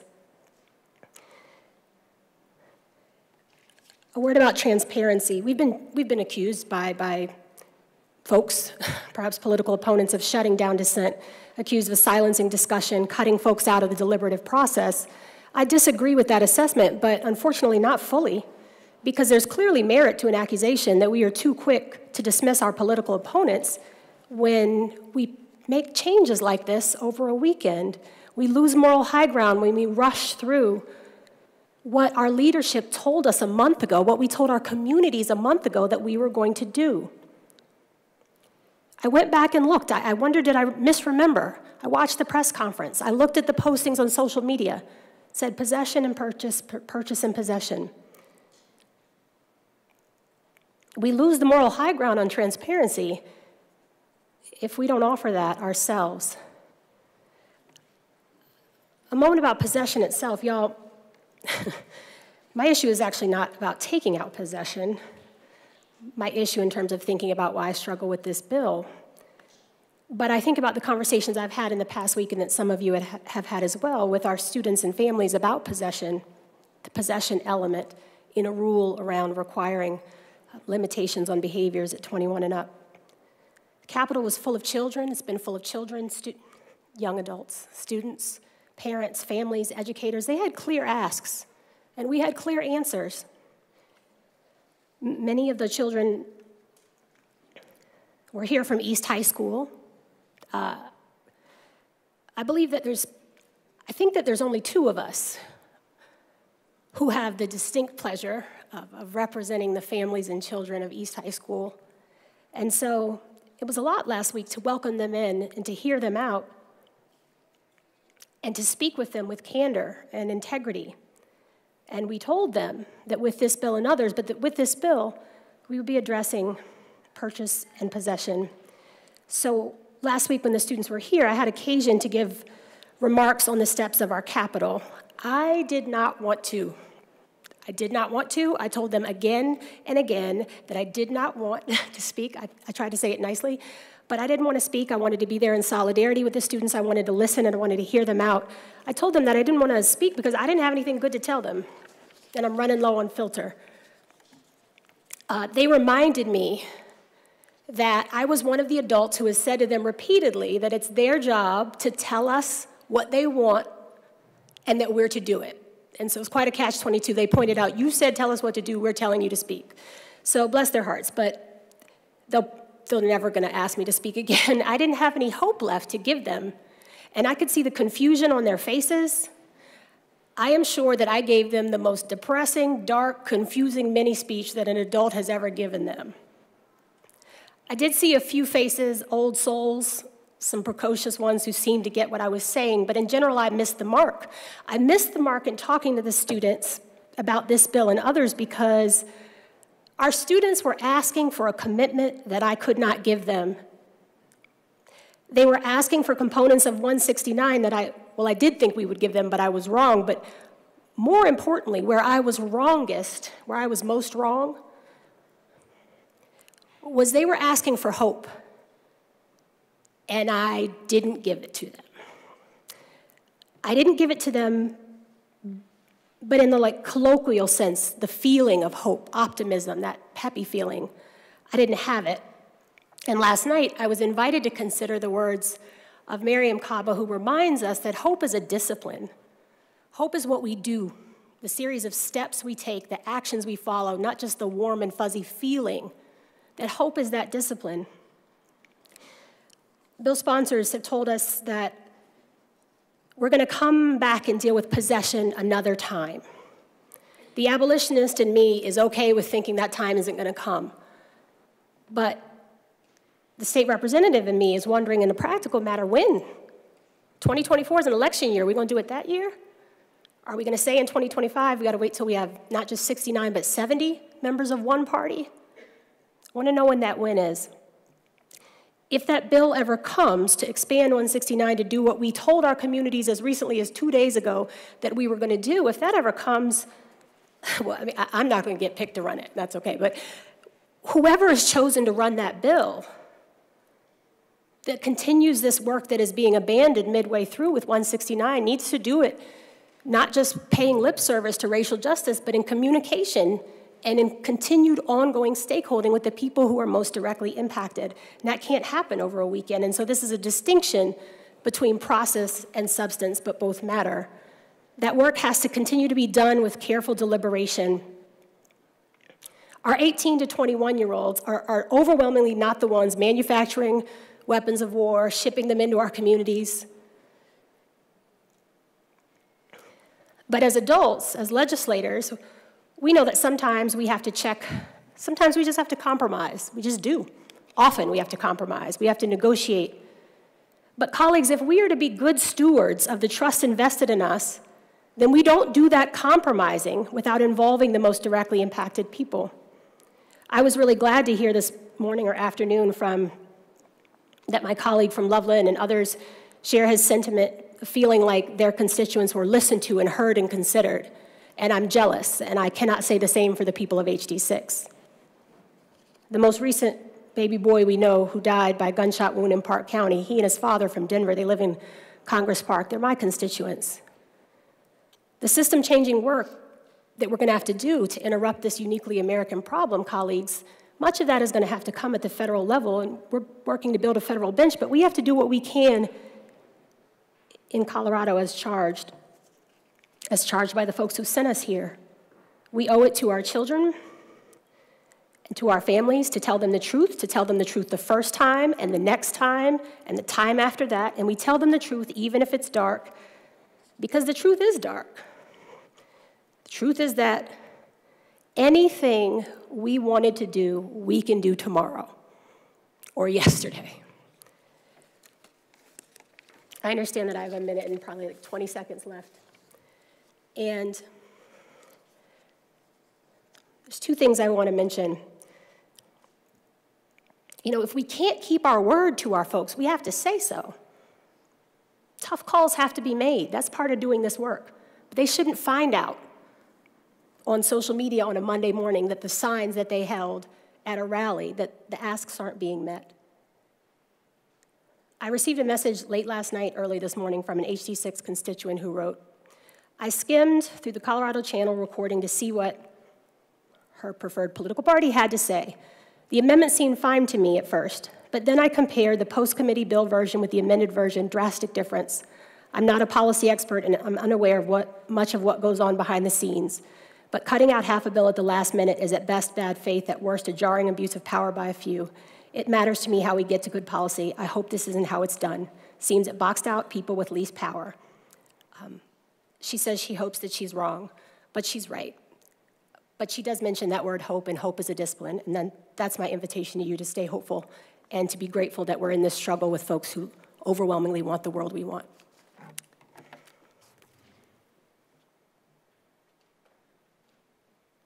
Madam Majority Leader. Thank you, Madam Speaker. Anyone who knows me and has known me for the last 5 years in this chamber knows that when I take on a piece of legislation, everyone is invited to have a seat at that table. This is a hard job. Some of these decisions are very difficult. But you know what? Making good policy is including everybody and having the conversations, whether that happens over a weekend, whether that happens over a day, whether that happens over an hour. This amendment was stakeholdered with numerous advocates and organizations. It wasn't a decision made over a weekend or just because. There were discussions with advocates and sponsors that started once we learned there were complications with the possession section of this bill. I feel it's important, more important, to pass good policy than to just do a half-blank job. This was not a spur-of-the-moment decision. This is not to say that we will not be evaluating this piece of possession. What's more important, and you think about what we have done this session, the work we have done to get to where we're at, raising the age limit to purchase to 21 is something I thought I'd never see in the time I've been here in the legislature. I'm proud of each and every one of you that have stepped up to support this bill, who had conversations and reached out to me, because, see, communication is a two-way street. It's not a one-way street. And there's no way I can understand what you're thinking or where you're coming from if you don't come to me. Members, I ask you to support this bill today. It's an important step. It was done in the open, not behind closed doors, and I ask for a yes vote. Seeing no further discussion, the motion before us is the adoption of Senate Bill 169 on third reading final passage. Mr. Schiebel, please open the machine and members proceed to vote. Representative Basenecker, how do you vote? Yes. Representative Basenecker votes yes. Representative Ortiz, how do you vote? Yes. Representative Ortiz votes yes.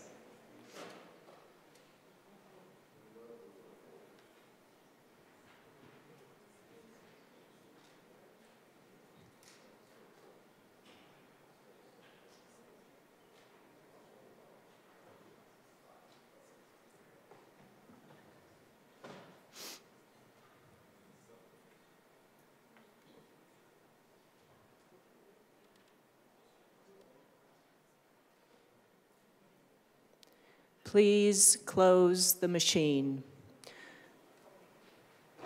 With 40 aye, 24 no, and 1 excuse, Senate Bill 169 is adopted. Co-sponsors.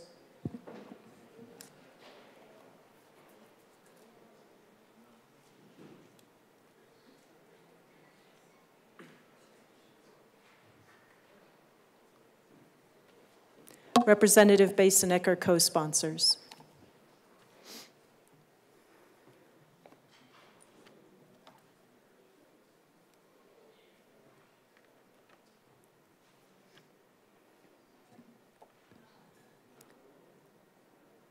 Please close the machine. Madam Majority Leader. Thank you, Madam Speaker. I move to lay over the balance of the calendar until tomorrow. Seeing no objection, the balance of the calendar will be laid over until tomorrow. Madam Majority Leader. Thank you, Madam Speaker. I move that the House stand in recess until later today. Madam Majority Leader, may I ask you to withdraw the motion? We need to do announcements and introductions. Yes, I withdraw the motion. Announcements and introductions, members.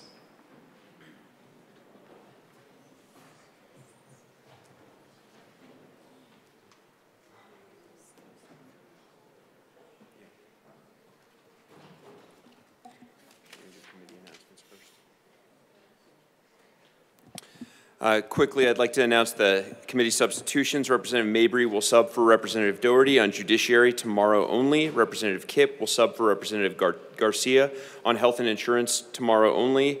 Representative Dixon will sub for Representative McCormick on Health and Insurance tomorrow only. And Representative Velasco will sub for Representative Titone on Health and Insurance tomorrow only. Representative Snyder. Thank you, Mr. Speaker Pro Tem. House Finance will be meeting in 15 minutes downstairs for the 3 bills on the calendar. See you then.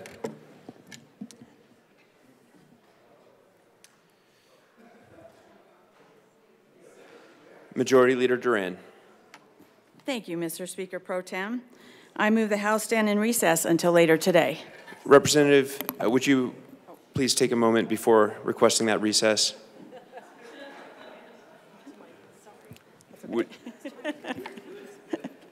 I pull my motion. Thank you. Representative McCormick. Thank you, Mr. Speaker Pro Tem. Agriculture Committee will be meeting in 10 minutes downstairs. Thank you. Thank you. Speaker McCluskey. Thank you, Mr. Speaker Pro Tem. I ask for a moment of personal privilege. Please proceed. Colleagues, on multiple occasions, I have shared my reverence for this institution, our democratic process, our commitment to working together to solve problems for the people of our great state, and my expectation that we demonstrate respect to all members of this body and our exceptional staff. My reverence and commitment are real and true, but yesterday I stumbled. Moments of personal privilege are exactly that, a privilege. A privilege to address the dignity and integrity of the proceedings of this chamber. I granted a moment of personal privilege because I was told that moment was going to be used to express concerns with the use of House rules. The moment of personal privilege was used for much more than that. The remarks from the representative from El Paso County yesterday morning were an abuse of that privilege. They were inappropriate and unbecoming of this institution under any circumstance. We do not call members fascists. We do not comment on what is in one another's souls. We do not use religion to condemn one another, and we do not call others ungodly. I want to express my sorrow for the pain caused yesterday to the members of this body, to our public, and to our staff. For the Democrats, the Republicans, and everyone who works here. I now fear for the safety of our members, and I despair for the damage inflicted on this institution. In my respect for our rules, our First Amendment rights, in a moment of allowing space for personal privilege, I failed to recognize that hate is still hate, and hate never belongs in this chamber. I regret allowing the representative from El Paso County to abuse the moment of privilege, and I apologize to the members of this body for not gaveling down remarks that were so clearly disrespectful of this institution and the lawmakers who serve here. As the leader of this chamber, I know I have a responsibility to each of you. I will not allow this to occur again on my watch. It is my duty to protect and lift up your opportunities to share your lived experiences, your ideas, perspectives, and values. This institution will be here when we leave. Our presence here is short, but our impact is large and will outlast us all. What we say in this chamber, within these walls, matters. There has been a lot of talk over the weekend about rules. The rules of this body exist to protect our ability to engage in civil and respectful debate with one another. House Rule 14 is not a weapon. It is not a threat to democracy. It is a legitimate tool in the rules designed to protect the process and the institution. We were sent here to represent our constituents, to be their voice, to advance their hopes and ideals, not to attack one another, demean one another, or degrade this institution. I hope for a future where we can show only grace and gratitude toward each other on this floor and in this well. And know this, members, we will have no grace for the remarks like the ones we heard yesterday. I thank you for this time and this moment.